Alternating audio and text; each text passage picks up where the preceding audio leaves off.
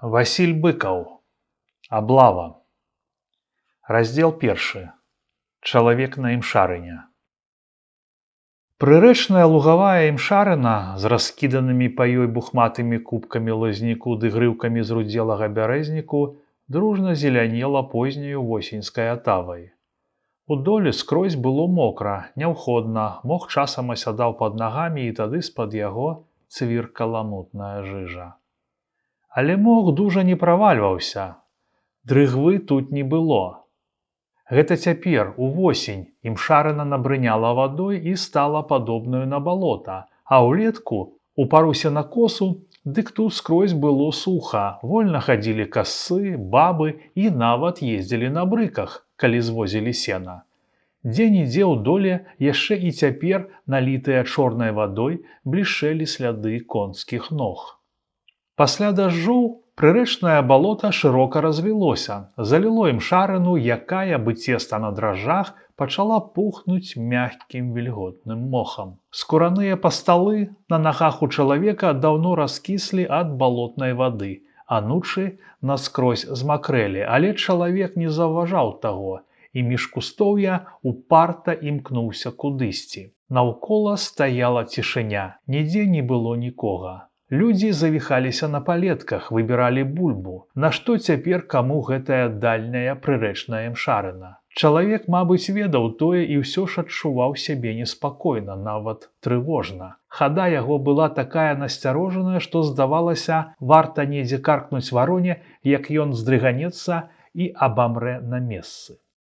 Быў ён немаладога веку, даўгалыгі і шырокі ў плячах, але надта худы, з жылаватай выцягнутай шыяй. На даўно неголеным твары чырванеў даўгі прастуджаны нос. З-пад святлявых броваў насцярожана зыркалі шэрыя вочы. Рот яго быў трохі раззяўлены, ад стомы ці залішняй увагі, і з-пад абвіслых вусоў вытыркаліся два ніжнія зубы. Іншых спераду не было відаць. Дыханне ў чалавека чулася сіпатае і частае. Усё ж, мусіць, далася яму ў знакі гэтая хада па балоце. Апрануты ён быў узрудзелы ад старасці вясковы армячок паддзёўку, залаплены на плячы чорным суконным лапікам. На запалым жываце скасабочана трымалася раменная папружка. Пракамечаная кепка на галаве даўно ўжо страціла сваю ранейшую форму і выглядала нібы аблавушка. Відаць, насілі яе не адзін год. Мабыць, таксама, як і порткі, спераду і ззаду абсаджаныя лапікамі, на якія, у сваю чаргу, былі прышытыя новыя лапікі. Такія зношаныя былі порткі. Бадай, самае спраўнае на чалавеку былі ягоныя пасталы, хоць і раскіслыя ад вады, але з моцнай сырамятнай скуры, туга сцягненыя на нагах вераўчанымі забэрскамі, канцы якіх былі абкручаны аднізу на калашынах тых нехуцавых порткаў. Ніякай ношы ці хатулька ў чалавека не было відаць. Вольныя рукі яго, аднак, не матляліся, а напаўсагнутыя насцярожана віселі па баках. Відаць было па ўсім, што чалавек даўно ішоў адзін, звыкся са сваёй адзінотай і старанна абмінаў людзей. Людзі для яго былі найвялікшаю небяспекай у полі на дарогах. Ці не таму ён выбіраў шлях воддаль ад дарог, паселішчаў, між параснікаў і баліцявін, або цераз лес. За час блукання ён адвык ад чалавечага голасу, сам маўчаў, толькі напружана да болю ў галаве думаў і безупынна узіраўся ў наваколле. Слых яго стаў такі востры, што ён лёгка заўважаў самы кволы птушыны шолах у кустоўі. За вярсту лавіў стук калёс на дарозе, нягучны дзіцячы вокрык даваў яму знаць, дзе пасвіцца вясковы статак. Статка ён не баяўся, ужо разы 3 натрапіўшы на пастушкоў, разжываўся ў іх хлебам ці бульбінай. Аднойчы нават паспытаў трохі сала. Сала дала дзяўчынка, якая разам з другой гэткай жа малечай пасвіла 6 каровак на ржышчы пад лесам. І ён, вылезшы з кустоўя, спярша папытаўся, якая вёска здаля на пагорку і як клічуць дзяўчынку. Мусіць, тая ўсё ж напалохалася, але адразу выняла з кішэні бацькавай світкі загорнуты ў чыстую анучку свой полудзень і моўчкі аддала дзядзьку. Ён узяў, адышоўся і, хоць быў згаладнелы бы волк, не мог узяцца есці. Так узрушыў яго той яснавокі позірк дзяўчаці, які неспадзеўкі нагадаў яму ягоную дачушку Волечку. Добра адышоўшыся па ўзлеску, ён зашыўся ў гушар і не стрымаўся. Заплакаў, мо першы раз з таго часу, як пахаваў дачушку. Не суджана было ёй пабачыць сваю зямельку. Прыбраў Бог на чужой старане, навек супакоіў над жвіровым абрывам далёкай сцюдзёнай ракі. А бацька дайшоў. Прырэчная імшарына разам з ракой крута паварочвала ўбок. Наперадзе між кустаўя засінеўся хвойны грудок. Іх Фёдар роўба запаволіў хаду, гатовы зусім спыніцца. На твары яго адбіўся выраз тугі, нават болю. Ён зморшыўся сваімі зашчацінелымі маршчакамі, нібы збіраўся заплакаць. Ды і сапраўды ледзь не заплакаў расчулены, можа пазнаўшы памятную з дзяцінства мясціну, той пясчаны грудок сярод балацявіны, на якім зімой і ўлетку зелянела купка стромкіх старых хваін. Там, ведаў, была дарога, якую ён калісьці ездзіў на станцыю, у мястэчка, малы з бацькамі на кірмашы, затым у раён да начальства. Колькі разоў вазіў на рыхтоўкі збожжа. Падатак просты і 2 раза цвёрды. Грудок, здаецца, не змяніўся за ўсе доўгія 5 гадоў, як Фёдар не бачыў яго.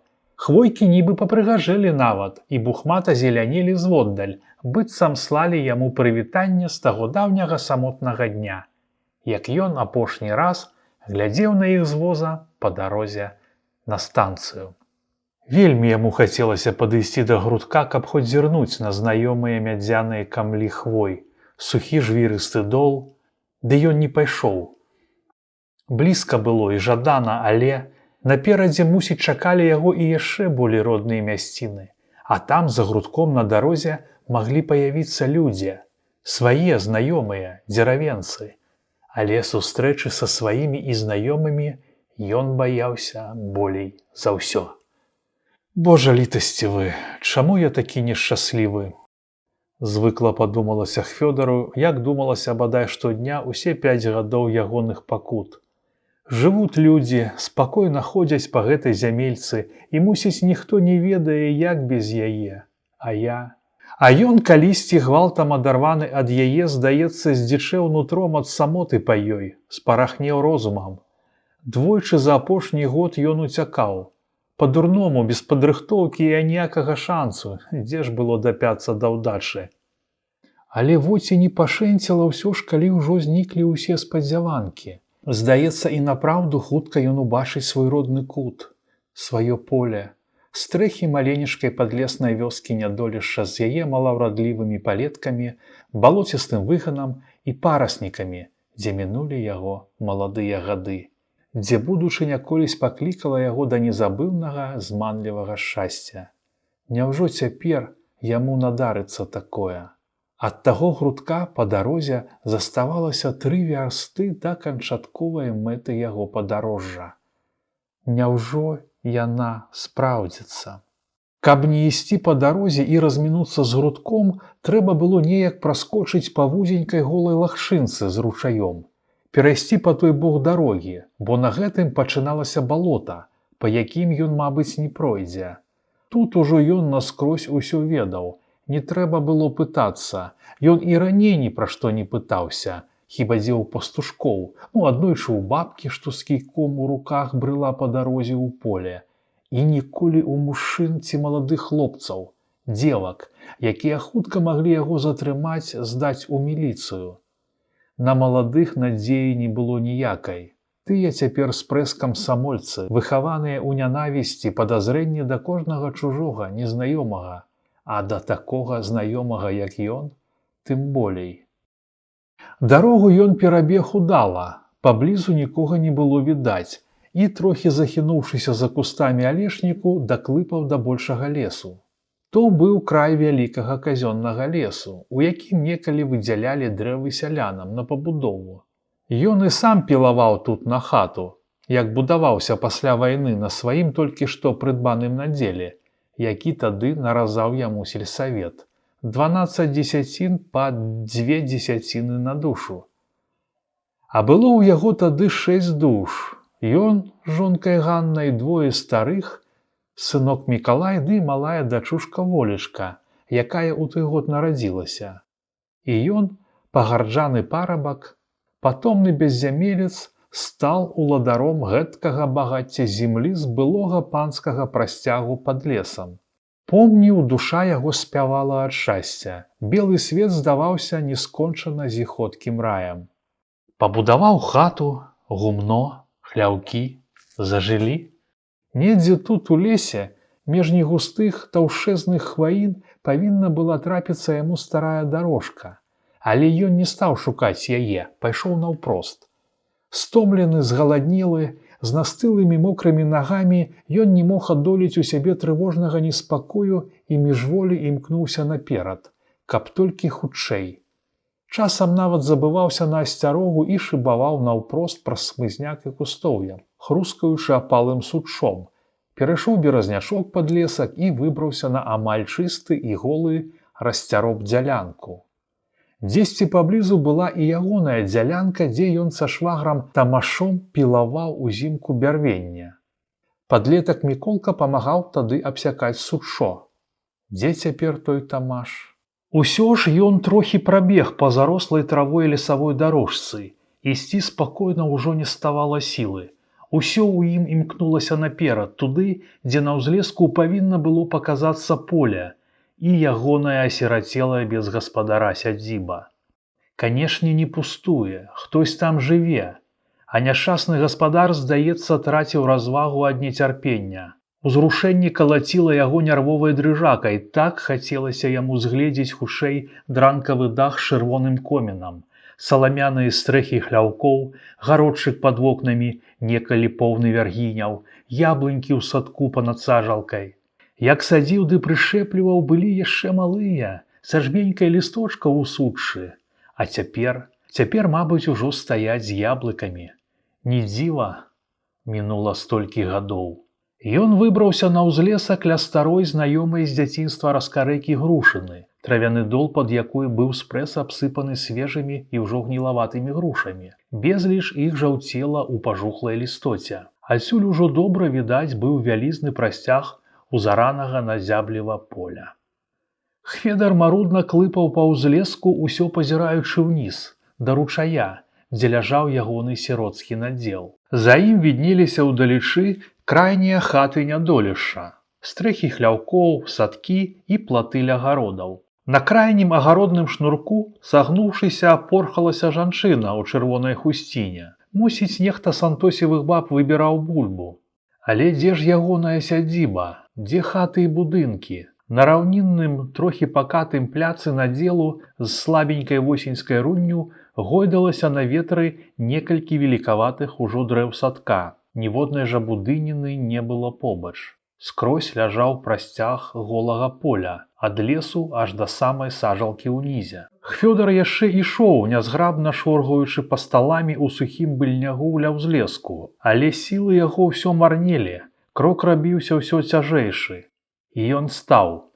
Пасля вяла апусціўся на ўзмежак ля альховых кустоў і знерухомеў. Ну во, і дабрыў, дапяўся. Бадай, што праз 3 месяцы неверагоднага шляху пакуты цярпення. Але на што было спадзявацца і на што наракаць? Чаго ён хацеў? На што разлічваў? Найперш, каб пабачыць. Ну вось, і пабачыў. Ці тут павінен яго хто сустракаць, хто прывячаць, уцекача з таго свету? Ці хоць бы ашчаджаць яго пакінутую сядзібу? Мусіць, пайшла на патрэбу іншым. Можа, кудысь перавязёная дала прытулак добраму чалавеку з дзецьмі і старымі. Ужо, напэўна, шчаслівейшаму, чым ён. А зямля? Зямля во засталася і нават зелянее рунню. Здаецца, і неблагая рунь. Толькі на тым канцы каля сажалкі зачарнелася ад вільгаці. Ну, там заўжды ўсё пасеянае вымакала. Некалі ён стараўся там саджаць бульбу. 2 разы сеяў каноплі. Збажына ж каля сажалкі не радзіла. Але гэта і цяпер, мусіць, не ведаюць. Засеялі ўвесь прасцяг жытам. думаюць, будзе расці. Ён сядзеў так апанураны ў абсалютнай знямозе і глядзеў на ўсё тое, чаго не бачыў гады і да чаго гэтак імкнуўся. Над полем і вёскай маркатнеў восеньскі адвячорак. З лесу плыў густы пошум ветру, і кудысь ляцелі ўгары раскудлачаныя дажджавыя хмары. На полі і паблізу не было нікога. Людзі адно трохі варушыліся ў вёсцы на гародах і падворках, за платамі і парканамі. З канца вуліцы выехалі калёсы з падлеткам, які сярдзіта махаў пугаўём на гнядога кастлявага коніка. З ціхім грукатам калёсы пакаціліся ў раўчук за вёскай. Падлетках Федар ужо не стараўся і пазнаць, хоць тут, вядома, некалі ведаў кожнага, старога і малога. Але ж мінулі гады, за якія, мабыць, сышлі на той свет старыя, павырасталі малыя, ці ён пазнае каторага. Але не дай Бог, каб тут пазналі яго, ці хоць бы заўважылі. Схамянуўшыся, споўз з узмешка, стуліўся, сеў ніжай. Нядаўняе ўзрушэнне патроху міналася. Ён ужо болей спакойна стаў пазіраць на знаёмае з дзяцінства поле, палета казіміны, рэдкія адзінокія дрэўцы на былых межах, кустоўі ў нізінах і каля балотцаў. У тым канцы вёскі зелянела шыракаватая купка хвоек, нешта бялелася пад імі. То былі тутэйшыя могілкі з усёй ягонай раднёй, старымі дзядамі і прадзедамі, усім яго родам і шмат якімі вясковымі родамі, што адышлі, аджылі сваё, адпакутавалі. Зайздросная ўсё ж доля, падумаў Федар, навек разам з усімі ў сваім кутку. А ягоная жонка Гануля, спакутаваная вясковая кабетка, не ашчаслівілася нават і гэткаю доляй. Легла ў балотную ямку пад студзёным котласам. Ці думалася калі? Ці хто чуў тую незразумелую назву, якая стала яе страшным лёсам, ды ледзьве не стала і яго таксама. Федар доўга сядзеў на ўзмешку з кустоўем, узіраўся ў прасцяг. Пачалі зябнуць яго мокрыя ногі, ды і самаму стала халаднавата, прыкметна халаднела пад вечар. Відаць было, у вёсцы ішло звычайнае вечаровае жыццё. Людзі, мусіць, прыйшоўшы з поля, ладзілі свае дваровыя клопаты. Па сцежцы на гародзе прайшла баба з каромыслам на плячах, нетаропка набрала вады са студні, паазіралася, чакала і, цяжка ступаючы, панесла ваду назад. У хатах запалілі грубкі, пачалі варыць бульбачку на вячэру. З 2 ці 3 комінаў вецер панёс клочча дыму. Федар прагна азіраў наваколле, узіраўся ў падворкі, але найбольш ягоную увагу прыцягвала сваё колішняе жытло. Здавалася яму, што ля ўцалелага садка ўсё ж застаўся нейкі няпэўны след ад ягонай будыні. Можа, не ўсё там панішчана.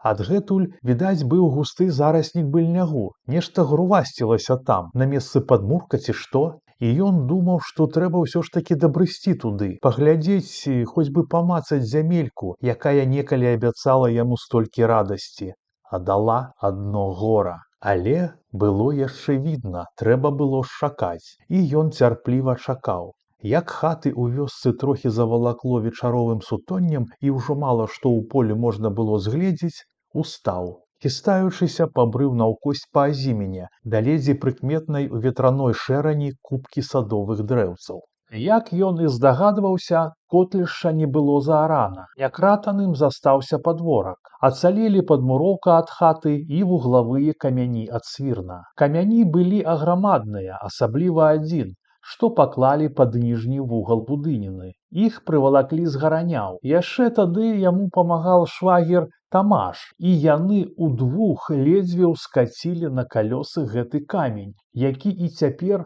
гладкім бокам вытыркаўся з зарасніку крапівы. Ніхто яго не зрушыў. Падмуроўка пад хатай месцамі выкрышылася, абрасла пустазеллем. Ганка з 3 пляскатых камянёў не было зусім. Мусіць, тыя камяні ўзялі разам з хатай на новае месца. Там, дзе некалі была печ, грувасцілася аброслая палыном куча бітае цэглы. Усё, што засталося ад печы. Яно і вядома, Болей не магло застацца. Цэгла была не хуцавая, дрэнна абпаленая. Ён бачыў гэта тады, як купляў. Ды на савацееўскай цагельні не было лепшай. Там не хапала паліва. Тады казалі нічога, для печы згадзіцца. Яно і згадзілася. Печ неяк праслужыла год з 8. Толькі комін мусілі перакласці. На комін ён прывёз ад тамаша 100 старых цаглін, яшчэ даўняй царскага часу фармоўкі. Сумна яму было сланяцца па гэтым пабураным котлішчы. Душа аблівалася крывавымі слязьмі. Адно, што парадавала яго, дык гэта садок. Дрэвцы ўвабраліся ў самую сілу і былі куды большыя за яго чалавечы рост. Яны бесклапотна ляскаталі лісцём на ветры, нібы зусім безуважныя да таго, хто даў ім жыццё. 3 антонаўкі прычапіў на другім годзе свайго тут жыцця, 2 грушкі праз год, чаранкі прывёз з Фарынава, купіў у знаёмага настаўніка на станцыі. Першы прыбой, аднак, не прыняўся. Увосень прышэпліваў зноў. Тады ўдалося лепей. Цяпер ён абышоў дрэвцы, пакратаў іх таўставатыя камлі, нібы павітаўся з кожным. Было ўжо цемнавата, і яго зацікавілі яблыкі, ці было хоць што ў сучшы. Паўзіраўшыся ў цёмнае лісце, пакратаў навобмацак ніжнія галіны. Трошкі страсянуў крайнюю антонаўку. Не, нідзе нічога не варухнулася, нават і не ўпала долу. Ці абабралі ўжо. І тады ён згледзеў апушчаны долу паламаны сук. Другі, што ляжаў у траве, і зразумеў, што, мабыць, яблыкаў тут даўно ўжо няма. Як ім тут быць? Садок сярод поля, неабгароджаны, занядбаны, без гаспадара і догляду. Ведаў здаўна, яблыні, як кветкі, без чалавечай любові расці не будуць.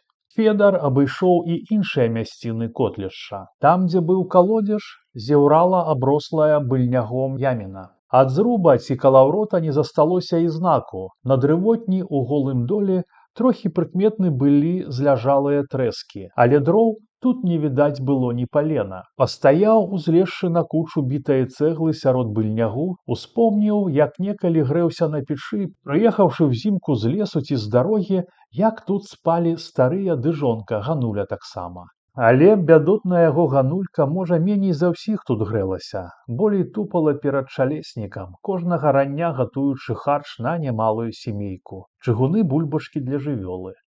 Не мела часу і пагрэцца нават у маразы і сцюжу, калі сіберныя ветры выдзьмувалі іх хутар. А цяпер ужо навек супакоілася і ніколі ўжо не пагрэецца, лежачы ў чужой мёрзлай зямлі, а край сумных балотных могілак. Хварэла яна нядоўга. Перад тым, як легчы штодня цягалася да лесасекі, дзе з брыгадай такіх, як і сама жанчын, збірала і паліла суччо. Нямоглая была ўжо даўно, з грамніц, дужа кашляла ноччу, жалілася на боль у баку, але да дактароў не хацела, баялася дактароў. Таксама, як і начальства, старалася як мага менш з імі знацца. Узімку ёй трохі памагла загаворам старая Банадысіха, высланая аднекуль з-за воршы, зямлячка. Казала тады, быццам зрабілася лепей, але ненадоўга. Якраз у чысты чацвер, прывалокшыся з дзялянкі, лягла і болей не ўстала. Яму не было як даглядаць яе. Самога выганялі штодня на тралёўку, рыхтаваліся да веснавога сплаву. Трэба было на запасе шмат дрэва да крыгаходу. Начальнік участка не даваў нікому дыхнуць, і брыгады рабілі ў лесе ад зары да змяркання. І ён, абліваючыся горкімі слязьмі ў душы, кінуў яе на малую волечку, якая цэлы дзень то плакала, то тоненькім дзіцячым галаском пяяла маці улюбёную ею вутачку. Мабыць, так яна і адышла з гэтага свету пад жаласны спеў дачушкі. І як ён прыплёўся ўвечары ў барак, волечка сядзела ціхенькая і журботная. Сказала: «Мамачка спіць». Ён кінуўся да Ганулькі на нары, затузаў, загукаў, пасля разгарнуў ашмоцце, якім яна была ўкрушана. Ганулька ўжо асцюдзянела. Удваіх з волечкай началі плакаць. Яна голасна і няўцешна, ён моўчкі, душачыся нутранымі слязьмі. Назаўтра яго аслабанілі ад працы. З прыкрасцю і незадаволенасцю начальнік сказаў: «Да паўдня». За гэтыя паўдня трэба было выкапаць магілку, змайстраваць якую труну, адвесці на могілкі акрай пасёлка у балоцістай голай нізінцы. Могілкі там былі новыя, можа толькі другі год як распачатыя, хоць крыжоў сабралося ўжо багата. Спецперасяленцы паміралі дружна, асабліва старэйшыя людзі, не прыжываліся на гэтай дзікаватай зямлі. Зрэшты, мёрлі і маладзейшыя, ад непасільнай працы, галадухі і сухотаў, якія валілі нават дужых маладых мужчын. Казалі разумныя людзі, найбольш, аднак, ад суму тугі па родных мясцінах, ад нуды і вечнага і імі расстання. Яно, можа, і праўда. Якраз набліжалася вясна. На пагорках ужо раставаў снег, хаця ў той нізінцы за пасёлкам яшчэ ляжаў тоўстым зацвярдзелым пластом. Федар гадзіну шкрабаў яго рыдлёўкай, пасля дзёўб кайлом мёрзлую глебу. Выкапаў неглыбока, можа да паясніцы, не болей, але капаць далей не ставала сілы, а найбольш не было часу. Ён дужа баяўся спазніцца, не паспець да паўдня. Кінуўшы ўсё на могілках, пабег майстраваць якую-небудзь струну. Майстраваць ён збольшага ўмеў. Рукі змалку былі прывучаны да няхітрага цяслярскага інструменту. Але трэба былі дошкі. Загадчык гаспадаркі, да якога ён сунуўся ў прыбудоўку са сваёй патрэбай, корпаўся над паперамі і доўга маўчаў. У парозе маўчаў Федар, цярпліва чакаючы ягонага слова. Урэшце загадчык устаў, натаропка закурыў і з вялікай неахвотай пасунуўся на задворкі, дзе былі складзены дошкі. Тут іх, прысыпаных снегам, ляжала багата штабялёў, тоўстых і тонкіх, 20-х і 40-ок, іншага пілавання таксама. Але гэты змрочны чалавек паказаў яму на канцы гарбылей, што тырчэлі з-пад снегу, і сказаў праз зубы: «Вот цягні, 5 штук, не болей». І Федар пачаў выбіраць што-нішто лепшае з тых сырых, умёрзлых у снег гарбылёў. Выцягнуў 5 штук, сукаватых і неашкораных, і, сашчапіўшы зубы, павалок іх да барака, дзе, як колючы, збіў труну. Плакаць хацелася ад крыўды, зірнуўшы на тую труну, у якой наканаваў Бог ганульцы знайсці свой апошні спачын. Хавалі ўдваіх з Банадысіхай, іншых браць з працы не дазвалялася. Удваіх паклалі цяжкую намёрзлую труну на вадавозныя сані. Банадысіха з волечкай умасціліся абапал, а ён памалу павёў за аброць старую падслепаватую кабылу на ваколіцу. Лацфей весці было недалёка. Банадысіха ззаду ціха бубніла малітву, а ён, спакутаваны і знясілены, думаў, што трэба і яму следам. Жыць так, як яны жылі тут, было нельга, лепей памерці. І, мусіць, памёр бы, калі б не волечка. Дзяўчынцы ішоў 10 гадок. Удалася яна не па-дзіцячы разумная, сур'ёзная, ніколі не усміхнецца бывала. І ён думаў, мо хоць яна дажыве да чаго лепшага. Вельмі хацеў, каб яна дажыла. Ды не збылося тое і ў волечкі. Але што было рабіць далей, ён не мог даўмецца. Ён збіўся з панталыку ў гэты вечар на сваім котлішчы і стаяў бы аглушаны, раптам страціўшы ўсе жаданні. Галоўнае, страціў мэту, якая вяла яго праз доўгія тыдні, праз усе нягоды і пакуты сюды, народнай агоні, у свой кут. Хто яго чакае тут, ён бадай не думаў. Усё былое стала для яго няважным. Нядаўна яшчэ галоўным было дайсці, хоць дапаўсці, каб хоць адным вокам зірнуць і памерці. О, памерці тут, знайсці вечны прыстанак у родным кутку было б найвялікшым шчасцем, пра якое ён не адважыўся і марыць. Але што рабіць, пакуль ён жывы? Куды падацца?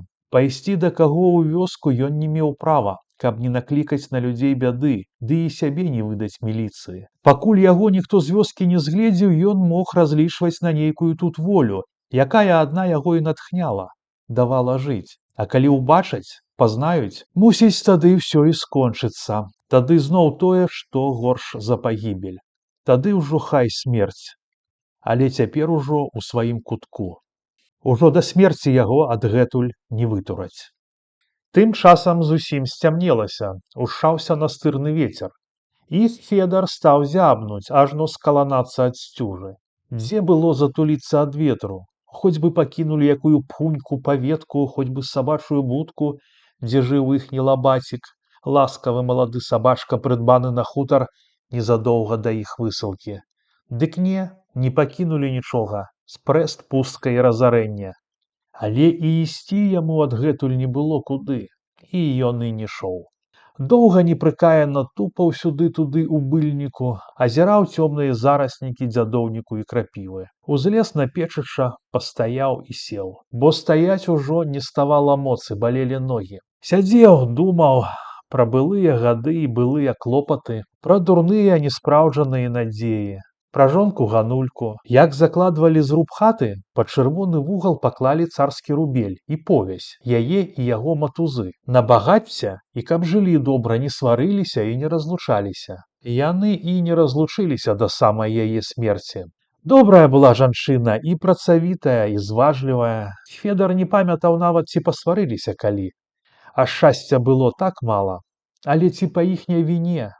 Такое выдалася жыццё, толькі дражнілася шчасцем, а ў волю надзяліла работай, турботамі і бядою. Думаў, хай, яны стрываюць усё, можа, хоць дзецям будзе лягчэй. Усё ж займелі зямлю, батракамі не будуць, як некалі батрачыў ён, Федар. І праўда, сынок Міколка надта прыхільна памкнуўся да зямлі і гаспадаркі.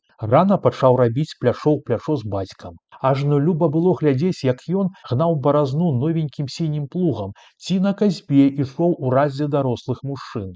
Ды неўзнарок неяк улёг у навуку, спярша ў школе, затым як уступіў у камсамол, і ўсё сходы, мітынгі, спрэчкі стварылі ячэйку і прызначылі яго сакратаром. Стала не да гаспадаркі, але бацька ўсё думаў, хай, можа, выйдзе ў людзі, а ён ужо як-небудзь пераб'ецца без памагатага. Ведама, лягчэй не стала, асабліва калі той перабраўся ў раён і зусім забыўся на дарогу ў нядолішча. Міколка, вядома, хлопец разумны, адукаваны, не раўня бацьку. А тое, што ён адбіўся ад гаспадаркі, можа і добра. У тым, напэўна, яго паратунак. Інакш дзе б ён быў зараз? У Котласе ці яшчэ далей? А так, начальнік у раёне.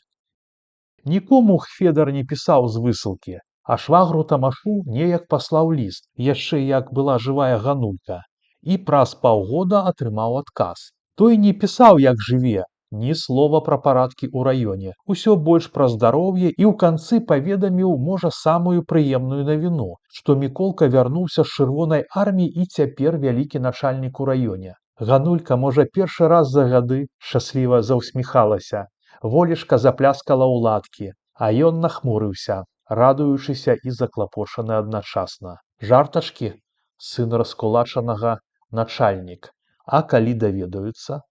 Пасля Федар шмат начэй думаў пра тое, пра сына і яго начальніцкую пасаду, непакоіўся і перажываў.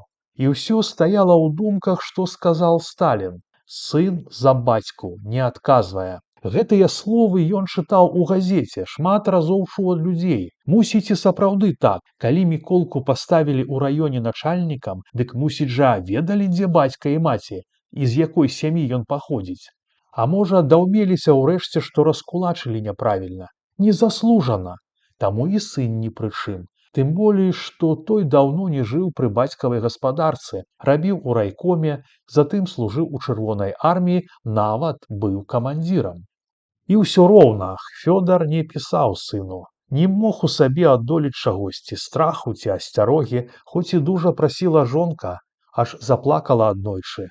Усё ж ён баяўся, не за сябе, канешне, за сына. Думаў, калі можна, Мікалай парупіцца напісаць сам. Тамаш пісаў, што бачыўся з ім у раёне, значыцца, мог бы дазнацца бацькаў адрас.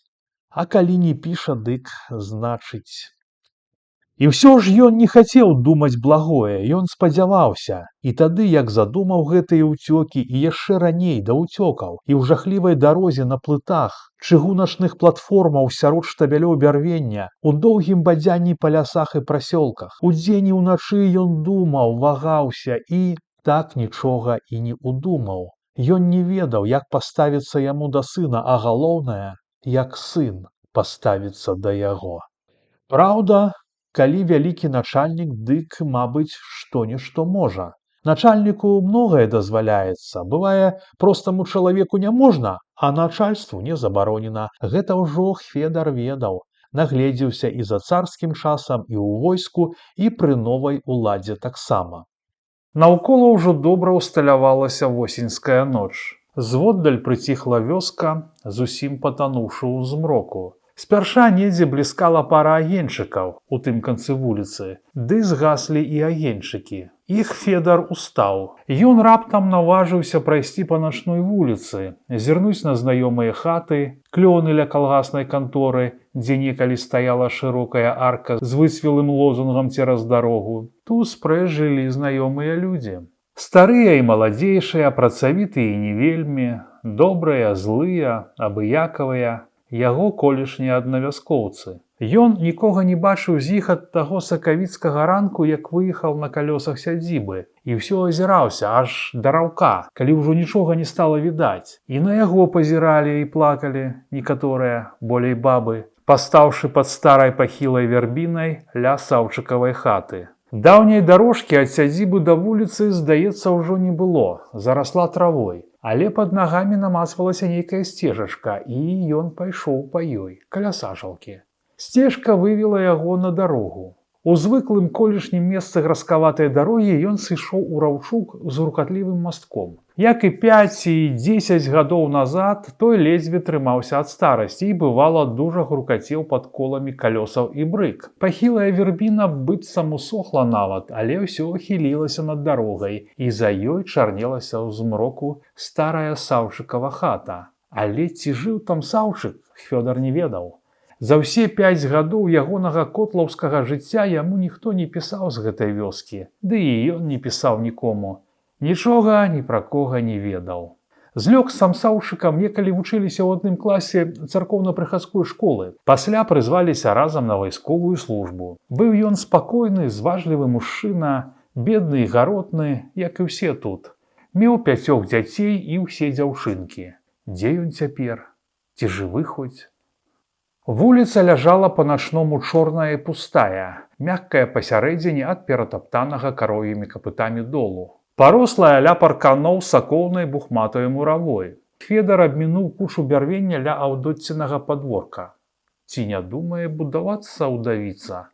Але што ўдавіца? Мабыць жа, падраслі сыны, можа, ўжо і ажаніўся каторы і будуецца. Ціхенька прайшоў ля гародчыка зыркаша, пра якога цяпер не хацеў нават і думаць. Сапсаваў гэты зыркаш яму ўсё жыццё, і, мабыць, не аднаму яму.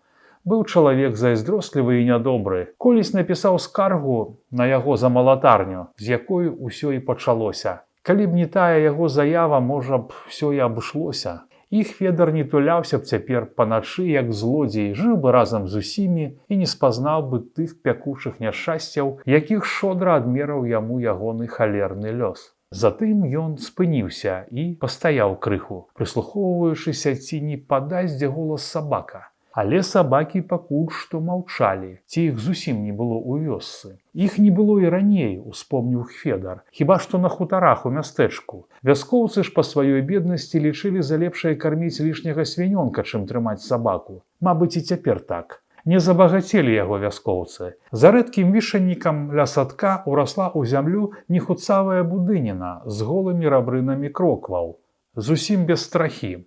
Відаць, тут ужо не жылі. Але дзе ж тады мнагадзетная сям'я Івана Пагарэльца? То ж была ягоная хата, падумаў Федар. І яшчэ адну хату з чорным праваллем пустых вокнаў згледзеў ён за парканам. Напэўна, пакінутае жытло. Другая ж поруч утульнай заваленкай выпнулася на самую вуліцу, дзе колісь любілі пасядзець мужчыны.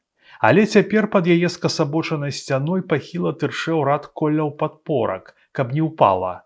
Тут некалі жыў адзін самы гарласты актывіст камбеда, худы і вялізны быжардзіна Зміцер Цыпрукоў. Ужо ён, напэўна, заслужыў лепшае хаты пры савецкай уладзе, бо быў, мабыць, самы бедны ў вёсцы. Ды, мусіць, не заслужыў, калі дажыўся да такой коллем падпёртай хаціны. Улезшы ў свежыя каровіны лепяхі, Фёдар сышоў трохі ўбок, бліжэй да плота. Усё ж ён баяўся, каб з кім не сустрэцца, каб хто не пачуў ягоную тайную хаду злодзея. Але на начной вуліцы не было нікога, мусіць, вёска добра заснула. Толькі за сценамі бліжніх хлявоў часам уздыхалі, варушыліся сонныя каровы, ды раз у падворку на тым баку Ціха стукнулі дзверы, мусіць, нехта выходзіў па патрэбе. Ціхенька ступаючы па мяккай зямлі, Хведар мінуў знаёмую вуліцу і дайшоў да могілак. Як і заўжды, тут панавалі ціш і спакой. Хвоі сумна гулі ўгары. Зблізу бялелі свежыя крыжы ля дарогі, 2 большых і некалькі нізенькіх, дзіцячых. Ён трохі пастаяў ля штыкетніка агароджы і, знайшоўшы праход, не без хвалявання ступіў у гэтае паселішча мёртвых. Ведаў, ад праходу трэба падняцца на пагорачак, дзе хавалі даўней і дзе ён памятаў кожную магілку. Ад вуліцы ж, трохі відаць было ў змроку, магілкі занялі ўсю нізінку, далёка выйшаўшы з-пад хваёвых шатаў. Гэтых ён не ведаў ніводнай. А там, на выспачцы, колькі ён памятаў, стаялі чорныя дубовыя крыжы шулякоў, бацькі і 3 сыноў, род якіх быў, можа, самы стары ў нядолішчы. Расказвалі некалі, што гэты самы першы шуляк прыйшоў сюды з літоўскай зямлі і быў знакаміты сілаю. Праз тую сілу ён спаткаўся і з маладзенькай дзяўчынкай, пакаёўкаю тутэйшай паненкі, да бацькі якой чагось прыязджаў той літоўскі пан, кучарам у якога служыў шуляк. Аднаго разу, як ён запрагаў коней у брышку, з-за рога стайні выскачыў панскі бык, разлаваны чырвонаю спаднічкаю пакаёўкі, і прыезджы фурман паказаў сваю сілу, скруціўшы таму быку рогі. Мабыць, тады ён і паклаў вока на маладую служанку. Яе паненка, адзіная панская дачушка, відаць, так даражыла ёю, што ўгаварыла бацьку аддаць 3 прыгонныя сям'і за аднаго кучара, каб толькі не разлучацца з пакаёўкаю. Затым, пажаніўшыся, яны доўга жылі ў маёнтку. Нажылі 6 сыноў, 3 з которых ужо 2-е стагоддзе ляжалі цяпер поруч з бацькам пад смалянымі камлямі таўшчэзных хвояў. А насупраць ад іх, трошкі ніжэй, высіўся металічны буданчык з прыгожымі чыгуннымі слупкамі, павітымі таксама чыгунным лісцем вінаграду. Там ляжала мармуровая пліта на магіле маладога пана-паручніка, які, дужа паранены на вайне з германцамі, сканаў у сваім маёнтку. Цяпер, вядома, нікога з паноў не засталося. Занядбаная магілка абрасла пустазеллем, а ў паржавелым буданчыку часам поркаліся пастушкі ці вясковыя падшыванцы, хаваліся ад дажджу прахожыя. Па другі бок ад яе, між 2 сукаватымі хвоямі, быў невялічкі пляц іхняга роду роўбаў. І дзяды, і яго Хведара старыя, малодшая сястра Тэкля, 2 малых, што яшчэ перад вайной памерлі ад дыфтэрыту. Крайняй была магілка ягонага брата Пракопкі, годам маладзейшага за Хведара, добрага ласкавага мужчыны, які так і не ажаніўся і нікога не пакінуў пасля сябе. Сканаў у 18-м ад тыфусу, калі Хведар быў у германскім палоне. Так і не пабачыліся браткі аж 14-го, як абодвух узялі на вайну. Было б добра і яму прымасціцца побач, месца было. Калі што, можна б трохі пацясніць суседнюю магілу. Мабыць, той не пакрыўдзіцца. Гэта было б проста здорава. Можа, не заўжды прызнаючыся сабе, ён найбольш затым і імкнуўся сюды, за 1000 кіламетраў, праз 5 гадоў выгнання. Хведар, нетаропка і амаль ужо не баючыся, абышоў у цемры свае магілкі. 4 радком і 2 трохі ніжэй на схіле. Памацаў шурпатыя замшэлыя крыжы. Баяўся, каб не ткнуцца на які новы, каго з ягонай радні. Але не.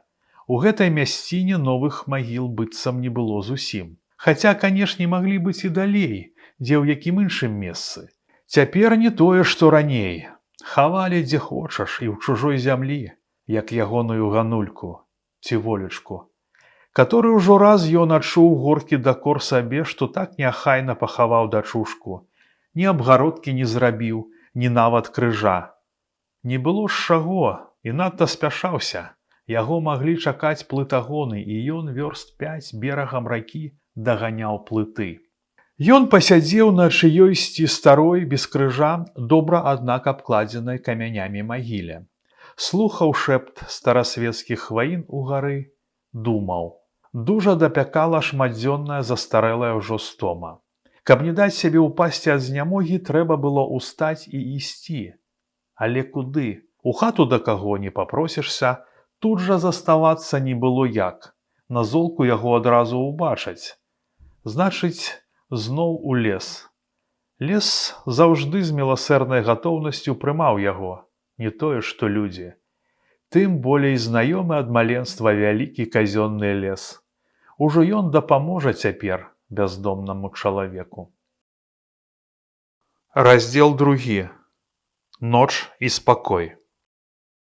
Мабыць, ён недалёка і адышоўся ад узлеску, але сярод дрэў і драбняку падлеску стала нібы зацішней, нават цяплей быццам. Ён узлез у нейкі лісцвяны гушчар і упаў на нетаптаную калючую папараць. Ужо не ставала сілы ні ісці, ні паўсці. Перад тым, як заснуць забыцца, успомніў, што сёння за дзень пратупаў, мабыць, вёрст 40 ад золку да ночы. Болей ён бы ўжо не прайшоў нават і 40 крокаў. Прачнуўся ад сцюжы, увесь надта скалеў, здранцвелі да калень ногі. Галава была цяжкая, нібы пасля гарэлкі. Не адразу зразумеў, дзе ён. Спярша падалося на тарфянішчы, пад котласам, і што спазніўся на працу. Але, расплюшыўшы вочы, сцяміў. Котлас далёка, ён дома, у світальным лесе, на сваёй радзіме. На радзіме ўсіх сваіх продкаў. Гэтая думка трохі падбадзёрыла Хведара. Ён устаў на калені і пачаў неяк грэцца, унутраным намаганнем бораючы сцюжу, як гэта рабіў ужо не першы раз, акалеўшы ўранні. Там на поўначы калеў амаль кожнага ранку. Праўда, там не было калі заўважаць тое. Там ледзьве паспяваў сабрацца, каб не спазніцца на развод, у тайгу, на лесапавал ці на земляныя работы, калі рабіў на тарфянішчы.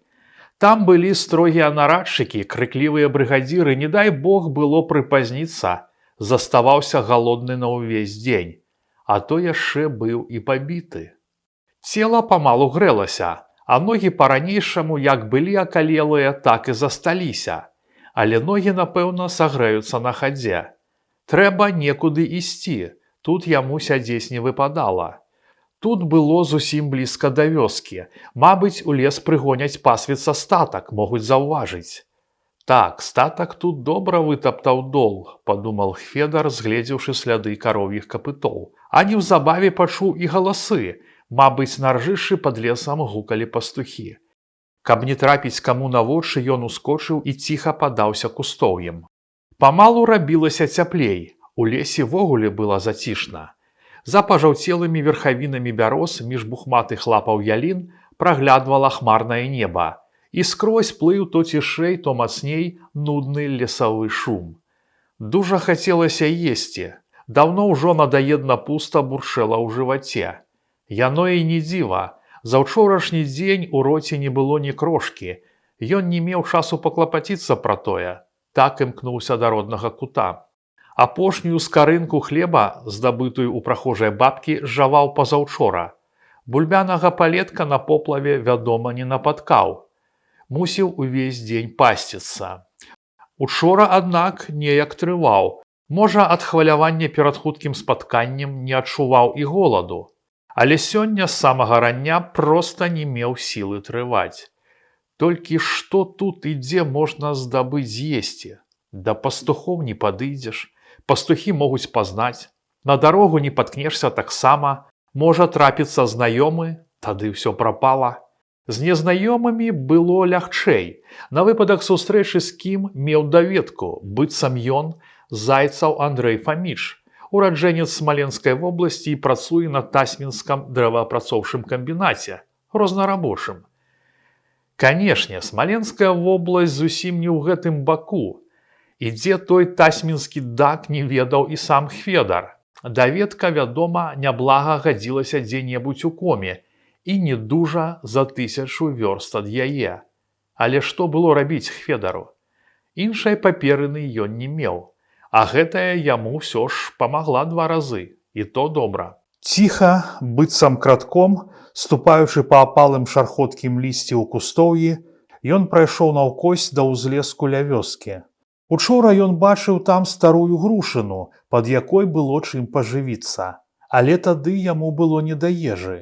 Сёння ж тыя грушы выклікалі ў яго нейкае нервовае нецярпенне, і ён неўзабаве убачыў праз голле прасцяг знаёмага поля пад лесам. Ля грушыны не было нікога.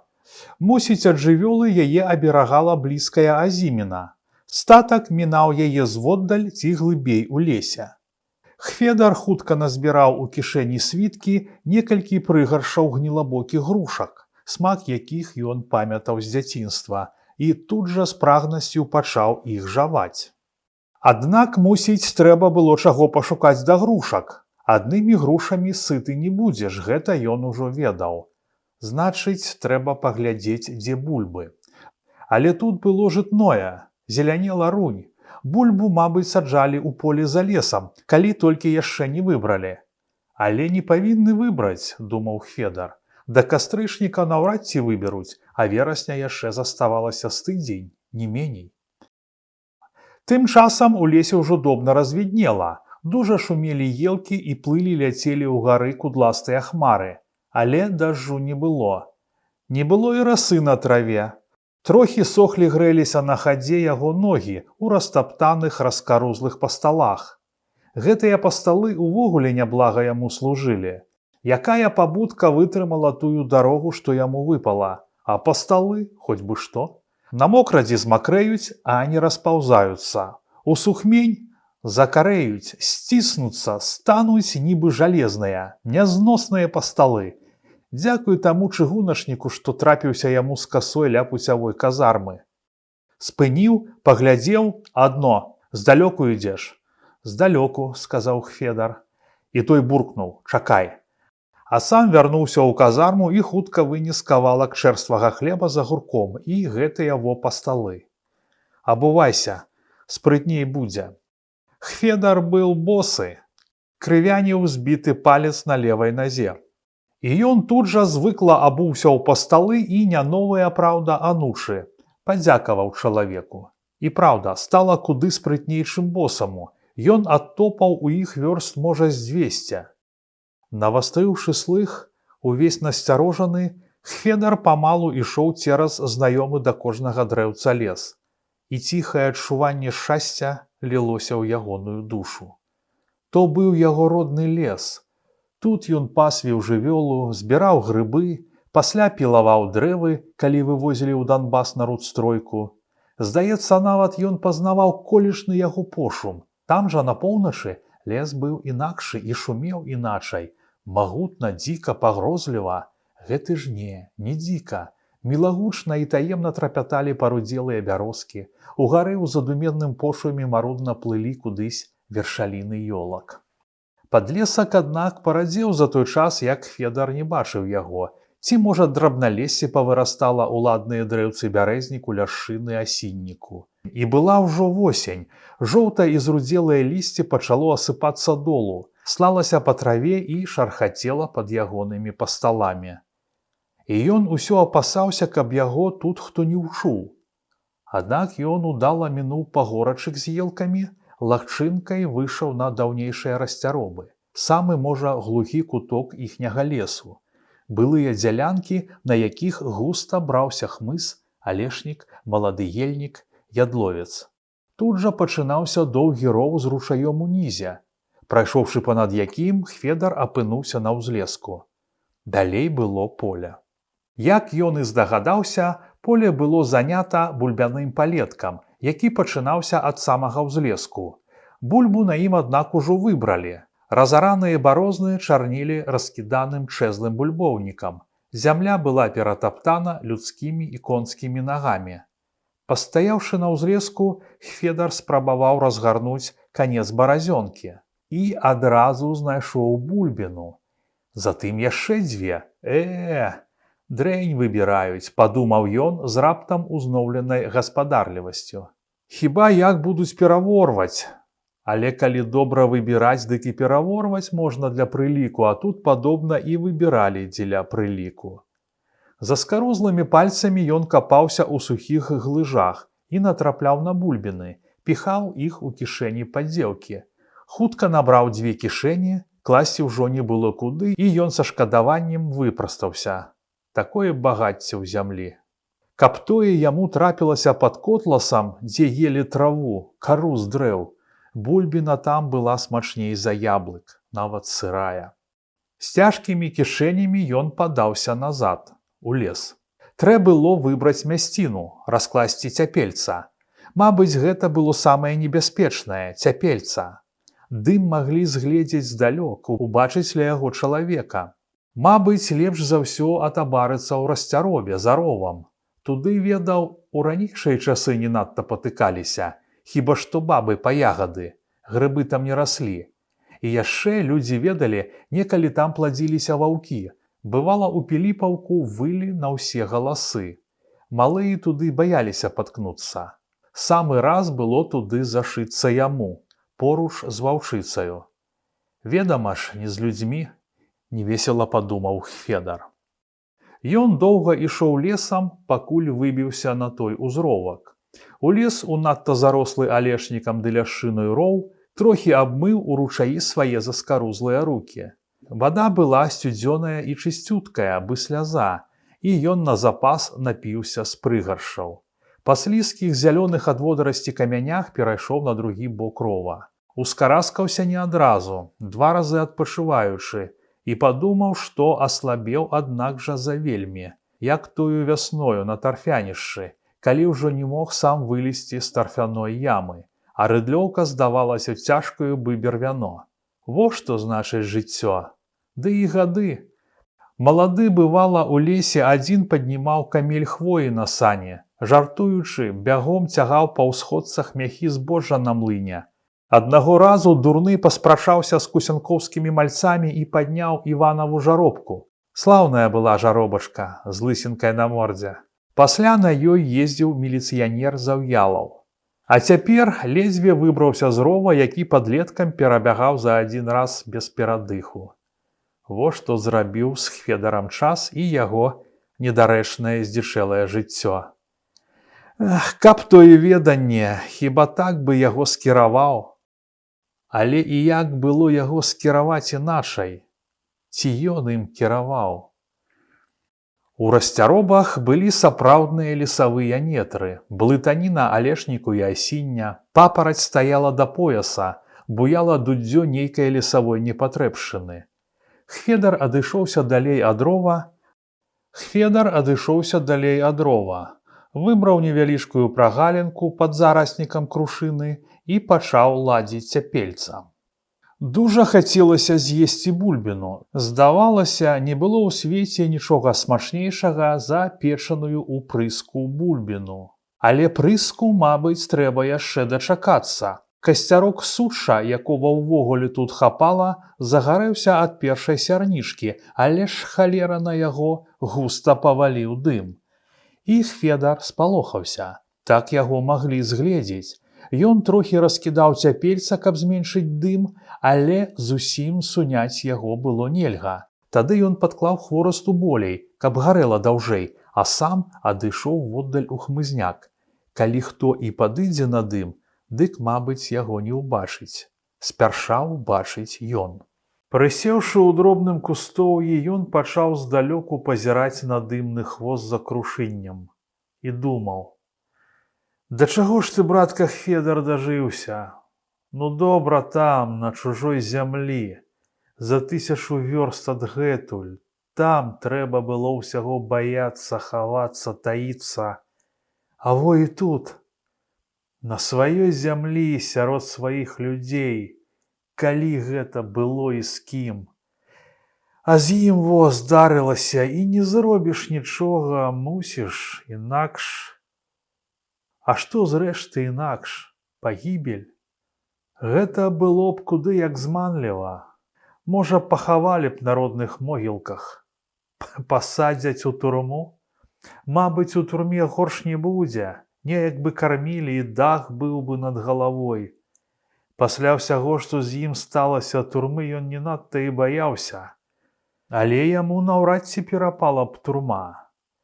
Пэўна ж, яго адвезлі б назад, зноў туды, на страшную сцюдзёную зямлю, на якой жыць ён не мог.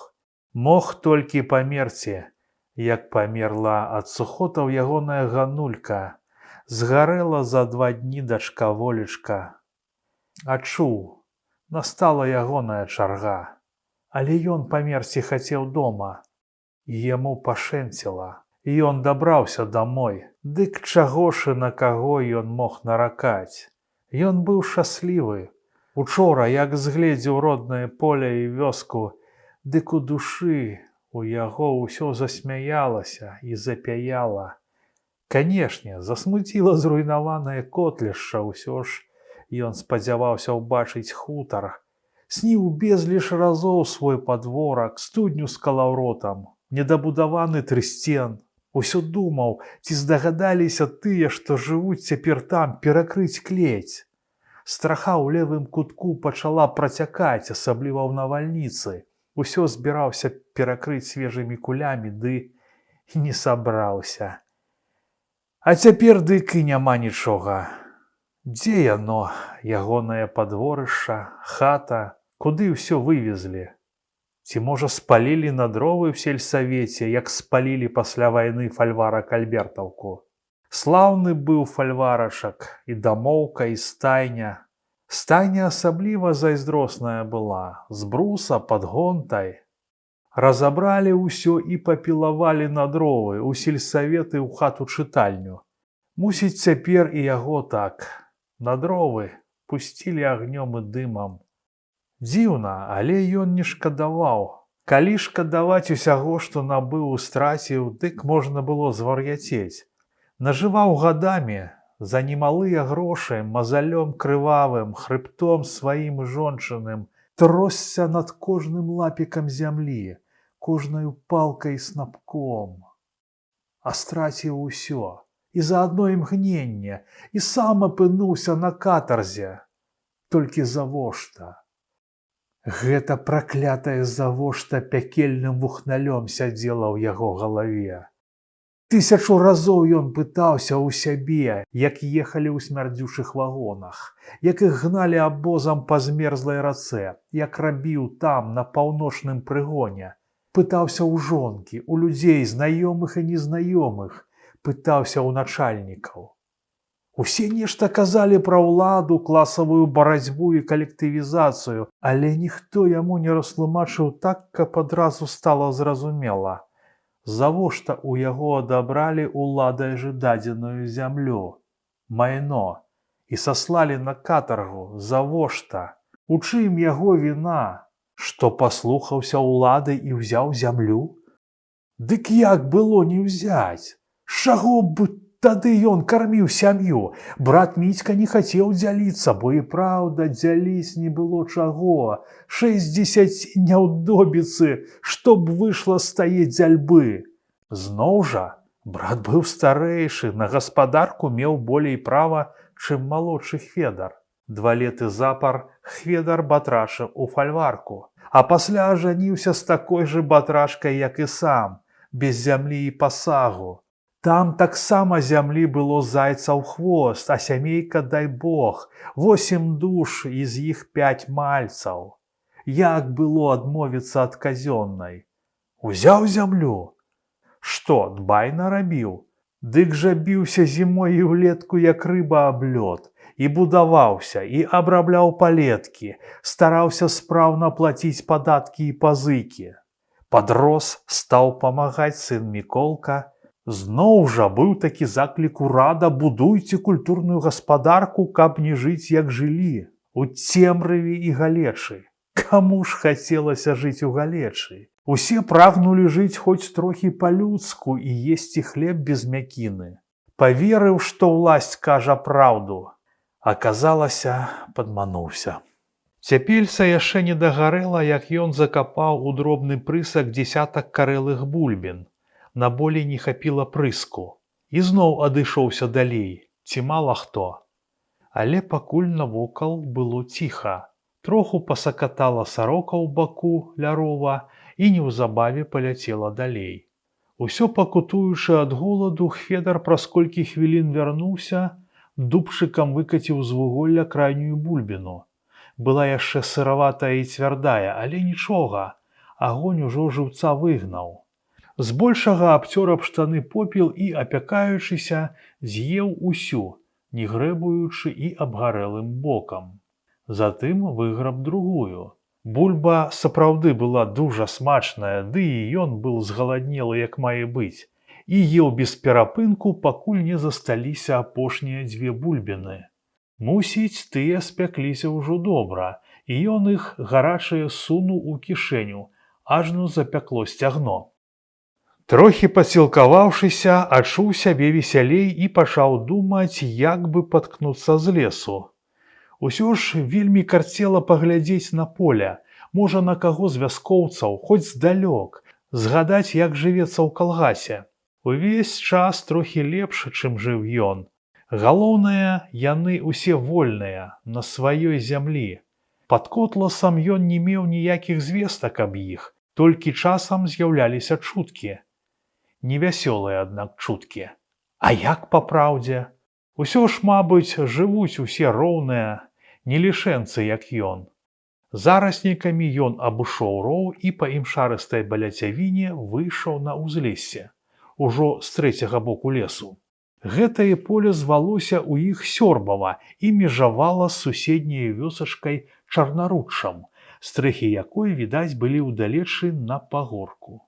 Тут і сапраўды працавалі людзі, ягоныя суседзі-калгаснікі выбіралі бульбу. Яму ні дня не давялося рабіць у калгасе, не пусцілі ў калгас.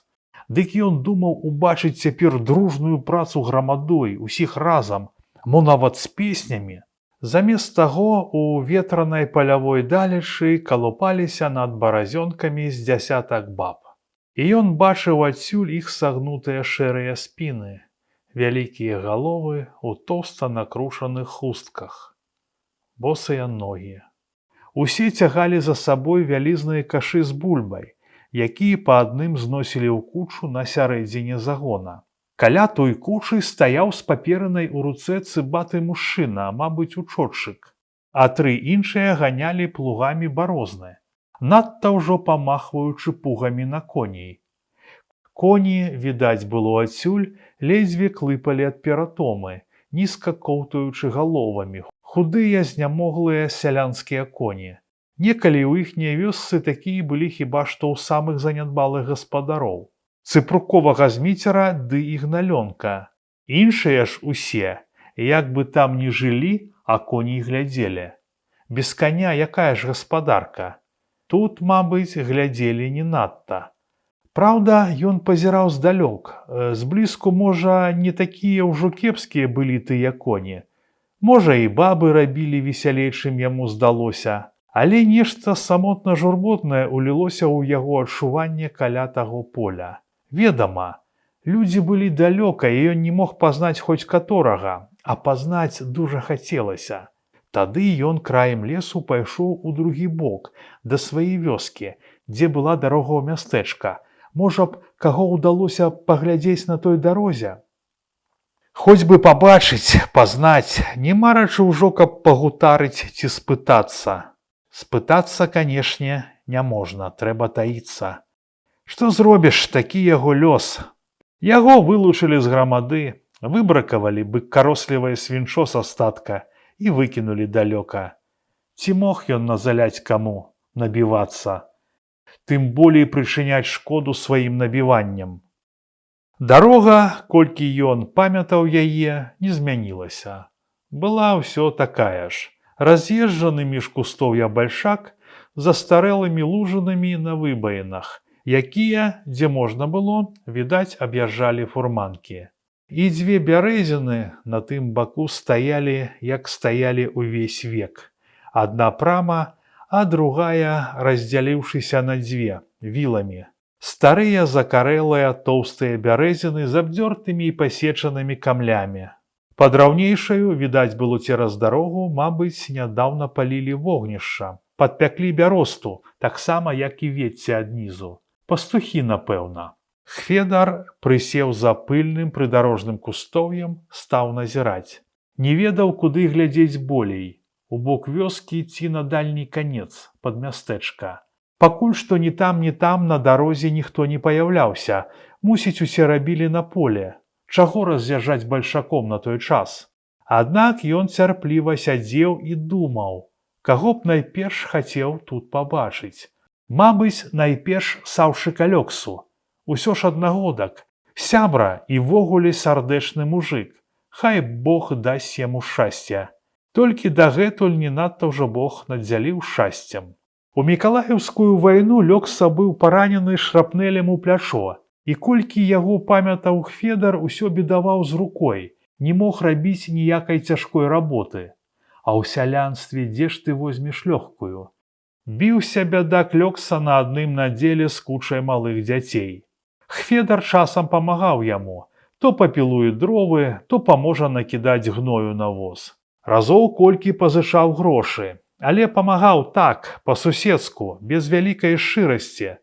Нават і з прыкрасцю, калі бывала папросіць хамут, а тут самаму запрагаць трэба. А ўвогуле Хведар яго шкадаваў, бо сусед, да таго ж аднагодак. І нямала абодва натрываліся на вайне. Каб веданне, як яно абернецца далей, дык бы шкадаваў з большаю шчырасцю. Усё ж харошы быў чалавек. Але, мусіць, гэта марная справа – чакаць з таго, што табе хочацца. Хведар добра наседзіўся ля бальшака і падумаў, што, мабыць, дарма ён удумаў тое, як у дальнім канцы дарогі ад мясцечка з'явілася фурманка. Рыжы рахманы конік даволі спраўна каціў з горкі ўніз, а за ім на возе, відаць, былі двое – мужчына і баба. Тое, што лейцамі кіравала жанчына і сядзела яна ў перадку, зацікавіла Хведара, хоць ён яшчэ і не пазнаў нікога. Жанчыну і праўду было не пазнаць. Калі яны пад'ехалі бліжэй, тая была, адвярнуўшыся на той бок калёс. А вось мужчына... Мужчына быў у калматай зімовай шапцы з настаўленым каўняром шарачка. Ён абнікла сядзеў у задку, склаўшы на каленях рукі. Ногі яго былі ўхутаны стракатаю хатняй коўдрай. Твар худы і белы. Увесь час бы глуха нядобра пакашліваў. Нешта дужа знаёмае здалося Хведару ў гэтым твары, калі фурманка пад'ехала бліжэй. І тут жа раптам нібы падказаў, хто ён пазнаў чалавека.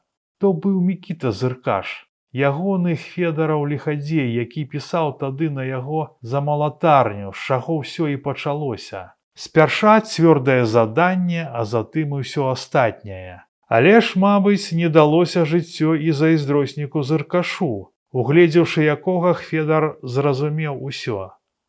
Той быў хворы. Мусіць, яго хворага цяпер жонка везла з бальніцы ці ад доктара. І, угледзеўшыся ў чалавека, Хведар зразумеў, што не жылез на гэтым свеце Зыркаш. Адною нагой ён ужо там. Хведар гэта адчуваў добра. Нагледзеўся на такіх за жыццё. Трохі нават бы радасна стала, ці нават зларадна. Мусі, Бог бачыць усё і карае па справядлівасці. У іншы час Хведар, можа, болей парадаваўся бы з тае прычыны, але цяпер не хацеў. Зларадства сваё ён ужо амаль перажыў. Перагарэла яно за гады ва ўласных пакутах. Нікому не хацеў бяды, як і сябе таксама. Хай доўга жыве зайздроснік Зыркаш. Але стала сумна і гаркотна. Мусіць, дзень ужо браўся на адвячорак. Канчаўся першы ягоны так доўга чаканы дзень на радзіме. Што далей? Ён яшчэ пасядзеў троху, думаў, можа, і яшчэ каго згледзець на вечаровай дарозе, ды болей не было нікога. Як пачало змяркацца, устаў. Пайшоў краем кустоўя, у бок вёскі. Мусіць, трэба было б, пакуль не змеркласця, брысці ў свае расцяробы, каб пасля не драць вочы ў поцемку. Але яго ўсё цягнула да вёскі. І ён памалу ішоў лесам. Пасля, асмялеўшы, выткнуўся на ўзлесак ля палетка з рунню. Пастаяў на ўзмешку. За лагчынкаю ў вёсцы хутка гусцеў восеньскі змрок. Заблішчэла некалькі агеньчыкаў у вокнах. Там палілі святло. І яму захацелася ў прыцемку зазірнуць да каго ў акно, паглядзець з цемры ў хату, убачыць знаёмыя твары. Страшнавата было, ну але можа не пазнаюць, калі і ўбачаць. Ён не адгукнецца нікому, толькі пройдзе па вуліцы і зазірне. Так карцела пабачыць каго жывога знаёмага. Найперш добрага чалавека, не злыдня, канешне. Ціха, амаль крадком, часта спыняючыся, ён зноў, як і учора, прайшоў рунню паўз сваё нешчаслівае котлішча. Паціху патупаў ля плота збоч ад дарогі. Ну во і прысадзістая Саўчыкава хата пад крывой сукаватай вербінай. Калі ўлезці ў гарод, якраз апынешся перад акном, што насупраць лёксавай печы. Там жа у падаконні некалі мясціўся кухонны столік, за якім елі. Зусім ужо ў поцемку Хведар пералез цераз плот, паабстрыкаў у крапіве рукі, але няблага затуліўся ў зарасніках ад вуліцы і ад падворка. Праўда, святла ў лёксавых вокнах пакуль што не было. Ды Хведар адчуваў, што там не спалі. Нейкія невыразныя гукі ўсё ж даляталі з таго боку сядзібы, і ён стаіўся ў крапіве. Чакаў. І праўда, урэшце недзе глуха бразнулі дзверы. У акне ўзнікла хліпкае цьмянае святло. Ад газніжкі, канешне. Мільганула ў адным акне, у другім і спынілася недзе ў дальнім кутку. Ля запечча ці што? Хведар напружана ўзіраўся. Хто там? За акном каўзануўся нейкі няпэўны цень і прапаў. Хто то быў, адсюль зразумець было нельга. Як нельга было ўчуць людскога голасу ў заўжды гаманлівай на дзіцячыя галасы лёксавай хаце. Ці там усе маўчалі, ці можа сноўдала адзінокая постаць, напэўна, жаночая. Але дзе ж тады астатнія? Дзе сам Лёкса? Яго 5 дачок? Нічога болей не дачакаўшыся ў крапіве, Хведар вылез з гарода на вуліцу і зноў, як учора, ціха прайшоў з канца ў канец вёскі. Мігатлівае святло з вокнаў бліснула яшчэ ў некалькіх хатах, але ў 2 вокны былі завешаны фіранкамі, а каля 3 хтосьці тупаў па падворку ля самых веснічак, і Хведар, уцяўшы галаву ў плешы, таропка прайшоў далей. Усё ж ён баяўся. Аддзел 3. Поўня. Начаваў зноў у лесе. Па ўзлеску адышоўся далей ад вёскі і скорчыўся на сухой імшарыне пад кустом ядлоўцу. Ноч была студзянаватая, мабыць, да першых пеўняў ён звыкла дрыжэў і круціўся без сну, усё думаючы і думаючы над недарэчнымі вывертамі свайго нешчаслівага лёсу. Усё не пераставаў дзівіцца, як гэта удала дамогся свайго. Відаць, яму ўсё ж здорава пашэнціла, можа, першы раз у жыцці. Праўда, каб ведаў адразу, што чакае яго, мо яшчэ і падумаў бы, ці варта наважыцца на такое, а не ведаў, і мусіць добра, што не ведаў, не ўяўляў нават. А цяпер во, дома. Як будзе далей, ён не думаў ні тады, ні цяпер. Думаць аб гэтым ён быў бяссільны, не хацеў і спрабаваць марна. Галоўнае, была шчасліва дасягнута нязбыўная яго мара. А там што будзе? Як у п'яніцы, які імкнецца займець бутэльку, а пра хуткае пахмелье і не думае. Ці як згаладнелы, абы наесціся. А што затым, яго не дужа цікавіць. Здаецца, Хведар спатоліў прагу свае душы, а што будзе далей, хай тое і будзе. Ноччу зноў хацелася есці. 2 свае бульбіны ён даўно ўжо з'еў, бадзяючыся па лесе. У кішэні яшчэ былі 3 сырыя. Там, пад котласам ці сыктыўкарам, няблага елі і сырыя. Калі парэзаць бульбіну з крылькамі на хлеб, як рэдзьку ці бручку, з'ясі за мілую душу і памагай ад цынгі. Мусіць, прыйдзецца і тут перайсці на сырызну, як скончацца сернікі. Як ён не бярог іх, засталося ўсяго 6 штук. У дужа пацёртым карабку, а болей дзе возьмеш? У лесе не знойдзеш. Хіба папрасіць у вёсцы? А тут не папросіш. Гэта можна было прасіць у той старане, дзе цябе ніхто ведаць не мог. А тут пазнаюць адразу. Во дзіва, падумаў Федар, выходзіць, што ў чужой старане лепш, чым у роднай, да якой імкнуўся, пра якую думаў удзень і ўначы, і дзе столькі знаёмых, суседзяў, аднасяльчан, з кім мінулася яго жыццё. Але менавіта да іх і не паткніся, іх трэба сцерагчыся найбольш. Чаму так сталася? Так не па-людску і не па-боску. Чаму так? Цяпер у яго быў малога былі сотні гэтых чаму, адказаць на якія ён колькі не думаў не мог, як не мог і ніхто, у каго толькі ён не пытаўся. Гэтая ноч, здаецца, была бясконцай, як бясконцамі былі ягоныя турботы ад сцюжы. Ён усё круціўся на вогкім імшыстым доле, курчачыся і так, і гэтак, калаціўся, ляскаў рэштаю зубоў, каб як сагрэцца. Але сагрэцца не было як. Ды і дрымотная знямога на мяжы сну моцна трымала яго ў сваіх кіпцюрах. Ён то забываўся трохі, штось трызнячы, то перахопліваўся зноў. Вакол было ціха. А поўначы амаль сціхнуў звыклы лесавы шум. Вяршаліны елак у небе зусім пазнікалі ў густой цемрадзе, між хмар трохі пабліскала і знікла высокая зорка. Мусіць, за поўнач недзе пакугікала лясная сава у балотным баку за расцяробамі. Урэшце коратка кугікнула апошні раз і змоўкла, бы падавілася. Можа, і ён трохі задрамаў пад ранак, зусім уже знямогшыся ў барацьбе са сцюжай ці прытрываўшыся да яе. Прачнуўся, адразу ахоплены нейкай трывогай, бадай страхам. Узняў галаву і адразу ўбачыў насупроць у хмызняку мокрую каровіну пысу з ніткай зялёнай сліны на валасатай губе. Карова цікаўна ўперлася ў яго самотным позіркам вялікіх вачэй. Поруч зашархацела вецце і да першай вылезла з кустоўя другая кароўка, рыжая са зламаным рогам на крутым каров'ім ілбе. Таксама ўставілася ў яго. У наступнае імгненне Федар з прыкрасцю сцяміў, што трапіў у вясковы статак, які, мабыць, зараз увесь абступіць яго, і ўскочыў. Каровы былі не страшныя яму, але ж дзесь тут ішлі пастухі. Усё ж, мусіць, не трэба было так неабачліва класціся пад кустом. Федар махнуў рукамі на цікаўных кароў і толькі памкнуўся ў бок, у кустоўе, як дзесьці побач гаўкнуў сабака.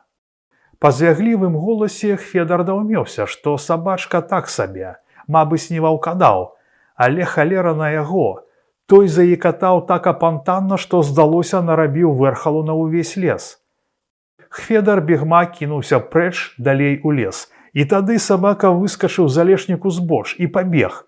Пабег на пярэймы яму, ці што? Што было сілы? Бегучы між кустоўя, Федар у думках лаяўся і шэптам гукаў на сабаку: «Ды адстань ты, пракляты пёс!» Але пёс не адставаў, екатаў з яшчэ большым імпэтам і гнаўся за ім, аж захліпваючыся ад звяглівае сабачье злосці. «Малы, а злы, як чарцяка, каб ты здох», – казаў сабе Федар. Ды сабака не думаў здыхаць. Ён доўга гнаў чалавека па зарослым алешнікам лесе, і Федар не мог на яго крыкнуць ці як адагнаць, мог толькі лаяцца ў думках і махаць рукамі. Сабака ж, відаць, махання таго не баяўся, а злых думак не разумеў. Сабачая ж злосць у яго хапала не на адну вярсту. Усё ж, мабыць, крыху знямогшыся, ён пачаў адставаць, сцішаць свой брэх, пакуль зусім не змоўк ззаду. Але іх Федар нямала стаміўся ад гэтага бегу і ледзьве плёўся між дрэў у змрочным сукаватым ельніку. Яго душылі знямога і крыўда. Гэта ж трэба яшчэ і сабака. Баяўся сабаку вёсца, спаткаўся з імі ў лесе. Хай бы ўжо воўк, дзік ці якая аўчарка, што вадзіліся там на поўначы, а то дробны звяглівы шчанюк. Каб ты здох, пракляты, як ты выматаў апошнія сілы. Добра яшчэ, калі ў тым кустоўі яго не згледзелі пастухі. Гэты пракляты сабака загнаў яго ў той куток лесу, які ён ведаў найгорш. На голым і змрочным долі тут не было нават травы ці моху. Усё скрозь густа абсыпала ігліца, на якой не расло нічога. Вакол цесна стаялі разлапістыя таўшчэзныя елкі. Праз іхні гушар амаль не праглядвала далёкае неба. Затое было ціха. Здавалася, людскі клопат зусім не пранікаў сюды. Роўны лесавы пошым сплываў некуды верхам, амаль не дасягаючы долу, дзе трэск сучка пад нагой быў чутны далёка.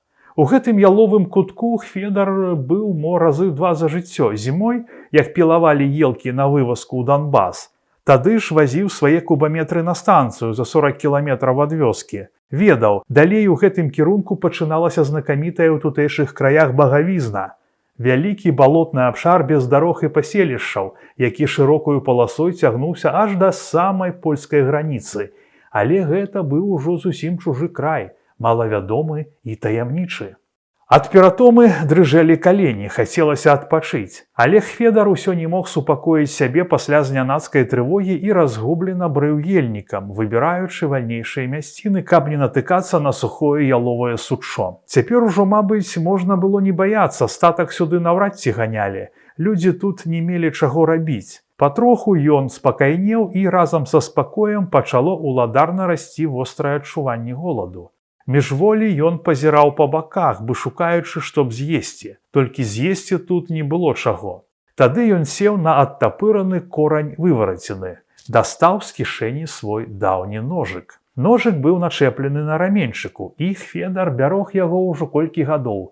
Некалі яшчэ за тым далёкім жыццём купіў яго ў сельпоўскай краме і карыстаўся штодня. Большае лязо ўжо стачылася да вузкага пёрка, затое меншае было амаль новае і спраўна сядзела ў пацямнелым жалезным тронку. Гэтым лязом Хведар тоненька абскабліў большую бульбіну і пачаў яе есці, рэжучы на невялічкія скрылёчкі. Смак сырой бульбіны быў не надта прыемны, але цяпер было не да смаку, або ўпіхнуць што ў страўнік, каб прыглушыць голад, бо ўжо проста не ставала сілы ісці па гэтым непрытульным дзікаватым лесе. Так ён жаваў патроху свае астатнія бульбіны. Болей у кішэнях нічога не было, а голаду не спатоліў, усё роўна хацелася есці. Тады ён падумаў, што трэба пашукаць грыбоў. Сырыя грыбы есці не адважыўся б, але калі распаліць цяпельца, мабыць, тут можна. Ці зацішыцца яшчэ глыбей у лес, туды, да багавізны. Ужо там, мабыць, яго ніхто не ўпалюе. І ён доўга нетаропка брыў ельнікам, не надта ўжо і ведаючы, дзе ён. А ельнік усё не канчаўся, і ніякіх грыбоў вакол не было відаць. Зрэдку трапляліся старыя, мабыць, летнія шарнелыя мухаморы, і болей нічога. Ці, можа, год быў такі негрыбны? Думаў Хведар, усё более нудзячыся ад свае няўдачы. Пасля ён павярнуў трохі ўбок, бліжэй да, мабыць, недалёкай лесавой вёсачкі Чазлякі. Ужо там, мабыць, гэтага ельніку не будзе, а ў тамашніх парасніках ён што-нішто знойдзе. Калі не баравікі, дык хоць сыраежкі, абы толькі там не пасвілі статак. Дзе статак, туды па грыбы хадзіць марна. Да Чазлякоў, аднак, ён яшчэ не дабрыў, не ведаў нават, ці далёка да іх засталося, як на нейкай імшарыне сярод ельніку згледзеў журавіны. Густы россып чырвоных кропелек у дробнай глянцавітай лістоце, здаецца, нікім не чапаны, бы знарок чакаў яго тут. І Хведар кінуўся ў ягады, пачаў зграбаць іх прыгаршамі. Ён і еў іх, не дужа выбіраючы з лісцем і смеццем, і сыпаў у кішэні, поўзаючы на каленях у сыраватай, але не дужа балоцістай імшарыне. Канешне, журавіны кепска спатольвалі голад. Ды іх смак быў прыемны, звыклы ягадны смак, вядомы яму з дзяцінства і незабыты на поўначы. Там таксама, калі-нікалі ён дарываўся да гэтага ласунку, які неаднойчы ратаваў яго, як і сотні такіх самых небарак, ад голаду і хваробы. Толькі там нечаста выпадала тое, што тут, бяры хоць кашамі. Шкада, што ў яго цэлыя ўсяго 3 кішэні, у штанах і паддзёўцы. Ці многа набярэш у іх. Калі кішэні былі поўныя, ён пачаў грызці ягады ў шапку. І так поўзаў на каленях па імшарыне, аж пакуль не сказаў сабе: «Годзе, усяго не з'ясі», а ўзяць з сабою ўжо не было як. На ўсялякі выпадак ён пастараўся прыкмеціць шчаслівую імшарынку за вялікім ельнікам у бок Чазлякоў. Мо яшчэ спатрэбіцца. Трохі павесяліўшы, з цяжкімі кішэнямі і поўнаю ягад шапкай у руках, пайшоў далей. Куды, і сам не ведаў. Ельніку, здавалася, не было канца краю. Ці, можа, ён узяў няўдалы накірунак? Мабыць, і праўда няўдалы. Ён зразумеў тое, як убачыў перад сабой нізкі без елак падлесак, і за ім нешырокі прасцяг асакі, за якім ушчыналіся глухія зараснікі лазы і алешніку. То пачыналася багавізна, якая ў тутэйшым краі была д'ябальскай страхавітай мясцінай. Многія пакаленні жыхароў шмат чаго начуліся пра яе ад старэйшых і ў сваю чаргу расказвалі ўнукам неверагодныя і страшныя гісторыі, што там здараліся з людзьмі. Усё незвычайнае і страшнае ў тутэйшай мясцовасці ішло з багавізны. Ёю палохалі плаксівых дзяцей і п'яных мужыкоў, жадалі ў злосці крыўдзіцелям праваліцца пад зямлю ў багавізне. Там і сапраўды можна было праваліцца так глыбока, што ніхто не смог бы дастаць. Казалі, там быў нейкі падземны ход ці рака, што злучала тамашнія прадонні з іншымі вірамі і азёрамі. Калі перад рэвалюцыяй у багавізне залілася з метракова карова, дык пад восень яе труп знайшлі аж у Белым возеры, праз 7 вёрст ад багавізны. Хоць іх не злучала ніякая, нават самая малая рачулка, то быў людзьмі і богам пракляты край. 10 вёрст суцэльнае багны і віроў, між якімі ліпелі чэзлыя вольхі, аер, зараснікі трыснягу ды на купінах буяў улетку лазнях. Туды ніколі не хадзілі па ягады, нават журавіны, якіх там заўжды было процьма, не лавілі рыбу. Людзі спрадвеку абміналі тыя мясціны, а калі хто выпадкам туды трапляў, дык пасля дзён колькі дрыжаў ад страху і ўпудна крычаў паначы. Зімой багавізна трохі падмярзала, але яе шматлікія вокны прадонні нават у самы люты мароз браліся тоненькім лёдам, які не трымаў чалавека. Хіба што ваўка. І ў калядныя марозныя ночы там да ранку гучала выццё шматлікіх ваўчыных зграяў. Некалі там вадзілася багата мядзведзяў, якія не давалі спакою і жыхарам суседніх паселішчаў. Хведар памятаў, як дзед расказваў пра адну такую сустрэчу з касалапым, а край багавізны, дзе старога заспела залева, і ён мокры схаваўся ў выпаленае пастухамі дубовае дупло. Ліў дождж, было цемнавата, а ў дупле і зусім стала цёмна, калі ў яго сунулася нешта касматае і смярдзючае. Дзед сцяўся ні жывы, ні мёртвы.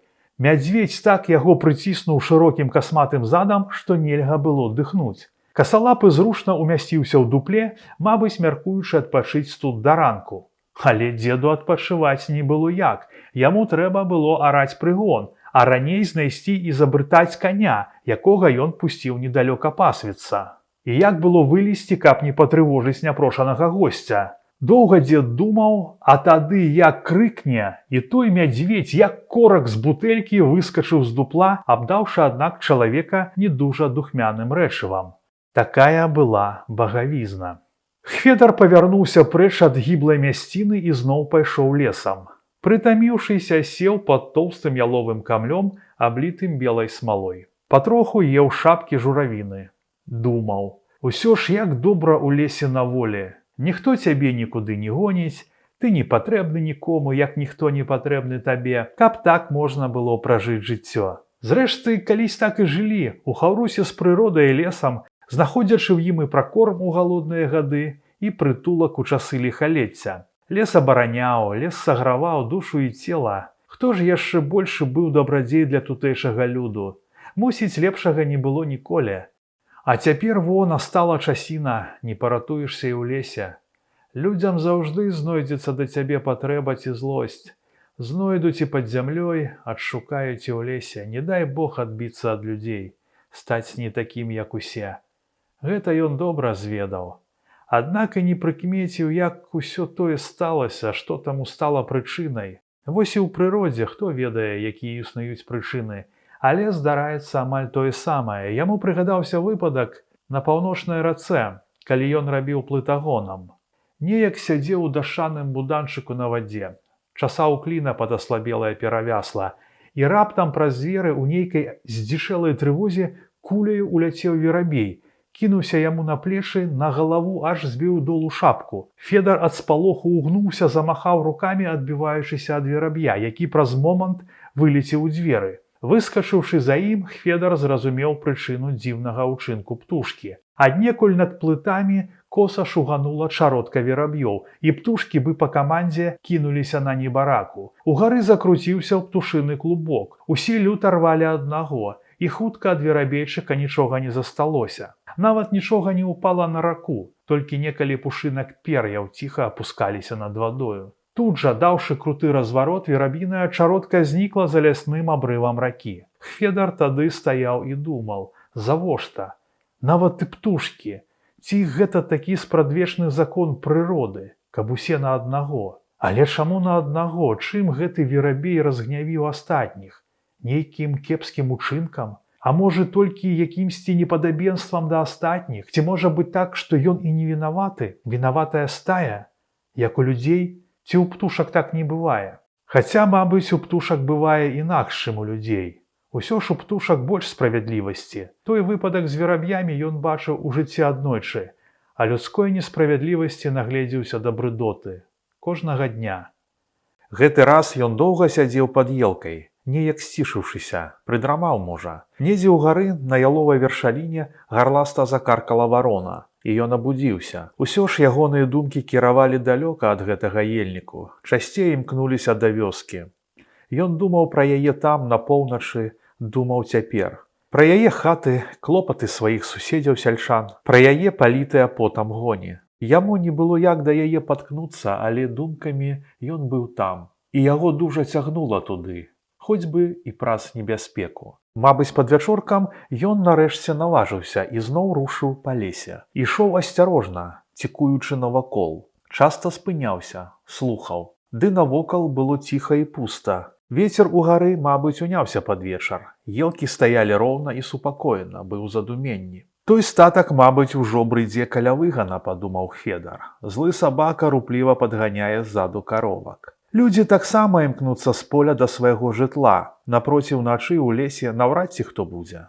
Не паспеў ён яшчэ выйсці на ўзлесак, як пачало змяркацца. У лесе, пад дрэвамі, стаў гусцець змрок. Стулілася, нібы пашырэла кустоўе ўнізе. Вільгатнейшым рабіўся травяны дол, і Федар пачаў трохі спяшацца, ісці было яшчэ многа.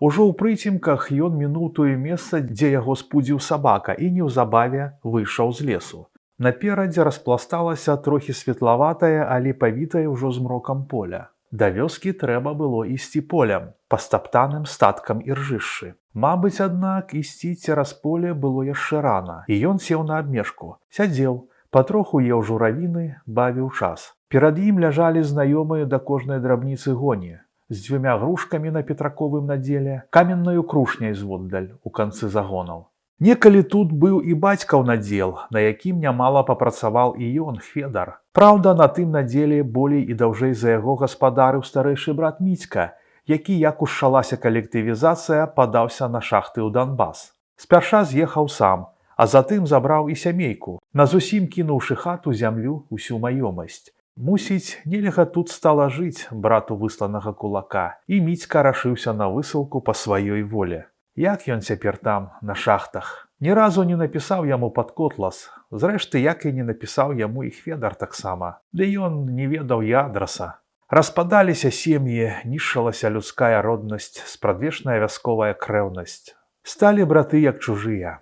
Што брат, калі во і сын таксама. Пра сына Міколку Федар не пераставаў думаць ніколі. Гэта была яго незагойная болька, даўні пякучы клопат. Добра, канешне, што сыну ўдалося адкараскацца ад бацькавай ганьбы і нават пралезці ў начальства. Але, мусіць, дужа рызыкоўна ўсё тое, можа і згарэць датла. Чула яго бацькоўскае сэрца, што ў надта хісткім становішчы апынуўся сын, і дужа хацеў бацька як-небудзь засцярэгчы яго ад бяды. Але што мог ён, даўні лішэнец, беглы спецперасяленец, чым мог памагчы сыну? Хіба адрачыся ад яго, ніколі не напомніўшы аб сабе ні пісьмом, ні просьбай, ні нават скупой весткай. Быццам ён знік, памёр, ці яго і не існавала зусім. Хай будзе шчаслівы сынок Міколка, хай ніколі не скрыўдуе на бацьку. Можа пашэнціць хоць апошняму з роду роўбаў. Іншых удача ўжо абмінула і, мабыць, ніколі не вернецца.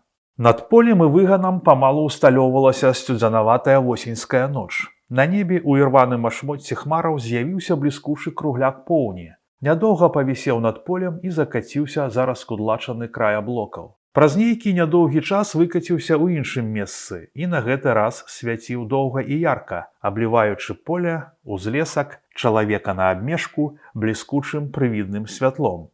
Федар не любіў поўні, яна заўжды трывожыла яго загадкавым няпэўным адчуваннем. Цяпер жа дык і зусім была яму непатрэбна, і Федар чакаў, калі яна схаваецца надоўга. Вёска і яе хаты з узлеску былі відаць кепска. Адсюль іх засланялі хвоі на могілках, якія высокаю суцэльнай купай чарнелі за выганам. Там панаваў змрок, і нават у месячным святле нічога нельга было ўбачыць. Хведар, аднак, узіраўся ў тыя дальнія вясковыя абрысы, і ягоную ўвагу найболей прыцягвалі могілкі. Як поўня на доўгаціне схавалася ў хмарах і навокал усё пацямнела, ён падняўся з узмешка, таропка пайшоў у поле.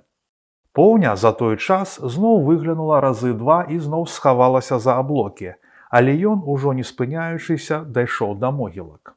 З гэтага боку, ад поля, хісткая агароджа ля іх была паламана. Мусіць, жывёлай. Ён пералез цераз нізкую жэрдку і спыніўся. Месяц ляніва асвятляў бязладнае нагрувашванне крыжоў і магіл. Гэта былі, мабыць, усё новыя пахаванні, іх тут сабралося шмат, і ніводнага з іх Хведар не ведаў. Вялікія і малыя крыжы і крыжыкі, а то і зусім растаптаныя магільныя купіны без усялякага знаку белым пяском святлелі наўкола. На высокіх каталіцкіх крыжах дзе-нідзе ў змроку бялелі паркалёвыя стужкі ці кветкі. Сохлыя букеты кветак мясціліся ў стаўбунках пад крыжамі. Зводдаль на магіле ля плота Хведару кінулася ў вочы, мабыць, выразаная з фанеры пяцікутная зорка, якая прыкметна адбівалася на фоне светлаватага неба. Ступаючы між магіл, Хведар з цікаўнасцю перайшоў туды і ў месячным сяйве здзіўлена прачытаў чорныя літары на белай дошачцы. Сокур Іван. Ніжэй былі дробненькія лічбы нараджэння і смерці. Хвіліну Хведар недаўменна пазіраў на гэтую дошачку, агледзеў пагорачак магілы ў доле. Відаць было нават уночы, што магілу ніхто не абкладваў і не даглядаў. Яна бязладна абрасла шархоткім высахлым быльнягом і выглядала надта ўжо занядбанай на гэтых могілках. Зрэшты, як і шмат, якія вакол яе. Але ж то былі даўнія і, можа, усімі забытыя пахаванні, а гэтае належала чалавеку, якога наўрад ці забылі ў вёскі. Як высылалі Хведараву сям'ю, гэты сокур памагаў начальнікам, і з выгляду тады быў здаровы сярэдняга веку чалавек, дужы і рухавы. Чаму ён апынуўся тут без пары? Неведама ў каго, пытаўся Хведар. Здаецца ж, не быў і злым чалавекам. Хведар на яго крыўды не меў, але ж... Можа, каб ведаў свой хуткі канец, пастараўся быць лепшым. Бацька ж яго быў разумны, паважаны ў вёсцы селянін-серадняк. Ніколі нікому не прычыніў клопату. Некалі ўзяў у гаспадарку братаву жонку з дзецьмі, як брата забіла перуном на Іллю. Была навальніца, і той схаваўся пад грушаю ў полі, ды там і застаўся. Пад вечар нежывога яго знайшлі пастухі. Назаўтра пахавалі, засталася хворая ўдава з 3 дзецьмі. Стары сокур прыняў усіх у свой дом, выгадаваў, давёў да ладу дзяцей. Харошы быў чалавек. Мусіць, аднак, сын удаўся не ў бацьку. Вялікага зла ён не рабіў, але, мусіць, быў занадта падаткі да свае пасады старшыні сельсавета. Раённае начальства папіхала ім як хацела. Тады ж, як высылалі роўбу, ён быў наглядчыкам і рупным памагатым 2 упаўнаважаных з раёна. Сачыў, каб раскулачаныя, як было загадана, узялі з сабой толькі пілу, тапор ды харчоў на 3 дні. Усё астатняе – збожжа, бульба, майно, нажытае за гады потам і працай, рэквізавалася на карысць сельсавета. Яно няхай бы рэквізавалася на грамадскую патрэбу, думаў затым Хведар, але ж яны рэквізавалі найбольш для таго, каб не даць ім, небаракам, у іх дальнюю гаротную дарогу, каб яны хутчэй там памерлі ад голаду і марозу. 6гадовая Волечка якраз надзела новыя чорныя валёначкі, што ён справіў ёй у мястэчку з леташняй воўны. Дзяўчынка усю зіму ашчаджала іх, надзела, можа, якія разы 3, болей абыходзілася старэнькімі, лапленымі-пералапленымі, якія меркавалася данасіць да вясны і выкінуць. Але ж як стала збірацца ў гэты свой шлях, маці сказала Волечцы надзець новае. Усё ж выпраўляліся ў людзі, і маці хацелася, каб дзяўчынка выглядала па-людску. Волечка паслухалася на сваю бяду, і тады стаяла ляганка на снезе ў зграбненькіх чорных валёначках. Мусіць, дарма стаяла. Кінуліся тыя валёначкі ў хцівыя вочы ўпаўнаважаных, і старэйшы з іх, чалавек у чорным паўшубку, нешта загадаў сокуру Івану. Сокур трохі памяўся, перасмыкнуў голеным тварам, але падступіў да дзяўчынкі і перадаў загад. Волечка паслухмяна здзела 1 чорны валёначак, затым другі, і засталася на снезе ў адных панчошках, пакуль маці, заплакаўшы, не прынесла ёй сенцаў старыя. Хведар, згледзеўшы тое, сказаў сабе: «Ай-я!» На што Сокур, учуўшы, зноў перасмыкнуў тварам і моўчкі цепнуў плячыма, маўляў, што зробіш? Ці мая гэта воля? Ён узяў тыя чорныя маленькія валёначкі і насіў з сабою, пакуль яны збіралі бедныя клумкі на сане. Не каб сказаць тым, з раёна, не па-боску гэта, разуваць малое, не ў цёплы ж край выпраўлялі на поўнач, у маразы, на голад і здзёк. Ды не сказаў. Так і паехала Волечка ў стаптаных валёначках і хадзіла ў іх яшчэ 2 зімы і прастужвалася і хварэла, аж покуль не прастудзілася ў апошні раз, калі ўжо нічога ёй не стала патрэбна. Яны тады гналі плыты па сцюдзёнай паўночнай рацэ, цэлую плывучую чараду з бярвён на 1000 кубаметраў драўніны. Было іх 13 чалавек у брыгадзе, сплаўшчыкаў, а брыгадзірам быў Кузняцоў, сярэдніх гадоў барадаты мужчына, які не першы год рабіў тут на сплаве. Ён добра ведаў раку і ўсе яе павароты, мелі і перакаты. Умеў у свой час збочыць, каб абысці небяспечны зліў, не рассыпаць звязкі, не налезці на камень ці на якую пясчаную выспу. З людзьмі быў строгі, малагаваркі, не любіў гультаёў і слабасільных, што, дарэчы, было для яго адно і тое ж. Мусіць, з гэтай прычыны Роўба трапіў у яго брыгаду, бо быў тады цягавіты і паслухмяны. Знайшлася, аднак, прычына, па якой ён ледзьве не вылецеў з плытагонаў. Пасля смерці жонкі не было на каго пакінуць 10гадовую Волечку, і ён мусіў узяць яе на плыты. Але браць на такую работу дзяцей там забаранялася, і Кузняцоў, убачыўшы плытагона з дзіцём, тут жа адправіў яго ў кантору. Мабыць, ён думаў, што Роўба будзе спрачацца ці, можа, прасіцца, але той пакорліва сабраў сваю торбачку, узяў за рукі дачушку і, сказаўшы да пабачэння, мірна пайшоў да сходцаў. З берага ён апошні раз азірнуў плыты і ўбачыў брыгадзіра, які, стоячы на тым самым месцы, пазіраў на яго. І раптам брыгадзір махнуў да яго рукой, маўляў, вяртайся. Хведар гэтак жа моўчкі вярнуўся, як і ішоў, і Кузняцоў сказаў са злосцю: «Заставайся, толькі глядзі, засыплешся, я нічога не знаю. Паняў?» «Паняў», – сказаў Хведар, ураз акрыяўшы душой ад такога павароту лёсу. Сапраўды, ён ужо прывык да думкі, што будзе працаваць на сплаве, яму падабалася рачное прыволле, лясныя берагі навакол і высокае вольнае неба ўгары. Цяжкай працы на плытах ён не баяўся, мабыць, цяжэй, чым на тарфянішчы ці на лесапавале ў тайзе не будзе. Зноў жа, пры ім будзе Волечка, і на ягонай душы не будзеш шымець кожны раз за дзяўчынку.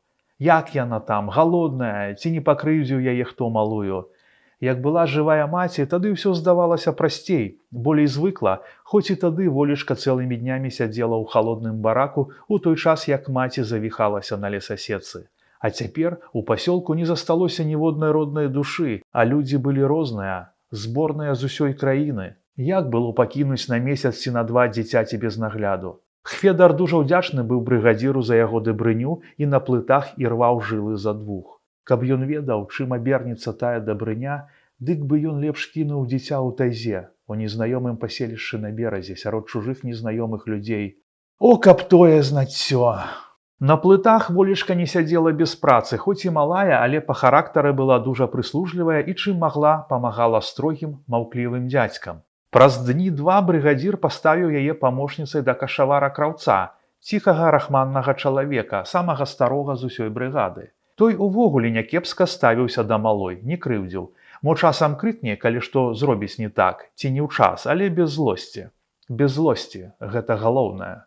Не тое, што ягоны зямляк Рагаўцоў, нервовы зласлівы чалавек, што бясконца лаяўся брыдкімі словамі. Лаяўся з якой дробнай ці вялікай прычыны, а часцей без усялякай прычыны, ад свае нутраной злосці. Кожны раз, як Хведар чуў тое, яго быць цвіком працінала ў сэрцы. Спярша ён стараўся, каб засцерагчы Волечку, каб яна не чула таго. І як Рагаўцоў блізка лаяўся, ён пытаўся ў дачкі пра што-небудзь, ці пасылаў яе на другі канец плытоў. Але не якраз, як гэты Рагаўцоў асабліва брыдка абкладаў пры малой баб, што ўбачыў на беразе, Хведар не стрываў і стрымана папракнуў чалавека, маўляў, усё ж нягожа так пры дзіцяці распускаць язык, можа б трохі і па-людску. Рагаўцоў тут жа ўскрычаў, што ссыльны Роўба яму не ўказ, бо ягоная лаянка дробязь для таго, хто нелегальна возіць старонніх і тым груба парушае рэжым. Вось ён возьме ў бліжэйшым пасёлку і стукне, І тады ягоная дачушка учуе яшчэ не такое на бліжэйшым этапе, куды яе запратораць разам з яе чыстаплюем бацькам. Хведар так збянтэжыўся ад тых нахабных нялюдскіх слоў, што проста не знайшоў, як адказаць. Здаецца, ён ужо нагледзеўся людской подласці ва ўсіх яе нечаканых праявах, але такой не прадбачыў. Увечары, як яны прайшлі вусцюжную мель, ён ціха сказаў аб тым брыгадзіру. Думаў, можа, брыгадзір заступіцца, папракне Рагаўцова. Але той толькі насупіўся і сказаў: «Гэны ўсё можа». «Дык што ж мне рабіць?» – разгублена спытаў Хведар. І Кузнецоў, утаропіўшы на яго суровы погляд, сказаў: «Будуць чужыя, хавай дачку». «Куды ж схаваеш на плыце?» – шчыра здзівіўся Хведар, на што атрымаў хуткі адказ. «А пад плытом і схаваеш», – кінуў брыгадзір і пасігаў сабе па слізкіх бёрнах у хвост да стырнавога. Хведар застаўся стаяць, не ведаючы, сур'ёзна гэта ці можа для здзеку. Толькі спакваля да яго разумення прыйшло: а праўда, можна ж схавацца ў ваду за плытом. Волечка ўжо навучылася няблага плаваць, будзе трымацца за бервяно, мой не ўтопіцца. Толькі адно нядобра. Лета ўсё ж канчалася, вада пасцюдзянела. Яны на плытах ужо не купаліся, толькі трохі мыліся ўранні. Хто ведае, ці спраўдзіў сваю пагрозу той злы дзень Рагаўцоў, калі на плыт для праверкі ўскочыў вохравец з раённай камендатуры, як яны сталі перад усысвінскім перакатам. Бывала, тыя вохраўцы наведваліся і раней, але так, больш для прыліку. Спытаюць што-нішто ў брыгадзіра, зірнуць сюды-туды і спяшаюцца на бераг. Гэты ж мардаты прыземісты шлапак у даўгім шынялі, пагаманіўшы з брыгадзірам, відаць, намерыўся прайсці па плытах да кармы. І ў Хведара нядобра скаланулася сэрца. Ён стаяў з багром у руках на правым баку плыта, а праз 5 крокаў ад яго, трымаючыся за вяроўчыну, сядзела ў вадзе Волечка, толькі яе светлая галоўка зыбалася на паверхні. І вось вохравец спыніўся пасярод плыта, пагойдаўся на таўсцейшым камлі бервяна і завёў з брыгадзірам гаворку пра хітрасці тутэйшай рыбалкі, якую бляснуў болей любіць увосень сёмга. Час быў не позні, але ўжо далёка не паўдзён. З усходу дзьмуў халаднаваты вецярок. Унутры ў Хведара мярцвела ад нецярпення, калі слухаў тую недарэчлівую размову. Але здаецца, яны ўжо будуць вяртацца. Ужо павярнуліся, каб ісці, і зноў сталі. Вохравец пачаў нешта паказваць на тым беразе, і Хведар моўчкі праклінаў яго: «Каб ты здох, кот мурлаты!» Волечка ўжо, мусіць, здранцвела ў вадзе пад плытом. А той з брыгадзірам бясконца доўга ішоў па нерухомых плытах. Пасля доўга таптаўся на беразе, усё азіраючы раку. Хведар стаяў і напружана думаў, стукнуў Рагаўцоў ці не. Урэшце вохравец знік за кустамі на беразе, а ён ледзьве выцягнуў Волечку на бярвенне. Ужо тая пасінела ад сцюжы і не магла вымавіць слова. І зубкі яе дробна стукалі, і вусны ніяк не маглі скласціся для зграбнага слова. Дрыготкімі рукамі бацька выціраў яе грубай мешкавінай, цёр худзенькія плечы, запалую грудку, а пера апрануць у сухое не было ў што. І ён здзеў сваю світку, неяк укруціў дачушку. Прыйшоў Кузнецоў, убачыў усё, зразумеў і скінуў ватоўку: «На, ухутай». Дзякуй яму, ухутаў. Пасля кравец нагатаваў вады, і ён паіў яе кіпнем. Здаецца, неяк сагрэў дзяўчо. На ноч паклаў на іхнім звычайным месцы, ззаду, за буданчыкам, на звільгатнелых улежаных трантах, ухутаў мешкавінай і брыгадзірскай ватоўкай. Спярша сагрэлася і заснула, і ён, седзячы побач, думаў: мо яшчэ і абыдзецца. Ды не абышлося. Пад ранак запылала дачушка. Ушаўся вялікі жар, прасіла ўсё піць. Жалілася: баліць галоўка. Ён усё паіў яе цёплай вадой, іншага нічога ў іх не было, ні лекаў, ніякіх зёлак. Раніцай трохі задрамала, але была гарачая, а яму трэба было заступаць на стырно. Наперадзе, сказаў брыгадзір, быў самы трудны ўчастак шляху, трэ было глядзець пільна. Але як не глядзелі, ўсё ж пасадзілі крайні плыт на каменне, ледзьве здёрлі яго пад абед. За той час ён якіх пару разоў наведваўся за буданчык, і ў яго кожны раз ападала сэрца. Кепска было дачушцы. Як на тую бяду, абапал ракі, плылі таёжныя без аніводнага паселішча берагі. Цягнуліся голыя абрывы, і над імі высіўся хвойны дрымучы лес. Брыгадзір бачыў ягонае гора і, здаецца, спачуваў яму. Сказал, у канцы тыдня прыйдзем у мезу, там ёсць амбулаторыя. Можа, зносім туды малую. Нібы збаўлення Хведар прагна чакаў тае мезы, удзень і ўначы. Сам не кладучыся ні на хвіліну. Усё то варочаў стырном, то багром, бегаў па зыбкіх плытах, штораз заглядваючы за буданчык. Волечцы рабілася ўсё горш. На трэці дзень яна ўжо не пазнавала яго, толькі прасіла адагнаць птушак. Спярша ён здзівіўся, якіх птушак, а тады зразумеў. Яна ж трызніць. Наступную ноччу неяк сцішылася і неўпрыкмет адышла з гэтага свету. Назаўжды адляцела, як светлая малая птушачка, яе чыстая дзяўчачая душа. Да паўдня яна ляжала ўсё там жа, за буданам, на трантах, і яны не ведалі, што з ёй рабіць. Тады брыгадзір выдраў з будана 3 дошкі, якія былі там заместа падлогі, сказаў краўцу збіць струну. Той і праўда збіў, маленькую на метр скрыначку, у якую паклалі худзенькае збялелае цела волечкі. Ну а як пахаваць? Навокал вада. Плыты нідзе не прыстаюць да берага, што ім рабіць?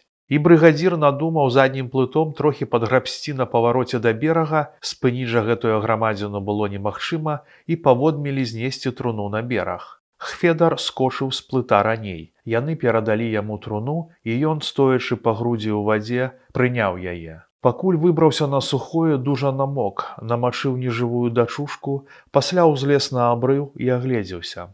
Скрозь на беразе сцяной стаяў лес, елкі і піхты. У адным месцы была невялічкая прамыіна, і на адным баку ля яе ўтварыўся роўны зграбны мысок. Неяк усцягнуў на гэты мысок труну і ўзяўся капаць магілку. Мусіць, у каменным жвіры капаў доўга і трудна, але ён не прыкмячаў таго. Ён увесь час горка плакаў, не стрымліваючы слёз. Жыццё адняло ў яго апошнюю радасць, адзіную яго ўцеху, і Хведар думаў, што яшчэ чакаць ад яго. Што яно можа адабраць яшчэ? Пасля ўсяго, што з ім сталася, уласнае жыццё траціла ўсякі кошт. Ён не надта і даражыў ім. Яно зрабілася невыносным. Таго Рагаўцова, як ён позна ўвечары дагнаў плыты, ён не мог бачыць ад нянавісці і крыўды. І не мог зразумець, як гэта іншыя, і брыгадзір Кузнецоў таксама паводзілі сябе з тым злыднем, нібы нічога і не здарылася. Ці яны нічога не разумелі? Ці баяліся яго? Ці яшчэ што? А Хведару ўсё ж спачувалі.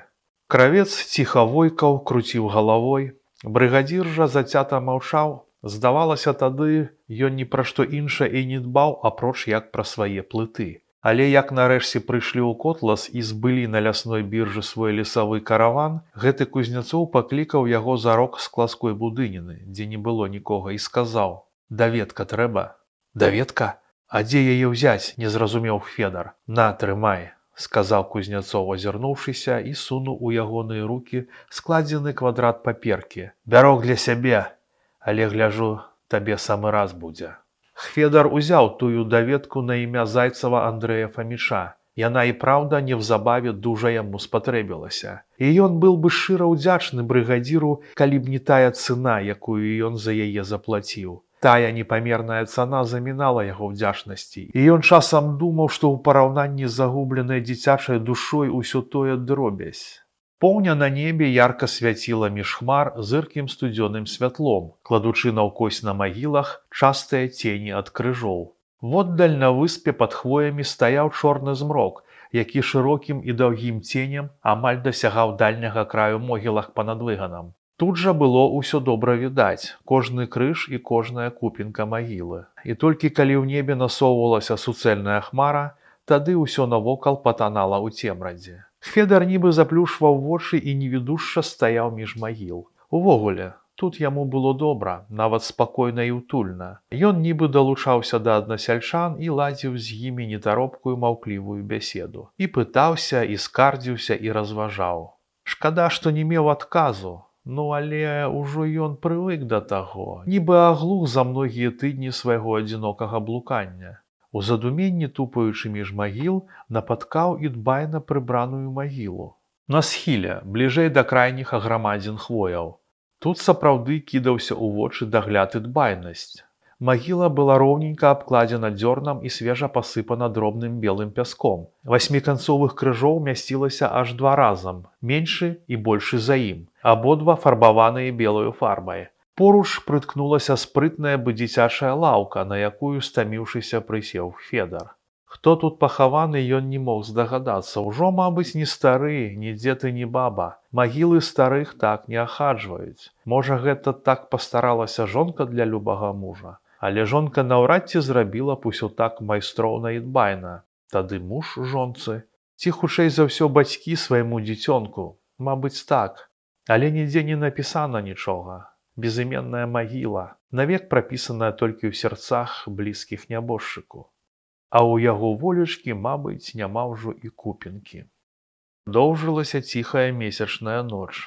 На могілках стала сцюдзянавата. Надвор'е ці не мецела павярнуць на замаразкі, думаў Федар, панікла седзячы ля прыбранай чужой магілкі. Яму нікуды не хацелася рушыць адсюль.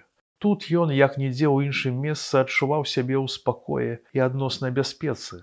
Мусіць, недзе пад ранак закацілася, знікла поўня. Навокал стала цемна быў склепе. Да начной цемрадзі Федар, аднак, даўно прызвычаіўся, цемра яго не палохала. І ён сядзеў, прыпамінаў, думаў. Жаваў кіслыя журавіны, ашчадна выбіраючы з кішэні па 2-3 ягады разам. І, мабыць, троху драмаў. Толькі, як заўжды, пачала даймаць сцюжа. Да сцюжы ён не мог прызвычаіцца, асабліва пад старасць, на дрэнных харчах і пакутаваў ад яе ў ссылцы і во тут таксама. Можа таму, што намёрзся як ніхто за жыццё? Не ўмеў грэцца, як іншыя, ляскаючы сябе рукамі, прысядаць і тупаць. На сцюжы ён дубянеў, сціскаўся, нерухомеў, трываў. Таксама, як трываў голад, знясіленасць, ганьбу. Ужо нямала гадоў усе яго намаганні ішлі на адно толькі – трываць. Ён не ўзрываўся, як некаторыя, калі, здавалася, трываць было неяк, не абураўся ад кепскіх харчоў, зверскай працы ці людской несправядлівасці, толькі сціскаў зубы, калі тыя яшчэ былі ў яго, і трываў. Мусіць, не было ў свеце такіх абставін, якія б ён не навучыўся трываць. Апроч хіба аднаго – няволі журбы расстання. Тут ужо ён не мог перайначыць сябе. Ягоная натура насуперак усім абставінам імкнулася дамоў, праз безліч небяспек і нягод. Тады першы раз не ўдалося, не пашэнціла другі раз, затое дамогся таго 3-м разам, і цяпер быў амаль шчаслівы. Дык што яму цяпер стужа ці голад? Урэшце ён быў там, дзе марыў апынуцца 5 жахлівых гадоў. Што яму болей? Мусіць, трэба было ісці ў лес, каб ранкам не налезці каму на вушы, але ён разморана бавіў цёмны перадсвітальны час. Вагаўся. Яшчэ праз нейкі нядоўгі час прыкмеціў, што на могілках стала відней. Выступілі са змроку бліжнія магілы і крыжы, і ён зразумеў. Світае. Ускраек неба над лесам ужо засвятлеўся на самы першы зачын новага дня, і ён устаў з лаўкі. З'явілася думка менавіта такой гадзінай на ціхім золку, пакуль не абудзілася вёска, яшчэ прайсці па вуліцы. Хто ведае, можа астатні раз, болей ужо не прыйдзецца. А цяпер, можа, ніхто не згледзіць. Вузенькай дарожкай паміж магіл прайшоў праз густы змрок тоўстых хвояў і выйшаў з-пад іх на вясковую вуліцу. Дахі дамоў, вяршаліны вулічных дрэў, садкоў толькі выплывалі са змроку. Вуліца і двары ляжалі яшчэ ў цемрыве. Ніклі ў санлявым спакоі вясковыя хаты, прызбы, платы. Густаваты змрок туліўся пад абвіслымі стрэхамі хлявоў і дваравых будынкаў. Федар ціхенька прайшоў да сярэдзіны вёскі. На нейчым плоце вецер варушыў стракатую анушу, згледзеўшы якую, Федар падумаў з трывогай, аднак добра світае, мабыць, ён усё ж прапазніўся. І ён паддаў кроку. Ён ішоў краем вуліцы, ашчадна і мякка шоркаючы ў мураве па сталамі. Толькі сюды-туды зыркаў позіркам. Хацелася як найбольш убачыць, заўважыць, запомніць. І раптам ягоны позірк застыў у недаўменні. Насупраць за тынам шарэў нейчы уважлівы жаночы твар, скіраваўшы на яго здзіўлёны позірк цёмных вачэй, якія вачавіткі пачалі шырэць, акругляцца ў нямым раптоўным здзіўленні. Ён нічога болей не бачыў там, ні апраткі, ні нават хусткі на галаве, адзін толькі гэты погляд азваўся ў ім раптоўнай здагадкай. Любка! І ён стаў. За 2 крокі ад яго былі варотцы ў двор. Ён тузануў іх, не ведаючы яшчэ, навошта гэта зрабіў, расчыніў у двор. Жанчына, бы страціўшы мову, глядзела на яго, невядома пазнаючы ці не, а затым здзічэла голасна закрычала «А-а-а!» і кінулася назад на ганак. Ён скалануўся ад спалоху, але стаяў у варотцах і учуў, як у хаце грукнулі дашчатыя дзверы і тут жа лязнула засова. Падумаўшы, што зараз нехта выскачыць з хаты ці праз вокны ўбачыць яго на вуліцы, Федар шаснуў у двор, сцежкай пабег у гарод і па росным бульбоўніку загумення падаўся ў світальнае поле. Усё ў ім калацілася ад гэтай неспадзяванай сустрэчы з Любкай, з якой яны разам раслі ў вёсцы, рабілі побач на бацькоўскіх надзелах, якую ён некалі нават кахаў трохі, наіўным маладым дзецюком перад прызывам на вайсковую службу. Наіўным маладым дзецюком перад прызывам на вайсковую службу. Крыўдна было яму і горка, але ж, мабыць, спалохалася жанчына і ледзьве не пагубіла яго. А можа, і не пазнала. Але не дзіва, хіба пазнаў бы сябе ён сам, што ў ім засталося ад ранейшага Федара, ад таго жаўтаротага дзецюка. Цяпер ён здань, начны бесцялесны прывід, ад якога жахаюцца людзі, месца якому, мабыць, побач з ваўкамі ў лесе. Раздзел 4. Радасць зямлі. Пакуль развіднела, ён быў ужо ў лесе. Раздумна плёўся па блытаных, пратаптаных жывёлай сцяжынках і думаў, дзе б яму сёння прыткнуцца на дзень. Мусіць, сюды зноў прыгоняць кароў, тут месца яму няма. Тады дзе ж яно ёсць? Канешне, недзе далей ад жытла і людзей, ад поля і сенажацяў. Значыць, зноў трэба плясціся ў расцяробы ці ў той дальні змрочны ельнік на балотнай імшарыны. Разважыўшы, усё ж вырашыў, што лепш у расцяробы. Там, ведама, небяспечнейшым у ельніку, затое ў тым баку поле і бульбянішша, на якое яму трэба будзе схадзіць. Як заўжды, зранку пачало дужа смактаць пад грудзямі, хацелася есці. Журавіны ён амаль усе з'еў уначы. Яны кепска спатольвалі голад, толькі праганялі смагу. Трэба было ісці па бульбу. У гэтую раннюю гадзіну дня, мабыць, можна было не надта баяцца спаткаць чалавека, і ён з вярсту ці болей ішоў добра утаптанаю сцежкай, якая блытана выкручвалася ў маладым бярэзніку. Пасля, як сцежка павярнула да зімовых дзялянак, ён збочыў з яе ўлева, да доўгага рова. Пайшоў мешаным з рэдкімі елкамі лесам, падняўся па некрутым схіле ў гору. У лесе ўжо настаў дзень. Было відна, навакол сцішана драмалі елкі, не варушыўся ніводзін лісцік у жаўтлявым ветці бяроз. Здаецца, усталявалася добрае без дажджу надвор'е. Можа, нават пачнуцца прымаразкі. Тады ўраз пачарнее лісце алешын, з золатам зажаўцее бярэзнік, дружна пацярушыць лістапад. Праз нейкі нядоўгі час лісцвяны лес стане скразны для позірку. Усё жывое ў ім будзе бачна здалёк. Мусіць, тады яму будзе горш. Але ён не хацеў думаць пра тое, што будзе. Ён жыў адным днём, ягоныя клопаты не ішлі далей наступнага вечара. Увечары, мабыць, будзе спакайней, а ўдзень трэба трымаць вуха востра.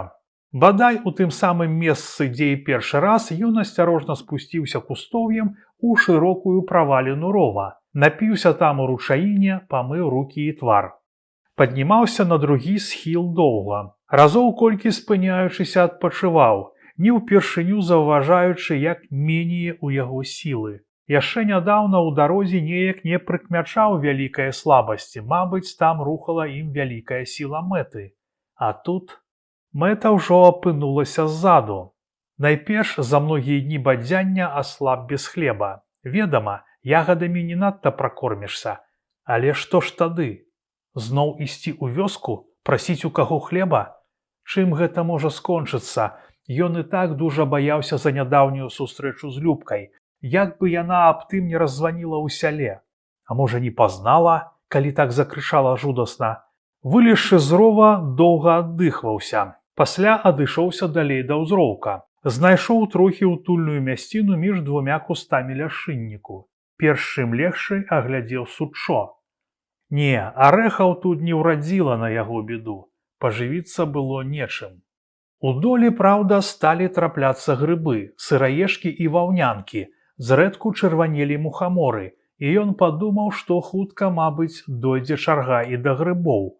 Але найперш яго вабіла бульба, пакуль тая яшчэ была ў поле. З бульбай у яго быў звязаны адзін малапрыемны выпадак у германскім палоне. Цяпер дык і смешна ўспамінаць аб ім. Але ўспаміналася часам, бо горкае і вясёлае ва ўспамінах заўжды месяцца побач. Спярша ў палоне ён паўгода гібеў на варанай бручцы, калі з паўсотняй такіх, як сам Небаракаў, рабіў на чыгуналіцейным заводзе. Затым трапіў да Бауэра.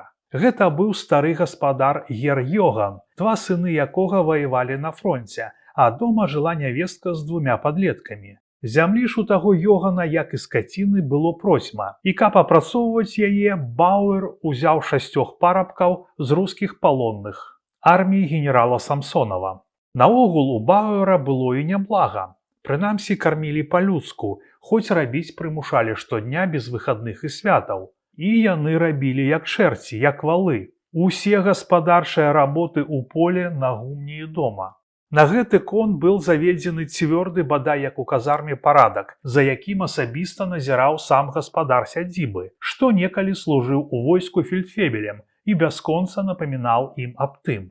Пра гаспадарчыя справы болей клапацілася нявестка, якая насілася па палях на ладным буланным жарэбчыку, усё выглядаючы, дзе што зроблена, а што недароблена. Гаспадар жа болей прыглядваў за батракамі, муштраваў і клапаціўся адначасна. Клопат яго быў асаблівы. Ён пакараў штрафам кухарку, калі тая неяк паклала ў іхні кацёл меней мяса, чым было ўстаноўлена нормай. Караў вінаватага за браку працы ці недаробак тым, што 2 ці 3 дні не даваў мітах абедаць, толькі адзін фруштук раніцай. Аднойчы, калі палонны туляк Белашеяў паскардзіўся гаспадару, што другі палонны ўкраў у яго партабак, Гер Йоган не стаў дужа разбірацца, а пакараў абодвух. Ён загадаў парабкам узяцца за левыя рукі, як для прывітання, і з прымаўленнем «Гутен Морген, гутен Таг» біць па чарзе адзін аднаго ў вуха. Іншыя парабкі, а таксама кухарка, малы і гаспадар з нявесткай назіралі за той гульнёй з ганка. Спярша было нават смешна, як два рускія быццам ляніва напаўсілы пачалі біцца. Але хутка кінуліся разнімаць іх, бо тыя так разлютаваліся, што ледзьве не скрывавілі адзін аднаго. Штодня яны ўставалі па званку ў 5 гадзін раніцы, акуратна засцілалі коўдрамі свае тапчаны, пілі каву з павідлам і чорным хлебам і адпраўляліся на працу. У паўдзён палуднавалі ладнаю міскай супу і кашай з кавалкам мяса. Хлеба ім давалі па фунту на раз. Спалі на чыстай бялізне, якую старая кухарка мяняла кожную суботу. Кожную суботу таксама мыліся па цёплым душам у прыбудоўцы да кухні. Белашеяў, з якім пасябраваў Хведар, усё не мог нарадавацца сваім вайсковым лёсам. Казаў, дома не спаў так чыста і не еў так сытна, як у гэтым палоне. А праца што ж, да сялянскай працы ім не прывыкаць?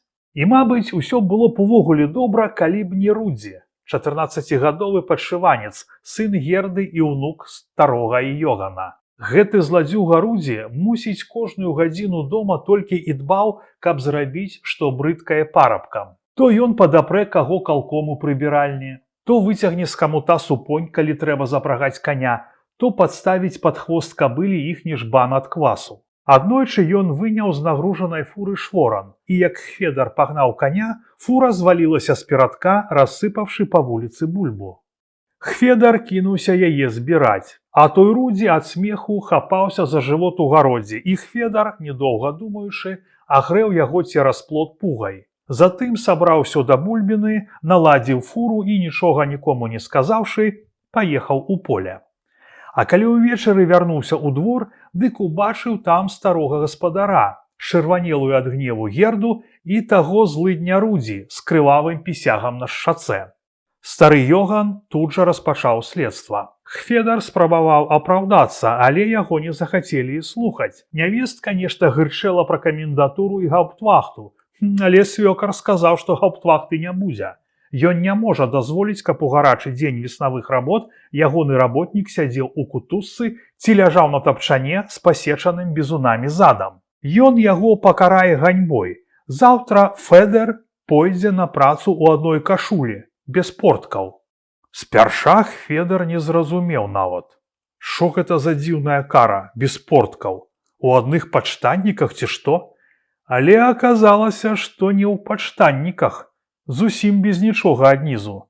Было не сцюдзёна, прагравала сонца, але пакутам Хведара не было межаў. Увесь час і так, і гэтак тузаў долу падол сподняй сарочкі, каб хоць як прыкрыць свой мужчынскі сорам. Але прыкрыць не было як, трэба ж было працаваць, нагружаць у фуры бульбу, цягаць кашы ў поле.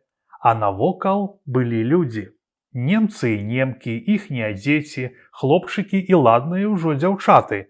Усе з рогатам ці ўтрапёна пазіралі на яго, і ён гатовы быў завыць ад сораму і крыўды. Ён ледзь дачакаўся вечара таго бясконцага доўгага дня і, прыбіўшыся ў свой катух без вячэры, шаснуў пад коўдру. Якое гэта было неспазнанае шчасце адчуць сваё цела прыкрытым ад чужых вачэй. Усё ж яму ішоў тады 31 год. Ён быў жанаты і думаў, што горшага здзеку прыдумаць ужо немагчыма. Гэты самы вялікі. Але мінуў час, пасыпаліся іншыя здзекі, у параўнанні з якімі адмысловая выдумка таго Бауэра здавалася недарэчным жартам, не болей. Голадна глытаючы слінкі, Хведар скорчыўся пад кустамі на дробнай траве. Увабраў галаву ў шырокі злямцаваны каўнер свае світкі, засунуў рукі за пазуху і ляжаў так. Вочы часам заплюшваў, нічога не бачачы наўкола. Ды адсюль няшмат можна было і згледзець. Затое ягоны слых быў, як заўжды, абвострана чуйны. Здаецца, і ў сне. Хведар прыслухоўваўся да наваколля, бо чым жа яшчэ ён мог засцерагчыся ў ягоным становішчы. Лес пачаў трошкі шумець, але ўвогуле скрозь стаяла лясная ціша. Часам пырхала ў кустоўі птушыная драбяза, ды тое не парушала Хведаравага спакою. І памалу, неўпрыкмет, ён быццам бы адасобіўся ад гэтага лесу і гэтага часу, бы засынаючы убачыў сябе здаля і мо ўпершыню зразумеў усю гароту свайго становішча.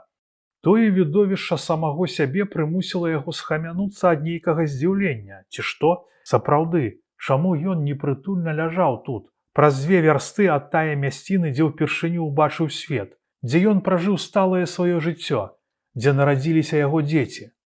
Чаму ён стаў тут для ўсіх жахлівым чужынцам? Хто ў тым вінаваты? Можа, адзін сам? Ці яшчэ хто іншы? А можа і ніхто? Але ж як тады ўсё тое стала магчыма? Увогуле, гэта ж трэба так вось страціць усё, зрабіцца выгнаннікам, беглым катаржнікам, чалавекам без права і закону. І як усё пачалося? Колькі ён думаў пра тое, як і з чаго пачалося, выразнага адказу знайсці не мог. Бо пачалося ўсё неяк няўзнак, недаўменна і неспадзявана, а абярнулася менавіта тым, чым абярнулася. Ці мог ён прадбачыць усё ў той завірушны вечар, як яны сядзелі ў сельскай хаце і старшыня Сокур вынес на абмеркаванне загадкавае пытанне: на каго размеркаваць 3 цвёрдыя заданні, якія ён прывёз з райвыканкома? Нялёгкая была гэта справа для членаў сельскага савета, якім з'яўляўся тады і Хведар Роўба. Тыя гады ён лічыўся серадняком, па колькасці сваіх 12 гектараў зямлі. Было некалькі гаспадарак багацейшых за яго, мелі па 14 і 15 гектараў. Але што то былі за гектары? Змятрок Бядута, напрыклад, меў іх 16, але жыў бедняком, бо рабіць на зямлі не было каму. 2 сына не вярнуліся з вайны, сам быў стары і нямоглы. Ягоны надзел, дальняя прырэчная баляцявіна, за час вайны, рэвалюцыі польскай вайны, спрэс зарасла кустоўем і толькі што на паперы лічылася ворывам. Але недзе лічылася, і Змітрок самы першы атрымаў позву на цвёрдае заданне. Ён жа Хведар дык і не думаў ніколі, што яго можа напаткаць такі самы лёс, хоць і жыў збольшага спраўна. Але ж які ж ён кулак! 1 конь, 2 каровы, авечкі, свінчо, бадай як і ва ўсіх астатніх у нядолішчы. Што былі гусі, дык сажалка ў канцы гародаў, цёк ручай з баляцявінкі, неяк увесну яны з сынам запрудзілі яго ля мастка, нацякла ладная сажалка, ды так і засталася. Але, мусіць, не тое вызначыла яго кулаком, а малатарня. Хай яна спрахне, тая малатарня, навошта ён з ёю звязаўся. Малаціў бы я караней цапамі. Ужо не так шмат было таго збожжа, каб яго за зіму не абабіць на таку ў 3 цапы. Дык не, захацелася, каб культурна, каб малатарняй. Як цяпер помніцца, думку пра тое падаў сын Міколка. Тады ўжо ён быў ладны дзяцюк, увосень збіраўся на прызыў у Чырвоную армію і лічыўся сакратаром камсамольскай ячэйкі ў Нядолішшы. Як ён стаў сакратарыць, у хаце паявіліся газеты і брашуры, некаторыя цікавыя часопісы, як «Бязбожнік», напрыклад. Звычайна сын быў дужа заняты дзень і чытаў толькі ноччу пры лямпе. А назаўтра, што цікавейшае, падсоўваў бацьку. То артыкул беларускай вёсцы пра падаткі і самааблажэнне, то выступленне таварыша Сталіна пра апазіцыю, а то брашуру наркома Прышчэпава пра культуру сельскай гаспадаркі. Хведар чытаў збольшага не дужа ўсё разумеючы, але галоўнае ён цяміў спраўна. Жылі сапраўды кепска, бедна, малакультурна, гаспадарку вялі няправільна. Гэта вядома, на кепскае ён даволі нагледзеўся. Але як гаспадарыць правільна? Мусіць, каб правільна весці гаспадарку, аднаго ведання мала. Патрэбны грошы, інвентар, угнаенне. Каб было больш угнаення на яго гектары, завялі другую кароўку. Выгадавалі цялушачку, хоць малака для іхняй сямейкі хапала і ад адной галавы. Гады 4 перад тым Хведар, можа, самы першы ў вёсцы купіў у Полацку плуг. Новенькі, фабрычны, афарбаваны ў сіні колер, з роўненька вытачанымі дубовымі ручкамі. Спрытны аказаўся плужок. Адна радасць была араць ім, нават прыходзілі паспрабаваць суседзі. Пасля купілі плугі і яшчэ некалькі мужыкоў. Плугі ўсім падабаліся. І вось неяк увосень, позненька ўвечары прыходзіць Міколка. Стомлены, згаладнелы, у гразкіх ботах, аказваецца, быў на нейкай нарадзе ў раёне. Маці хутчэй міску на стол, ён з'еў троху і кажа: «Бацька, а давай купіма малатарню. Ёсць такая магчымасць праз патрэбкааперацыю. Грошы можна не разам у рассрочку». Хведар адказаў не адразу, падумаў. Канешне, яно б дужа неблага тая малатарня. Ён ужо бачыў такую ў суседняй вёсцы Шаўцы. Летась там 3 ці больш гаспадаркі склаліся і купілі. Казалі, добра малоціць, дужа давольныя былі мужыкі. І лягчэй, чым цапамі, і хутчэй. Але ж бы чула ягонае сэрца, чым тое можа абярнуцца. Ужо ведаў прыкмету, новае і небывалае ў сялянскім жыцці часта пахне махлярствам ці дурасцю, і трэба папярэдне прыгледзецца, каб не ашукацца. Ён так і сказаў сыну, а той толькі засмяяўся. Як гэта ад малатарні можа быць кепска? Гэта ж за тыдзень з малацьбой можна ўправіцца, не тое, што ўсю зіму цапамі махаць. Яно так, канешне, думаў Хведар.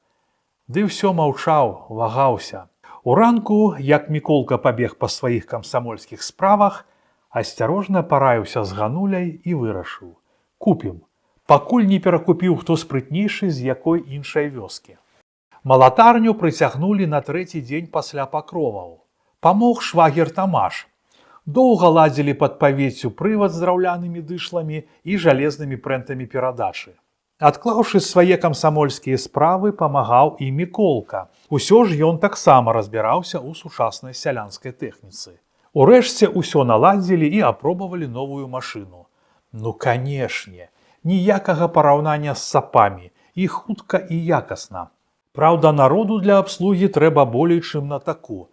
Развязваць перавяслы, падаваць на стол, затым адзін машаніст, самы галоўны чалавек на малатарні, двое адграбаць зерне і прыбіраць салому, і яшчэ паганяць коней у паветцы. Чалавек 6 не меней патрабавала да сябе тая малатарня.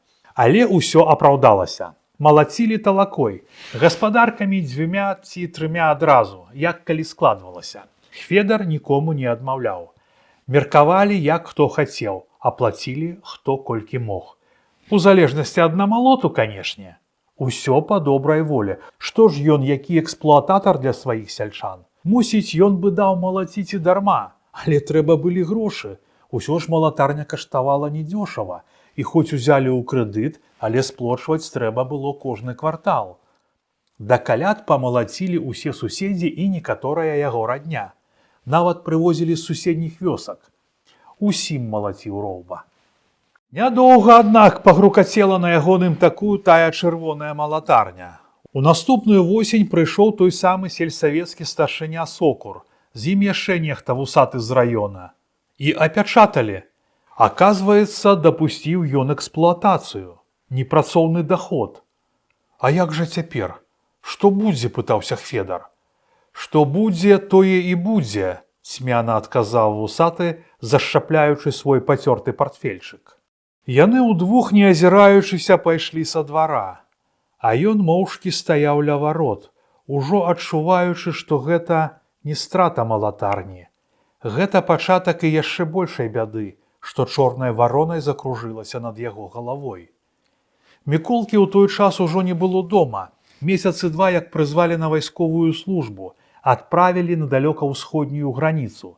Прыслаў адтуль першы ліст, апісваў, як адказна і пачотна служыць на самай баявой граніцы, у непасрэдственным сапрыкаснавенні з японскімі самураямі, і што давер родзіны ён апраўдае.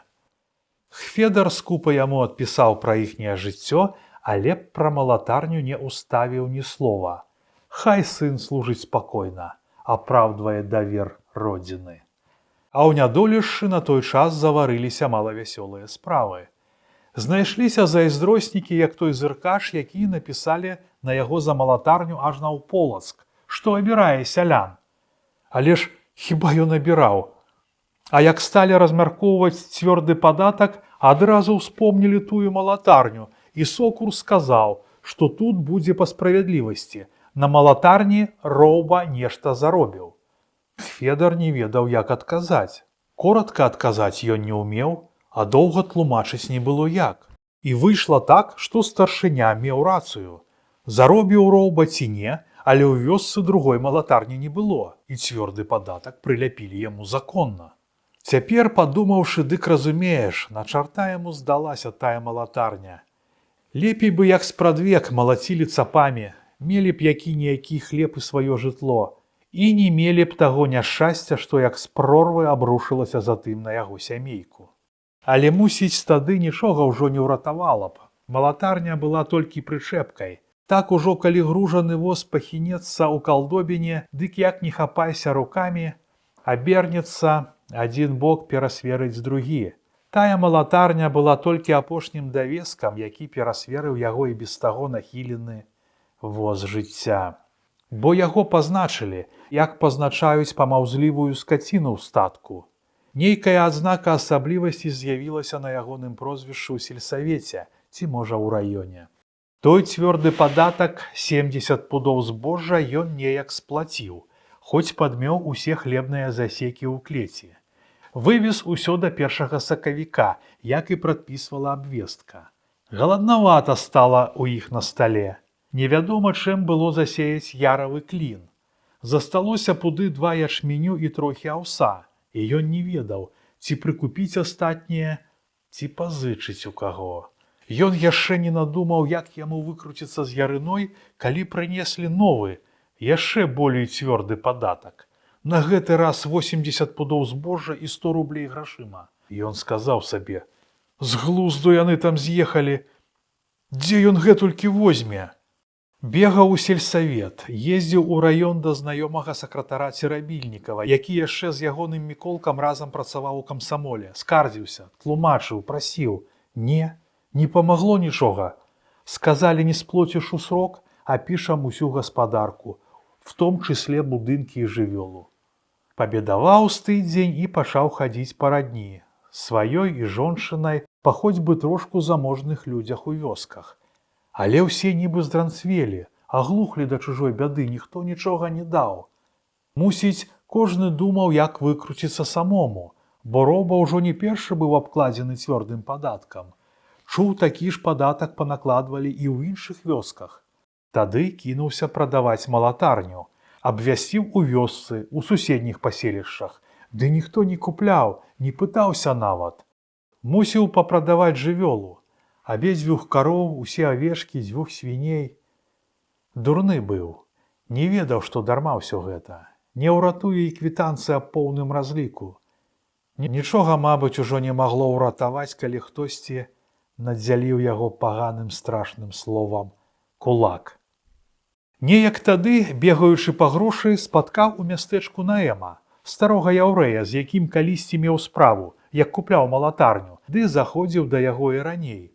Дружбы між імі вялікай не было, але Наэм мог пазычыць грошы і нават пачакаць, калі не выпадала аддаць, як дамаўляліся. Ці замест рублёў мог узяць яйкі, масла, ці нават пару мяхоў бульбы. Заўжды дзелавы рухавы Наэм брыў па вуліцы, бы нічога не заўважаючы вакол. Усё ж Хведар павітаўся, і яны разгаварыліся трохі. І тады Хведар дазнаўся, што і ў Наэма таксама не лады з уладай. Як Хведар паскардзіўся на сваю бяду, стары яўрэй узяў яго за гузік і дужа пацягнуў да сябе. «Я табе скажу, кідай усё, бяры дзяцей у ахапку і ўцякай. Куды, няважна куды, куды вочы глядзяць. Пасля позна будзе. Гэта табе кажа Наэм. Я ўсё кінуў і воз гэтым вандзэлкам іду на станцыю. Я тут не жыхар болей, я бежанец. Ты мяне паслухай, Хведар». Не, тады Хведар яго не паслухаў. Як гэта ўсё кінуць? А зямля, гаспадарка, і куды падацца? Тут усе яго карані, вяскоўцы, радня. Як ён можа з'ехаць куды? У непрытульны нязнаны свет. Ён пражыў у нядолішчы яшчэ месяцаў 10. Нярадаснае было тае жыццё. Бясхлеб'е і постніца надоўга пасяліліся ў ягонай хаце. Хведар дык яшчэ неяк трываў, сцяўшы зубы. А Ганулька пачала часта плакаць, асабліва ўранку ля пячы, як бралася варыць ежу і нешта трэба было ўсыпаць у чыгун, пакласці на патэльню. Для малой волечкі хадзіла па малако ў вёску да Лёксы ці да Грачыхіных. Тыя ім спачувалі, перажывалі іхнюю бяду бы сваю і чым маглі памагалі. Мусіць, тады ён схадзіў і да цыпруковага дзміцера, які 3 год быў вінен яму 30 рублёў грошай. Быў вінен з той малацьбы і не аддаваў, і Хведар не мог напомніць яму. Было ўсё ж няёмка, бы ён дамагаўся чаго незаконнага. Дарма тады не паслухаў Ганульку, якая, калі ён сабраўся ўвечары да зміцера, сказала: «Не ідзі, хай яны згараць тыя 30 рублёў, калі ён такі чалавек нягодны». Мусіць, нягодны, нават напэўна так, думаў Хведар, але ж сам трапіў у нявыкрутку, як тут не пойдзеш? Пайшоў і, канешне ж, атрымаў дулю.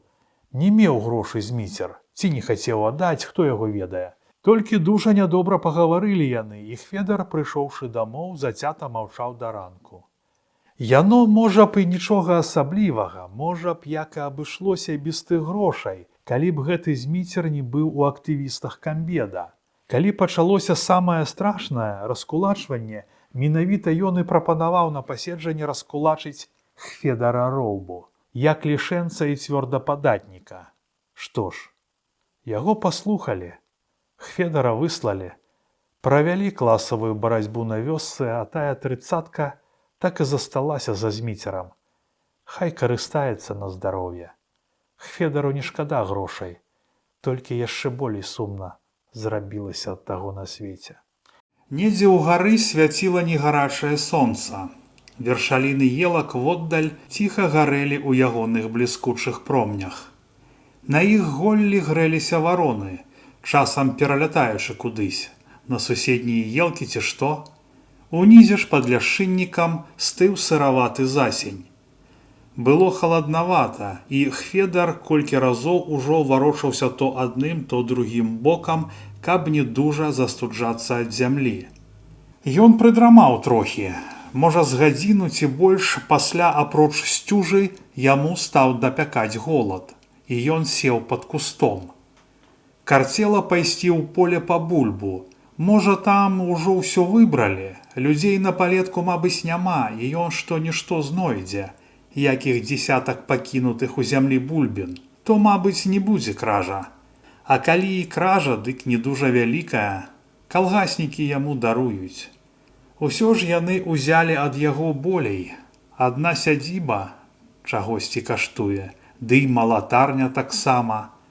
а яму спатрэбілася ад іх якое паўвядзёрка бульбы. Не так ужо і многа. Устаўшы, ён памалу паплёўся між кустоўя алешніку.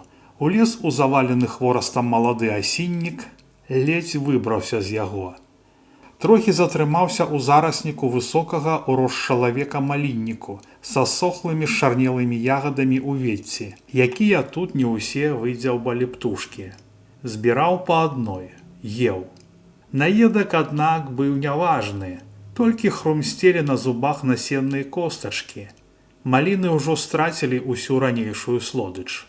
На сконі дня вылез з узлеску недзе паблізу ад таго бульбянога палетка на занятае азімінай поле і зразумеў, што занадта ўзяў управа. Цяпер трэба ісці па ўзлеску назад. Толькі ён адышоўся мо з паўвярсты, як пачуў нейчы блізкі нягучны голас. Хведар стаіўся ў кустах, кратком паглядзеў наперад. Непадалёк на ўзлеску з вяроўчынай у руках клыпаў згорблены ў рудым армяку стары. Пасвіў рахманную чорную кароўку. Тая ўсё нацягвала вяроўку, імкнучыся па траву і кустоўя, і стары зласнавата буршэў на яе. Хведаў прыглядзеўся з зарасніку, ці незнаёмы хто. Але не, мусіць, то быў незнаёмы. Напэўна, чалавек не з ягонай вёскі, можа, з якой суседняй. Хведар мог бы яго абысці лесам, ды ў яго раптам з'явілася думка, а можа папрасіць хлеба? Калі той пасвіць тут зранку, дык можа запасся хлебам, можа б і яму даў кавалак. Дужа хацелася хлеба. Урэшце, набраўшыся адвагі, ён выйшаў з узлеску і роўна пайшоў краем азіміны, усё цікуючы за пастухом. Той ужо мог яго учуць, але пакуль не звяртаў увагі, і Хведар падышоў зусім блізка. Стрымана павітаўся. На яго зірнулі выцвілыя вочы старога чалавека з тварам, аброслым, зрэшты, як і ў самого Хведара, сівою блытанай шчэццю. Чалавек нібы паморшыўся, разглядаючы яго, але не адказаў нічога. Тады Хведар павітаўся зноў. «Дык чую!» сказаў стары, шамкнуўшы бяззубым ротам. «Дзень добры, ну, карову пасяцё?» «Карову не гош, ні каня. Каня ўжо не пасу адпусціў». «А самі адкуль жа будзеце?» запытаўся Хведар і сцішыўся. То было важнае для яго пытанне, каб вызначыць, ці можа ён пазнаць Хведара ці не. «Давунь з ушатаў», сказаў стары і ўважліва агледзеў Хведара. Убогі выгляд яго, аднак, здаецца, не ўразіў пастуха. Той сам быў апрануты не лепш. Хведар спалёгкай расслабіўся. У дальняй вёсцы ў шатах ён ведаў мала каго, таксама, як і яго там мала хто памятаў. «Можа, закурыць маеце?» раптам сказаў Хведар і не пазнаў свайго голасу. Такі той стаў слабы і жаласны. Курыць ён зусім не хацеў, даўно адвык ад курыва, але не мог адважыцца адразу папытацца пра хлеб. «Ёсціка!» сказаў стары і палез у сваю глыбокую кішэню. «Во самасечкі трохі маю, толькі запаліць няма чым». «Запаліць, можа, знойдзем», сказаў Хведар, аднак пашкадаваўшы, што завёў тую гаворку пра курыва. Трэба было ашчаджаць запалкі. Усё ж яны скруцілі з жоўтай газеціны па невялікай цыгарцы, і Хведар дрыготкімі пальцамі асцярожна цірануў запалку, ашчадна прыкурыў сам, пасля ўжо смялей даў прыкурыць старому. «У калгасе, дзед?» запытаўся Хведар, як яны зацягнуліся па адным разе. Ад тае зацяжкі ў яго адразу закруцілася ў галаве, і ён ледзь не хіснуўся. Стары другі раз падазрона паглядзеў на яго. «У калгасе, а як жа?» «Цяпер усе ў калгасе, а як жа?» «Няўжо і аднаасобнікаў не засталося?» «Аднаасобнікаў?» прыжмурыў адно вока стары і спытаўся. «А ты сам адкуль будзеш, здалёк?» «Ды не, я не тутэйшы», схлусіў Хведар. «Да радні іду». Чорная карова памкнулася за куст на ўзлеску, пацягнула вяроўчыну, і стары мусіў пацягнуцца за ёй. Хведар паціху пайшоў следам. А там, адкуль ідзеш, хіба асталіся аднаасобнікі? Ды не, знаеце. І ў нас не асталося. Которые ў калгас хацелі, вывезлі. Которые пасля і захацелі, тоже раскулачылі, выслалі кулакі, кулакі-падкулачнікі. Кулакі-падкулачнікі. Мармытаў стары з вяроўчынай у руках, усё кіруючы за каровай. Ну, а як жа ў калгасе? Ці багата? Багата, сказаў адразу стары. З вялікага дня даілі траўку елі, зылі пачалі патроху бульбашку капаць. Ды што на Ілью, якая там бульбашка? Арэхі. Во як. Ну, а што ж ты не ведаеш? Ці ў вас там не было голаду? Стары утаропіўся ў яго дакорлівым позіркам. Дык як вам сказаць, было? Ну, аднаго і паратунку, што кароўка, малачко. Ды і тое здаць трэба 200 літраў. І мяса, і яйкі, і воўну. Зімой асмалілі падсвінка, дык штрафу далі 50 рублёў. За падсвінка? А няго ж, за скуру. Скуру ж трэба здаваць. А ў вас хіба не такія парадкі? У нас, ну, дык як вам сказаць? Строга, але можа не так? Трохі збянтэжыўся Хведар, ён не ведаў, як адказаць старому. Ці ўсюды было так, як тут, ці можа ў іншых мясцінах было трохі інакш? Мусіць, стары гэта зразумеў па-свойму. А я й казаў, нідзе нема так пагана, як у нашым раёне. Нягоднае кіраўніцтва, нягодныя людзі, ці ж можна так, за якую нядоімку апошнюю карову? А малыя? А як ім без малака? Памруць. Ці мала іх памерла ўлетку, і малых, і старых, во бадзяюся, па лясах з гэтай, ён тузануў вяроўчынай, каб не адабралі, бо плаціць жа падатак няма чым. Бяда, бяда, раздумна паспачуваў старому збянтэжаны Хведар, якому яшчэ ні з кім не давялося гутарыць аб тутэйшых парадках. Даведацца, як жывуць гэтым часам ягоныя землякі. Стары быў першы, і яму хацелася шмат пра што папытацца ў яго, хоць ён і баяўся выклікаць якое падазрэнне да сябе. Усё ж чужы чалавек. Бяда, а няго ж. Можа, трэба было паскардзіцца? Жалабу куды напісаць? Асцярожна параіў Хведар. Стары зласнавата ўхмыльнуўся усім сваім касмылявым тварам. Каму жалабу? Начальству? Дык яны ж самі ў нас як звяры. Прыездзе каторы, вунь гэты роўба, усё мацюгом ды пагрозай Сібіру палохае. Хведар знянацку адчуў, як закалыхалася пад ім зямля і коса паплыло кудысь поле. Роўба? Ну, роўба. Цяпер жа ён партыйны сакратар. Малады, а нібы той цівун. Ад бацькі адмовіўся. Бацька ж ягоны раскулачаны ў нядолішчы. Дык адмовіўся. Казалі, і прозвішча меўся мяняць, каб ані звання.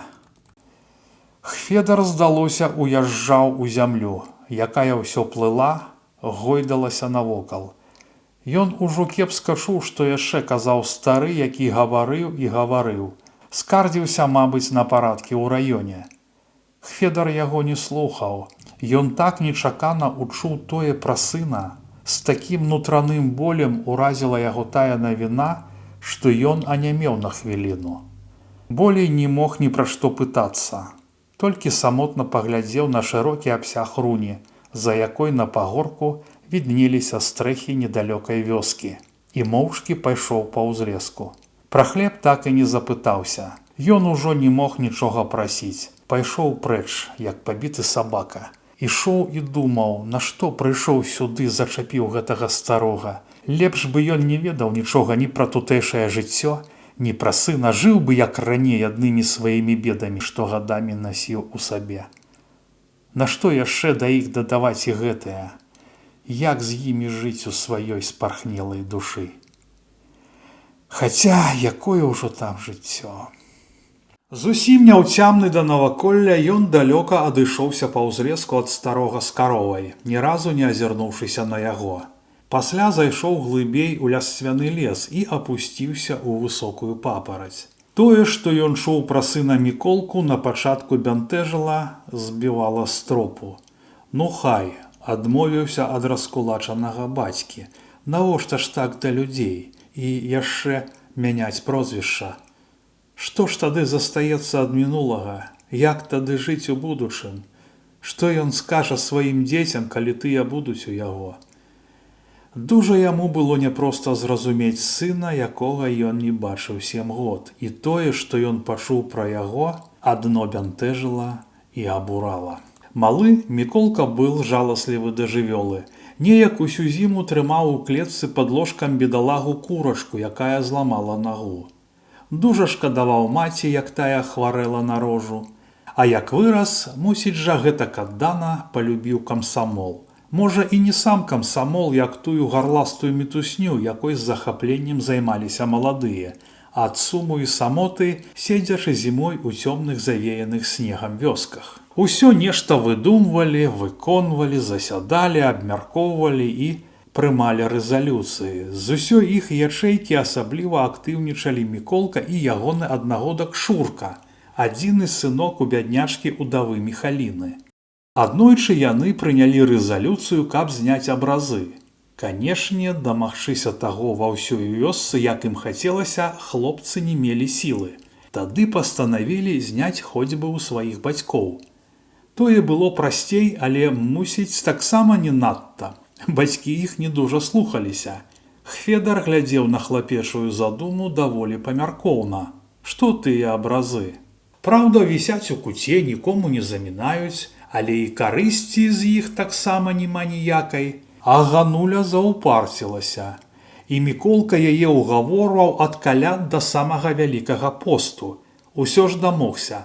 Аднойчы пазнімаў і абразы, і ручнікі з іх. Замест павесіў партрэт Карла Маркса. Ручнікоў, аднак, вешаць не стаў. З таго часу вісеў у куце барадаты чалавек. Таксама ні карысці з яго, ні шкоды. Міколка ж быў задаволены, ну і добра. І тут пад вясну выпадкам камсамольскі сакратар дазнаўся, што ў Шуркі застаўся адзін абраз. Вісіт на покуці. Міколка сабраў камісію з 3 чалавек, і яны пайшлі ў хату да Шуркі абследаваць. Аказалася, што так яно і ёсць. Як казалі, абраз архангела Гаўрыіла вісіць сабе, дзе і вісеў. Міхаліна, Шуркава маці, плача ні за што не дае знімаць. І Шурка нічога зрабіць з ёй не можа. Такі аказаўся мягкацельны камсамолец. Міколка тут паставіўся крута. Думалі, ён скіне абраз. А ён абраз не чапаў.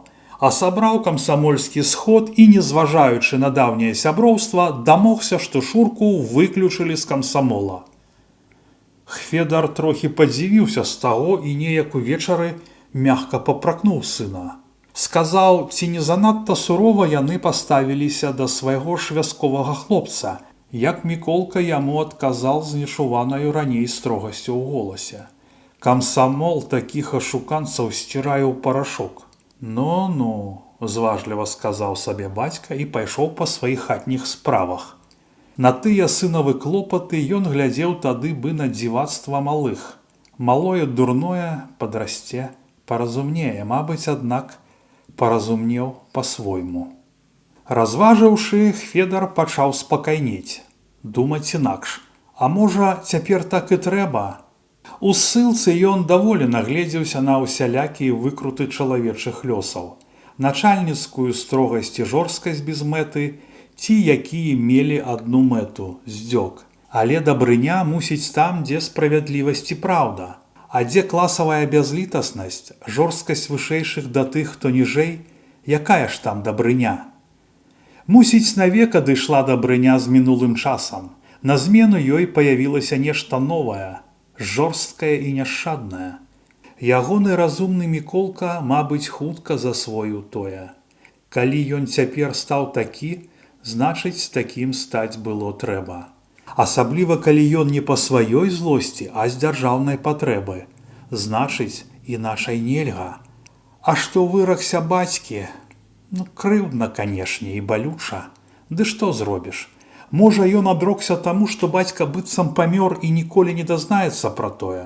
Прынамсі, для яго сына сапраўды памёр, калі за шмат год ад таго ні ліста, ні якой выпадковай весткі. Можа, так сыну і лепей.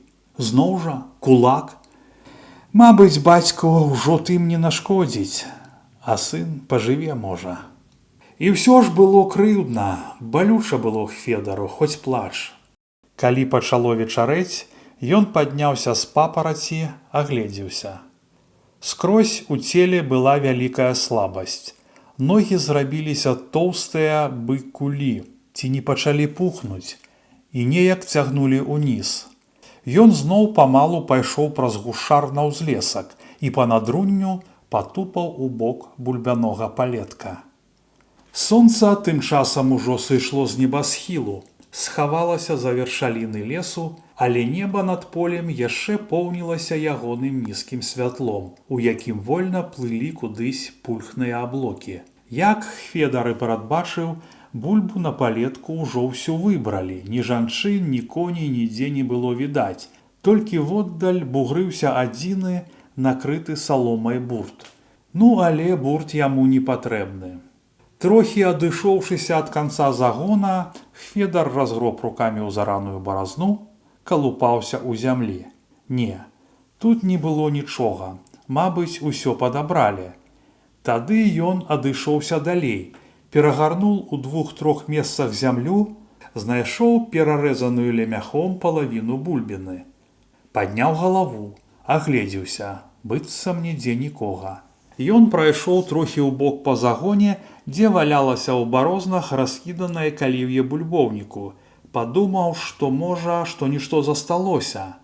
Капаў у некалькіх месцах, а знайшоў усяго 4 бульбіны. Канешне, можна было б дайсці да недалёкага ўжо бурта, набраць там у кішэні, але ён не хацеў надта аддаляцца ад ягонага выратоўцы лесу. Ды ізноў жа, красці калгаснае. Красці ён не хацеў. Ён мог толькі ўзяць пакінутае, нічыё, што спрадвеку людзі не лічылі за грэх. Цяпер тым болей. Таропка, пакапаўшыся ў зямлі, знайшоў яшчэ 3 невялічкія бульбіны і спалохана азірнуўся. Ад узлеску ў напрамку да яго шырока сігалі па бульбянішчы 2 мужчынскія постаці. Сцяміўшы ўсё адразу, ён выпусціў з рук толькі што знойдзеныя бульбіны і таропка падаўся ў бок, да лесу. Тыя таксама збочылі яму наперарэз, адзін пажылы у ватоўцы і ботах, а другі маладзейшы і цыбаты ў кепцы на галаве з даўгім насунутым на лоб казырком. Хфедар ужо зразумеў, што справа яго дрэнь, што тыя ловяць яго. І ён, што было сілы, пабег да ўзлеску, але не наўпрост, а беручы ў бок, усё ж трохі наперадзе яго даганятых. Ягоныя пасталы чапляліся за раскіданае каліўе бульбоўніку. Ён ледзьве трымаўся на аслабелых нагах. 4 бульбіны нялоўка боўталіся ў кішэні. Крокі яго, мусіць, былі куды карацейшыя, чым тых 2, што шырока сігалі яму на пярэймы ад лесу. І ён спалохаўся, што не ўцячэ, дагоняць. Але няўжо яны сапраўды будуць яго лавіць, не адстануць? У нейкі момант яму ўдалося іх трохі апярэдзіць. Ён амаль дасягаў бярозавага мыска на ўзлессе. З'явілася выратоўчая надзея. А раптам яны ўжо нібы заставаліся ззаду, як той першы пагрозліва закрычаў здаля: «Ах ты, кулацкая морда, спыніся! Спыніся, кажу!» Хфедар аж спаткнуўся ад нечаканасці. Тое, што пазнаюць яго, ён не прадбачыў. Але калі так называюць, значыць пазналі. Як крыкнулі 3 раз, Хфедар здагадаўся, што гэта Зміцер Цыпрукоў. Ён яго ловіць. Ах, божа ж мой, не хапала яшчэ трапіць рукі да гэтага зласліўца. Пякучая злосць шыбанула ў Хфедаравае адчуванне. Яна надала сілы. Хфедар ірвануўся нібы апошні раз і, не азіраючыся, убег у кустоўе ўзлеску. Тут ён яшчэ бег. Праўда, усё марудней. Пасля ішоў крокам і зноў аслабела трухаў, каб як мага далей адысціся ў лес, прэч ад таго нешчаслівага поля. Яго даганятыя, здаецца, у лес не пабеглі, засталіся на ўзлеску. І ён доўга шкандыбаў рэдкім недарослым хвойнікам. Думаў, што сёння яму не пашэнціла канчаткова. Сёння ні адной прасветлены ў ягоным лёсе за ўвесь гэты пагодны сонечны дзень. Мала яму было тое навіны пра сына, дык яшчэ і Зміцер. Але глядзі ты, пільную ў поле. Ці ён які вартаўнік, ці начальнік, калі ў рабочы час разгульвае адзін папалёг. Ды, мусіць, брыгадзір, здагадаўся Федар. На тое было дужа падобна. Але Зміцер брыгадзір гэта ўжо нечакана. Самы няўклюдны гаспадар, у якога некалі здохла кабыла ад бяскорміцы, бо з'ела страху за зіму і не хапіла. Той Зміцер, які за жыццё не навучыўся плясці лапцей, заўжды пляла яму жонка. Цяпер гэты недалэга робіць брыгадзірам.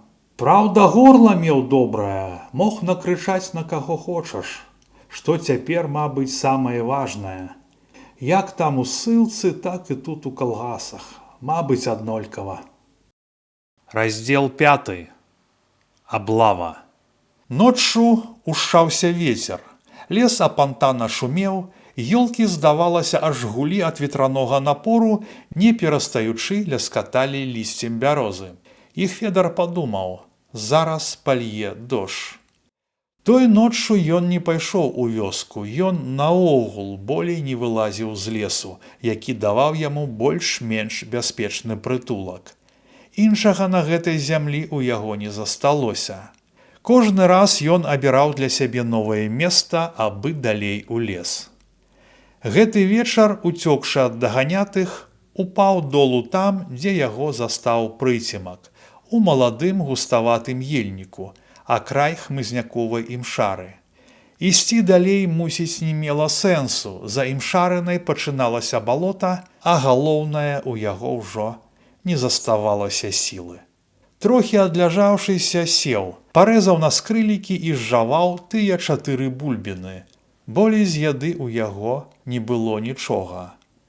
І ён сядзеў ноччу ў ельніку. Думаў. Божа мой Божа, чаму мне выпала гэткая доля? Чаму я такі бядак? Хто ў мяне ўкраў шчасце і цяпер палюе за маім жыццём? Хіба я такі грэшны перад людзьмі ці перад Богам? Каго я забіў, абабраў, ці хоць зняважыў, каго? Заўжды стараўся як найлепш, барані Бог, каб хто пакрыўдзіўся, не папракнуў знарок ці з непаразумення. Заўжды пачціва ставіўся да ўлады, быў шчыра ўдзячны ёй за зямлю, за шчодрасць да бедняка, нядаўняга фальваркаўскага парубка. Да і як жа інакш, савецкую ўладу лічыў сваёй, сялянскай уладай.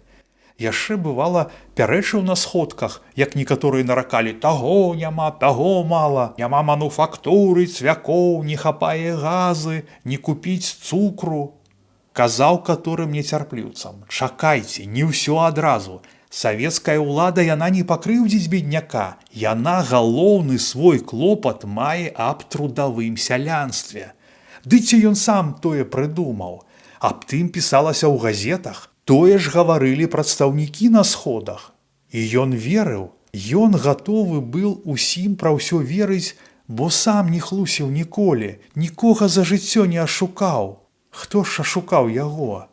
І ашукаў так жорстка, бязлітасна, на ўсё жыццё. Зрэшты, да ашуканстваў ужо можна было прывыкнуць, ці мала ён іх ператрываў у жыцці. Ашуквалі суседзі, радня, сяльчане, заўжды ашуквала начальства і тут, і ў высылцы, ашуквалі таварышы па няшчасці. Некаторым затое ён нават быў шчыра ўдзячны. З поўначы уцякалі звычайна вясной, як раставаў снег і абуджалася тайга. Хоць і бедная была паўночная веснавая тайга. Харчу ніякага не мела, апроч хіба ягад. Але стала вышэй хадзіць негарачае сонца. Канчаліся лютыя маразы і сцюжа, а галоўнае, пачыналася пара зялёнай травы, дарогі без слядоў, ідзі куды хочаш. Такою парой мала хто з нявольнікаў гэтых лагераў і пасёлкаў не мроіў пра ўцёкі, пра той запаведны край, з якога быў вырваны сілай. Але ж 1000 кіламетраў тайгі, бездараж і бязлюддзе давалі адвагі немногім.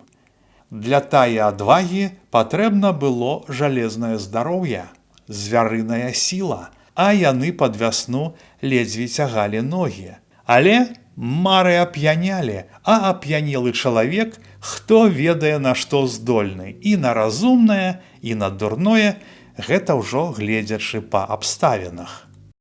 У іх на сплаве, які толькі што распачаўся, уцячы з пасёлка было няцяжка. Цяжка было затым перайсці тайгу. Некаторых лавілі на рацэ і на дарогах, некаторых нават за сотні кіламетраў на чыгунцы і прыстанях, і ўсё роўна уцякалі. Ён пра ўцёкі ўсур'ёз не думаў, пакуль на руках была хворая жонка і малая волечка.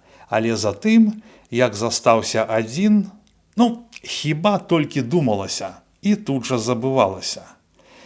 Усё ж рашучасці ў яго не хапала, а пра свае мары ён нікому не намекаў нават. Ён наогул быў там маўклівы. Сваіх людзей побач не аказалася, а з чужымі трымаўся асцярожна, ці мала што. Ды і не падабаліся многія, крыклівыя, жорсткія, нягодныя. Можа, яго абыходзілі таксама, пагарджалі ім, забітым малапісьменным мужиком-беларусам. Канешне, што ён для іх? Чым ён мог быць ім карысны? І ён прывык да тае няўвагі да сябе і дужа здзівіўся аднойчы, калі ім зацікавіўся чалавек. Неяк на Штабялёўцы ў Запане, як брыгада грувасціла бярвенне ў высачэзныя гурты, да яго ціха падышоў вугор. То быў таксама ссыльны, але не з сялян раскулачаных, а яшчэ з нейкіх. Ён працаваў у адной з ім брыгадзе, ды таемна знаўся з некаторымі людзьмі ў іншых брыгадах. Былі чуткі, што ў ссылку ён трапіў пасля Варкуты, дзе на шахтах адбываў тэрмін за нешта крымінальнае. Выйшаў там у начальства, ды на чымсьці праштрафіўся. Родам быў гарадскі, здаецца, аднекуль з Сурала. Паводзіў сябе стрымана, з начальствам, без асаблівай пакоры, ведаў сабе цэну. Часам вольнічаў, мог дазволіць калі лішнюю хвіліну на перакур. І начальства не надта да яго чаплялася, бы зважала яму.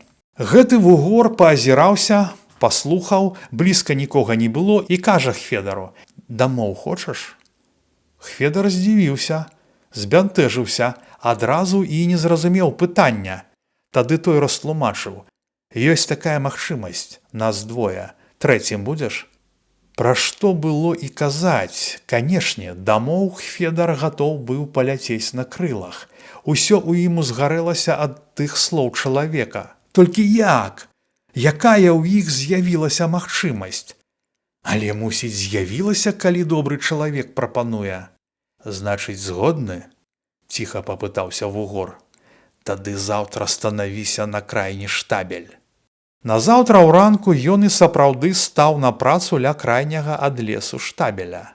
Зрабіць гэта было няцяжка, бо іншыя, калі брыгадзір расстаўляў на рабочыя месцы, стараліся не вытыркацца. Той штабель быў самы дальні, і бёрны да яго трэба было цягаць здалёк. Хведар жа тады выйшаў наперад і якраз апынуўся ў той чацвёрцы, якую накіравалі на канец пляцоўкі. Там жа апынуўся і вугор. Яны памалу ўзяліся качаць бярвенне, але як толькі брыгадзір знік з вачэй, вугор міргнуў аднім вокам, маўляў, за мной. Бокам-бокам ён падаўся ад пляцоўкі. Хведар з дрыготкім сэрцам паклыпаў следам. Уцяклі яны ўдала. Тады іх ніхто не затрымаў, можа, і не заўважыў нават. У распадку да іх далучыўся аднавокі Вярзіла, што меў прозвішча ці мянушку Скакун. То быў, як зразумеў Хведар, стары вугроў сябрук. І яны ўтрох першы ж дзень адмахалі па дзікай тайзе вёрст 40. Звычайна ў тым краі ездзілі па рэках зімой ці берагамі ракі ўлетку. Але цяпер ім берагамі не выпадала. На берагах іх адразу б узяла міліцыя, і яны выправіліся кружным шляхам, тайгой. Ягоныя сябры прыпаслі трохі харчу, мабыць, рыхтаваліся болей старанна, чым ён, і дужа ашчаджалі тыя 6 кілаграмаў мукі і 26 сухароў, што неслі ў навалачцы ад падушкі. У іхняй невялічкай групе ўсім распараджаўся Вугор. Хведар увесь час быў дужа ўдзячны яму, што даверыўся і ўзяў за кампанію менавіта яго, а нікаго іншага. З тае ўвагі ён ужо гатовы быў сябе паважаць, не кажучы ўжо пра ягоную ўдзячнасць Вугру. Вугру ён служыў у дарозе чым мог, стараўся ўзяць на сябе што цяжэйшае з ношы, даўжэй пасядзець ля цяпельца. Як астатнія двое клаліся спаць, каб папільнаваць агонь. Неяк ля ручая, як яны сушыліся пасля дажджу, Хведар расчулена падзякваў Вугру за давер і ўвагу да сябе. Той, аднак, хітра прыжмурыў ад дыму вока і з ухмылкай сказаў: «Дык я ж адразу ўбачыў, дужа дамой хочаш. Што праўда, то праўда. Дзякуй жа табе за тое. Пасля аддзячыш. Красненькімі», – ухмыльнуўся Вугор. Тады ён і сапраўды быў неблагі хаўруснік, клапатлівы таварыш, па справядлівасці дзяліў іх небагаты харч, уранку сам распальваў касцярок, заўжды вызначаў шлях і ішоў наперадзе. Тайгу, як можна было здагадацца, ён ведаў лепш за іх двух. Мабыць, не першы раз спадарожнічаў па ёй. Куды і як будуць ісці далей, Вугор ім не казаў, і Хведар ні пра што не пытаўся, ён ужо прывык спадзявацца на вопыт таварыша. Сапраўды, хіба б ён адзін адмахаў за тыдзень 200 вёрст без дарог, па незнаёмым лесе.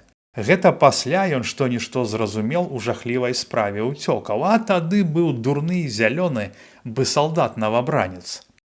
Папаліся яны па-дурному, выпадкова. Тут, канешне, ні Вугор, ніхто іншы не быў вінаваты. Увечары каля невялічкай таёжнай рачулкі напаткалі пакінутую паляўнічую хатку.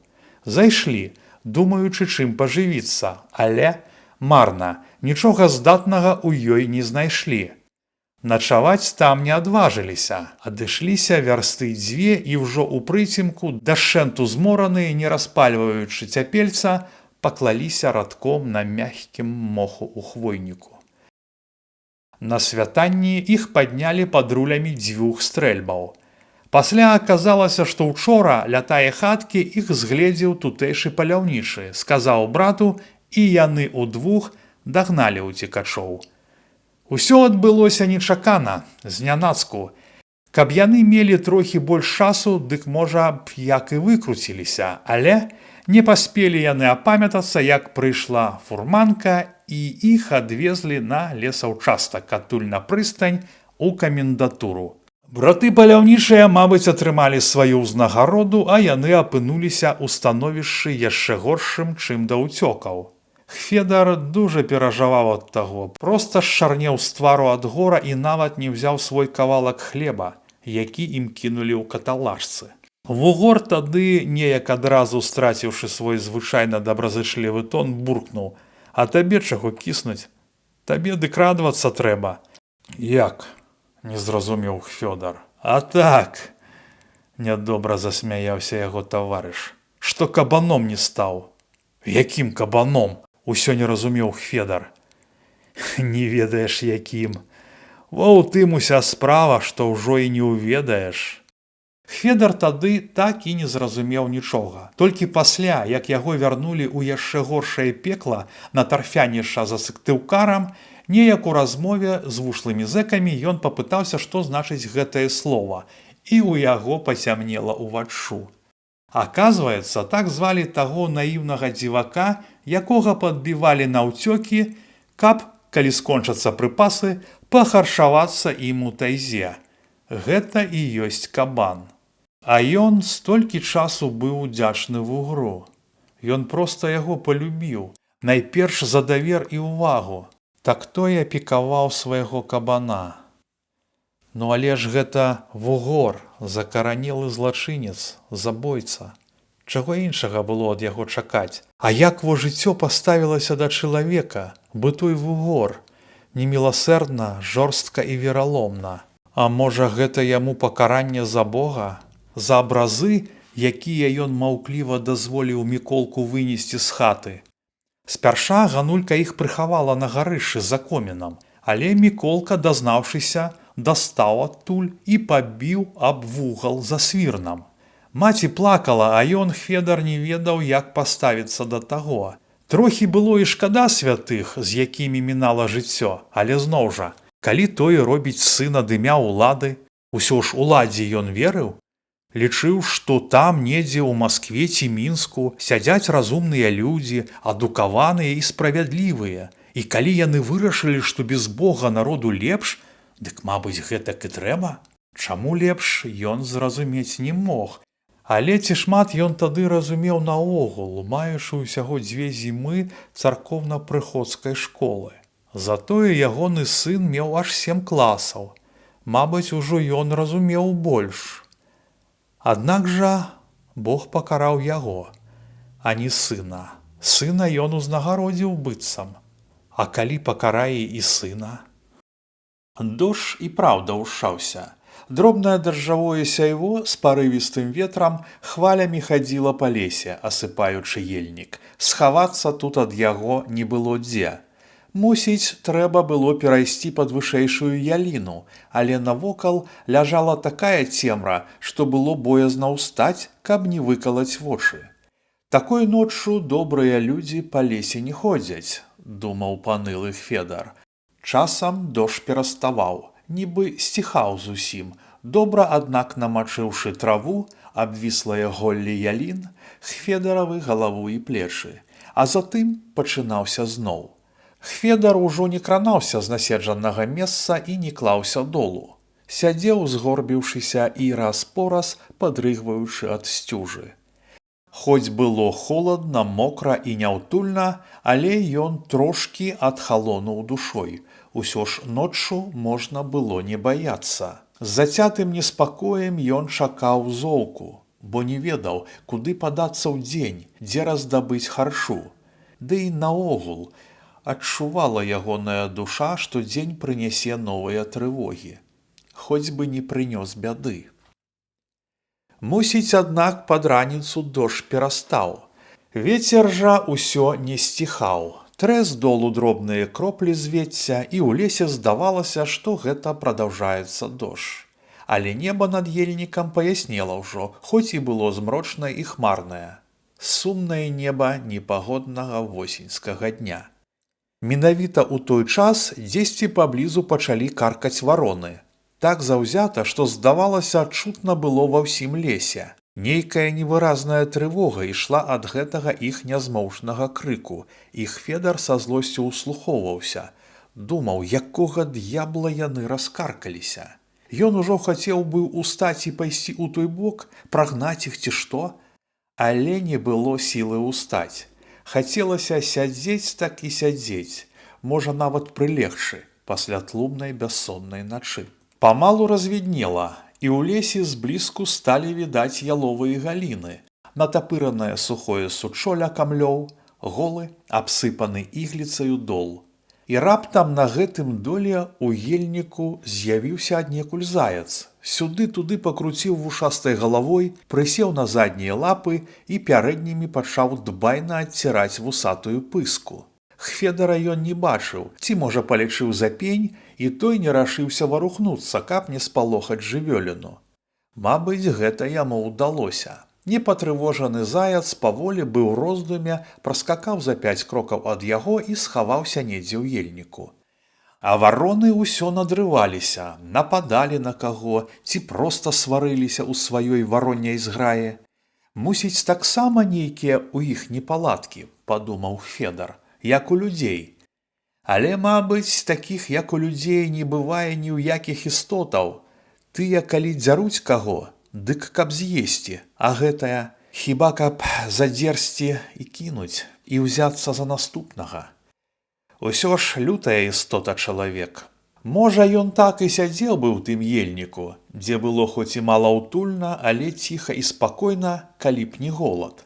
Голад падцінаў ягоны жывот, аж балюча было пад грудзямі, і ён усё думаў, ну што б знайсці з'есці. У лесе, мабыць, уже нічога знайсці было нельга, хіба што грыбы. Грыбоў ён мог бы тут назбіраць, асабліва на імшарыне каля балота, ды сырыя іх не з'ясі, а ўдзень паліць касцярок ён асцерагаўся. І тады ягоныя думкі ўсё часцей пачалі туліцца да вёскі, да той ігрушыны на ўзлеску, ля якой ён ужо частаваўся. Грушкі былі нічога сабе, мо з гэтай начы нападала болей. Мабыць, варта туды схадзіць.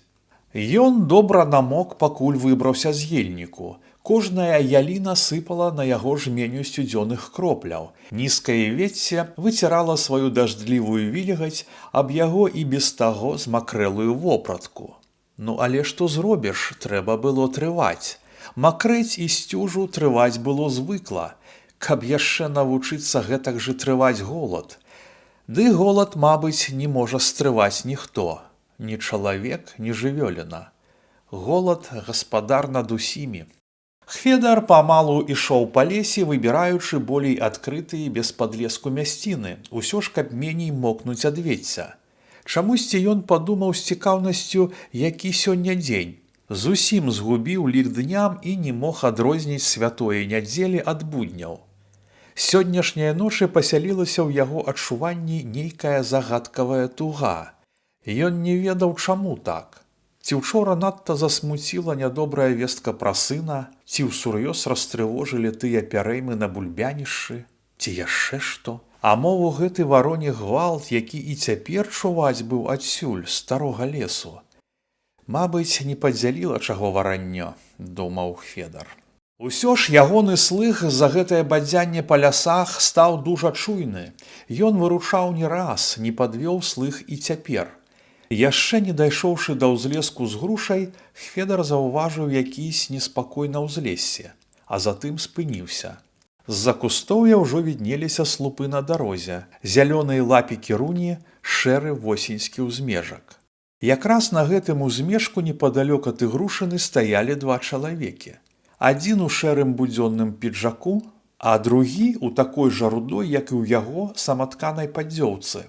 Адзін другому даваў прыкурыць. Як той, што прыкурваў, падняў ад запалкі галаву, Хведар адразу пазнаў міхаліннага Шурку, маладога хлопца, міколкавага дружбака, якога некалі выключылі з камсамола. Другі стаяў да лесу спіной, і Хведар не мог разгледзець яго. Пасля, закурыўшы, абодва яны уставіліся позіркамі некуды ўбок, адкуль данеслася некалькі слоў нягучнай размовы, і Хведар таксама пасунуўся за кустом. Яму адкрыўся наўскось добры прасцяг узлесся, і на ім чалавек 6, што пасталі ў рад крокаў праз 21 ад аднаго. Чагось чакалі. То былі ягоныя аднасяльчане, маладзейшыя і двое старэйшых. У бліжэйшым з гэтага раду Хведар пазнаў Міхася майстронка, што жыў якраз насупраць ягонае сажалкі. Іх федаравы гусі часам рабілі на ягоным гародзе шкоду. Тады між імі былі 2 ці 3 малапрыемныя сутычкі, а так жылі між сабой някепска. За ім таптаўся па ўзмежку схуднелы і пастарэлы з сівымі скронямі пад чорным картузом лёг сасаўчык, у даўгім армяку з пугаўём у руках. Божа, во і сустрэўся, пабачыўся, паныла падумаў Хведар. Але чаму яны тут пасталі? Каго чакаюць? І тады яму бы цюкнула ў галаву. Ды гэта ж яны па яго, яны ж зараз пойдуць у лес выганяць яго. Ланцугом, як на паляванне, як зімой палююць на воўка з сцяжкамі. Толькі гэтыя цяпер без сцяжкоў. Бо ён не воўк, ён чалавек, з ім можна і прасцей. На дрыготкіх нагах Хведар паціху патрухаў у глыб лесу. Усё ў ім калацілася ад крыўды, ад прадчування хуткай бяды. І нічога не зробіш, нічога не скажаш, нічым не апраўдаешся. Ён мог толькі бегчы, уцякаць як звер, але не як чалавек.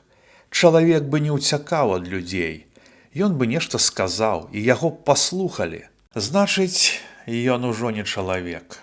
Ён дашчэнту расчалавечыўся. На пагорачку ў змяшаным рэдкалессі ён павярнуў управа. у бок да бальшака і поплаву, туды, адкуль ён прыйшоў 3 дні назад.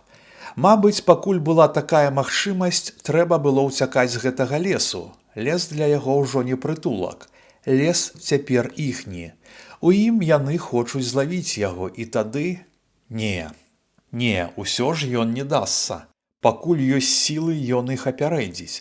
Ён не дасць вярнуць сябе туды, адкуль з такім намаганнем вырваўся. Туды ён не вернецца. Хведар бег. Аслабела і няўцямна.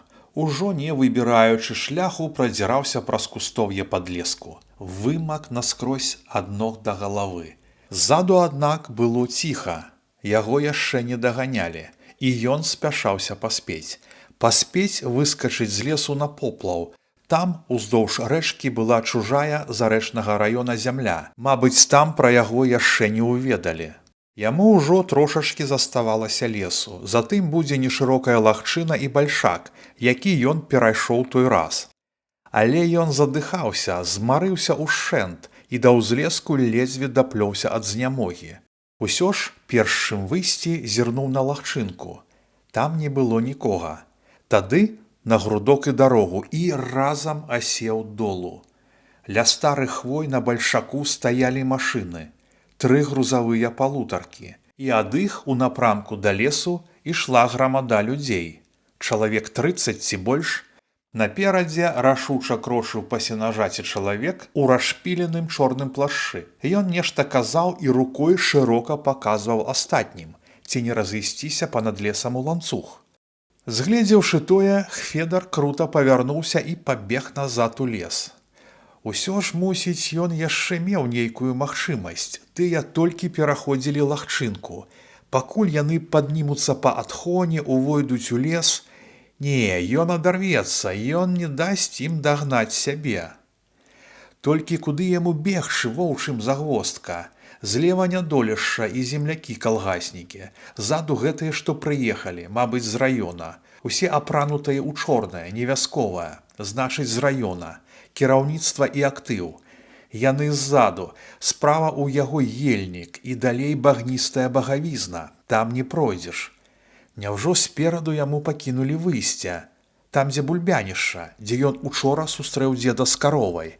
Няўжо там нікога няма? Гэта была б удача, толькі паспець дабегчы туды. Добра, што яго яшчэ не ўбачылі. Раней убачыў ён сам. Тое давала шанец. Толькі б не здрадзілі ногі. Усё ж бегчы яму было трудна. Сіпата зацінала грудзі. У роце набралася гаркоты, якую ён не мог выплюнуць. Плечы і грудзі пад яго мокрай і цяжкай апраткай спатнелі. Па шчоках паўзлі цуркі поту. Раз-пораз ён выціраў твар рукавом, азіраўся і то бег, то ішоў хісткім няпэўным крокам. Далей ад гасцінца і ад вёскі таксама. Мусіць, не проста было вытрымаць гэты дакладны касы кірунак у лесе. Здаецца, ён трохі яго ўжо зблытаў. Падобна, што ён занадта ўзяў управа, далей ад тых і тых даганятых, і тым прыціснуўся да багавізны. Не, яму трэба было трохі далей ад яе, каб выйсці на 3 бок лесу, да бульбянішча. Галоўнае, яму б вырвацца з гэтых абцугоў, якімі яго абхамілі з абодвух бакоў. Можа, 3 яшчэ заставаўся вольны, і тое дасць яму выскачыць. Ужо з'явілася спадзяванне, што ён як-небудзь выкруціцца. Усё ж яго ніхто з іх не бачыў. Ад задніх ён, мабыць, адарваўся, а тыя, з боку ад вёскі, мабыць, яшчэ толькі ступілі ў лес. А можа, яны яшчэ чакаюць на ўзмешку. Яму б толькі дабегчы да бульбянішча, а там бы ён вырваўся з гэтага лесу. Але бегчы ўжо не ставала сілы, і ён, спатыкаючыся, марудліва тупаў па травяным доле. Увесь час азіраўся. Ці не пагналіся? Здаецца, яшчэ не гналіся. Але ў тым кірунку ад гасцінца пачуліся галасы. Мабыць, там ужо пайшлі па ягоных слядах. Галасы і галёканне рабілася мацнейшымі. Воз забрахаў і сабака. Але не ўчорашні вясковы. Гэта быў рык дужага пароднага пса. Хведар пабег зноў. Цяжка знясілена страхавіта, штораз азіраючыся. Пільнасць яго і ўвага цяпер былі да таго, што адбываецца ззаду. Ён празяваў нейкі момант, калі трэба было зірнуць наперад, і за кустом ядлоўцу ледзь не сутыкнуўся з зайцам. Чымся спуджаны, той сігануў насустрач, а як згледзеў яго, шырока скочыў у бок і праз хмызняк падросту спалохана кінуўся назад, адкуль бег. Таксама няма спакою, коротка падумаў Хфедар і тут жа спыніўся. Там, куды паскакаў заяц, блізка пачулася: «Стой! Стрелять буду!» «Куды ты стрелять? Это же заяц!» І там засмяяліся бесклапотным хлапечым смехам. Хфедар насцярожана выцяг з каўняра шыю. Наперадзе, куды ён імкнуўся ў жаўтлявым лісці падросту, мільганулі дзве зялёныя шапкі. Нехта ціха гукнуў да іх зводдаль, і яны стаіліся. Хфедар зразумеў. Шлях яму і туды адрэзаны. Відаць, з гэтага боку ад бульбянішча загон рабілі чырвонаармейцы-пагранічнікі. Іхняя застава была недалёка, пад суседнім лесам. Але ж чаму і пагранічнікі? Што ён, які шпіён ці шкоднік? Ці ён уцёк з турмы, дзе сядзеў за якое злачынства? Ён прыйшоў у свой родны кут, дзе нарадзіўся, жыў, дзе нарадзіліся і аджылі ўсе яго продкі. Чаму пагранічнікі? Мусіць, аднак, ён горшы за шпіёна, бо таго ловяць адны пагранічнікі, а яго, апроч тых, яшчэ і два загоны, з вёскі і з раёна. А божа ж мой, водык воўк, водык дзікун. Усё ж шчасце яго было ў тым, што ні з аднаго з трох загонаў яго пакуль што не заўважылі, ён іх заўважыў першы. Але ці доўга яму будзе так шэнціць? Мабыць жа згледзяць і яго. Што ж ён, які невідзімка? Праўда, ён ведаў гэты казённы лес і цяміў, у які бок сунуцца. Але ж і яны, мабыць, таксама ведалі лес. Ужо яго аднавяскоўцы напэўна, думаў Хфедар. Цяпер ён бег невядома куды, мабыць, у чацвёрты бок, дзе не было выйсця. У чацвёртым баку быў тупік, лясны край, багавізна. Там дрыгва, багна, віры, улетку туды не сунешся. Туды і звер не ходзіць, не тое, што чалавек. Да самых маразоў там патоп і пагібель. Але куды ж яму дзецца? Ён ужо не бег, ён плёўся. Ён ужо не бег, ён плёўся між змрочнага ельніку па мягкім набрынялым вільгаццю доля. І ўсё слухаў, што робіцца ззаду. Ззаду ваўсю гучалі галасы. Хтось там галёкаў, адкрыта і загадна, гучна брахаў сабака. Мабыць, загоны сышліся, а яго ўпусцілі. А мо яны вернуцца назад, на гасцінец і ў вёску? Абнадзеяна падумаў Хфедар і стаіўся за елкай. Хоць бы далі аддыхацца, а то знямоглая гаркота раздзірала грудзі. Аддыхацца, аднак, не далі. Яны ўжо былі недзе блізка. Убачыць іх яму заміналі дрэвы. Зрэшты, як і ім яго, мабыць, таксама. Але ён пачуў ажывелыя вокрыкі зводдаль: «Глядзі, след!» І зразумеў, што яны пайшлі наўздагон і што яму ад іх не ўцячы. Іх некалькі дзясяткаў, жыхароў і чырвонаармейцаў. Яны абклалі лес з трох бакоў, а ён перад імі адзін. І ён ушчэнт змораны. І ўжо не ведае, куды бегчы і дзе хавацца. Ён толькі бяжыць. Мабыць, апошнія свае крокі. І тут ён убачыў перад сабой у ельніку хуткае мільганне ўдоля. То уцякаў, ратаваўся заяц. Спярша бег ад чырвонаармейцаў, а цяпер, мабыць, ад яго, Хфедара. Але нашто ад яго? Ён сам цяпер быў у становішчы зайца, мо нават горшым, бо заяц, напэўна, яшчэ ўратуецца. «Людцы, завошта вы так?» – гучала ў ім нутраным роспачным шэптам. «Што я зрабіў кепскае вам? Што, малатарню? Дык тады ж дзяквалі, па шчырасці здаецца. Ці ж я хацеў каму кепскага? Ці сабе многа ўзяў? Я ж аддаў усё вам, бярыце. Толькі завошта ж мяне так люта, людцы, адумайцеся». Аднак ніхто не адумваўся, яго гналі, як гоняць воўка на адмысловым паляванні. А ён усё чакаў, што нехта там стане і скажа: «Пастойце, братцы, што ж гэта мы?»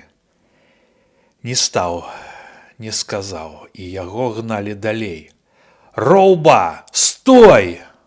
Ну вось, нарэшце. За ўвесь час недарэчных сваіх уцёкаў Хведар чакаў гэтага вокрыку ўдзень і ўначы. І ўсё роўна цяпер ён прагучаў знянацку і страшна. Хведар не адразу азірнуўся. Там ззаду між елак ужо мільгалі цёмныя постаці. Сваіх ці чырвонаармейцаў ён не разгледзеў нават. Галоўнае, ён сцяміў. Яго ўбачылі. Але ўжо і бегчы рабілася неяк. Мабыць, ягоны маршрут канчаўся. Неверагодна дзівосны маршрут. Праз 1000 вёрст да радной зямлі. Аднак жа няласкава яна сустрэла яго, родная яго зямелька. Не дай Бог з ёй, чаго было чакаць лепшага. Такі яго лёс. Пракляты лёс, які наканаваў яму ў такі час нарадзіцца селянінам. Скончыўся змрочны ельнік, і за кустоўем лазняку ушчыналася дрыгвяністая імшарына. Не спыняючыся бегма, ён сунуўся туды. Мягкі таўшчэзны пласт моху зазыбаўся пад нагамі. Пасля ногі правальваліся да каленяў у чорную хлюпкую гразь. Далей ісці, мабыць, было вар'яцтвам, але што для яго не было вар'яцтвам. Наперадзе трымцела на ветру клочча асакі, аеру, буялі ад берага лазняковыя купіны, і між імі блішчэлі чорныя вокны прадонняў. Там ушчыналася багавізна. Ён, аднак, не спыняўся. З роспачным намаганнем выдзіраючы з твані свае пасталы, дабрыў да лазняку і пралез між кустоўя. Тут ужо брыў да пояса ў багне, рассоўваючы цела мразку. Упарта лез усё далей, пакуль ногі мелі нейкае апірышча ў тваністым перавітым карэннем доля. Хутка, аднак, дол знік пад нагамі. Знянацку Хведар шуснуў з галавою у густую багністую прорву. Аднак усё ж вынырнуў, згубіўшы з галавы шапку. Каб не захлынуцца канчаткова, ухапіўся аднаруч за нейкі слізкі корань суседняй купіны.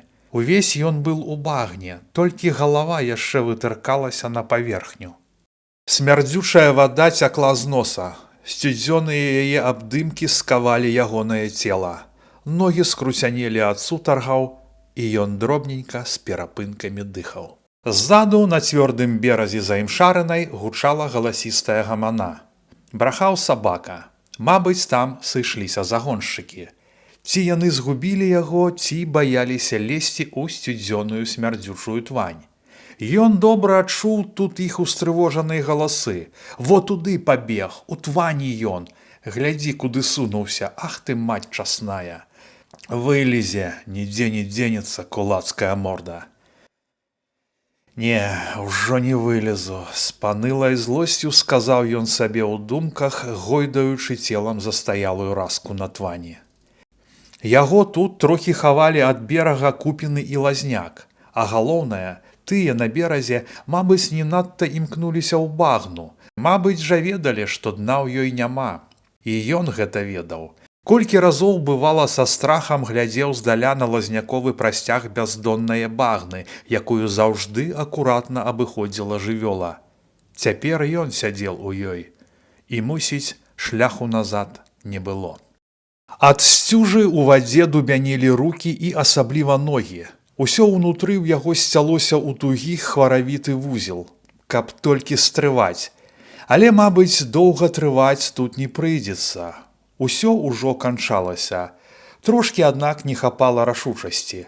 Варта было выпусціць з рукі той корань ад купіны, як ён бы адразу пайшоў у бездань.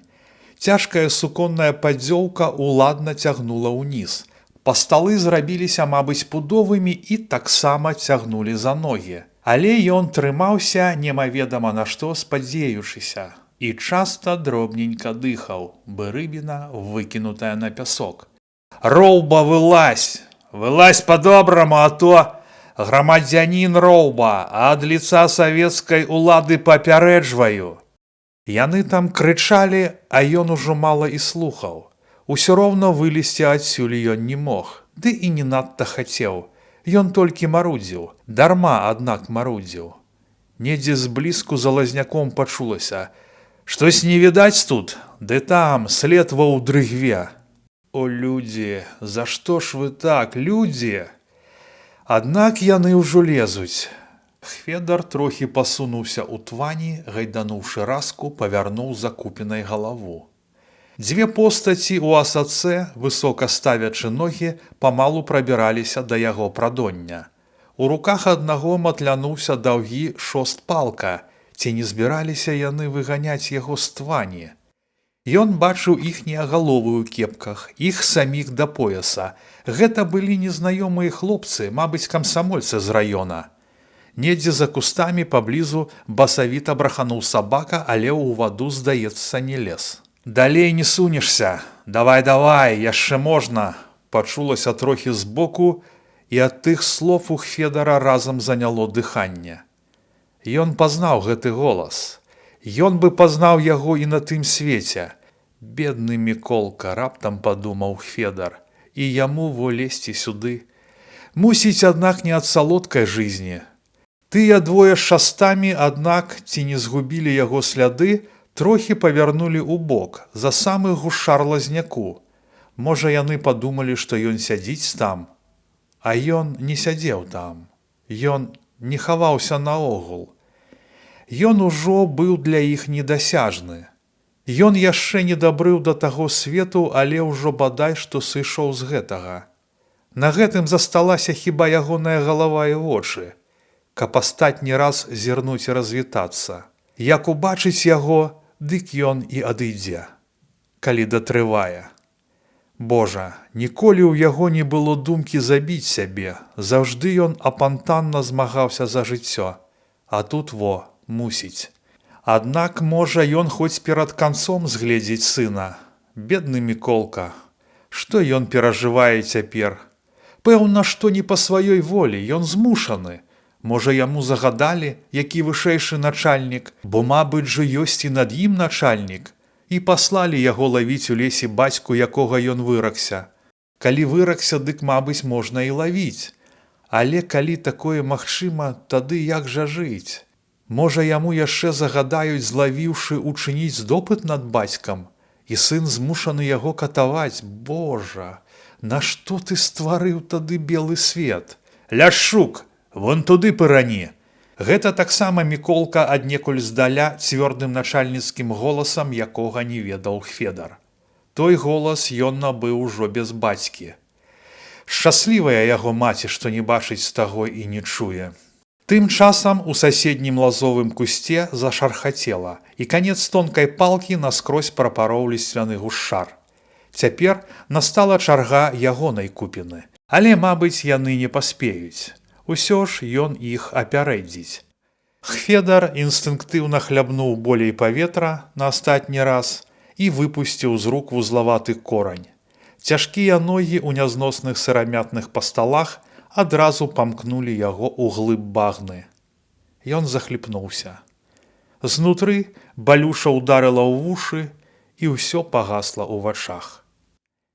Не дадзена было ціха жыць, дык хоць пашчасціла ціха памерці. Шукалі яго доўга, паролі шастамі з берага і з куп'я, ды так і не знайшлі. Багна спрадвеку ўмела хаваць свае таямніцы.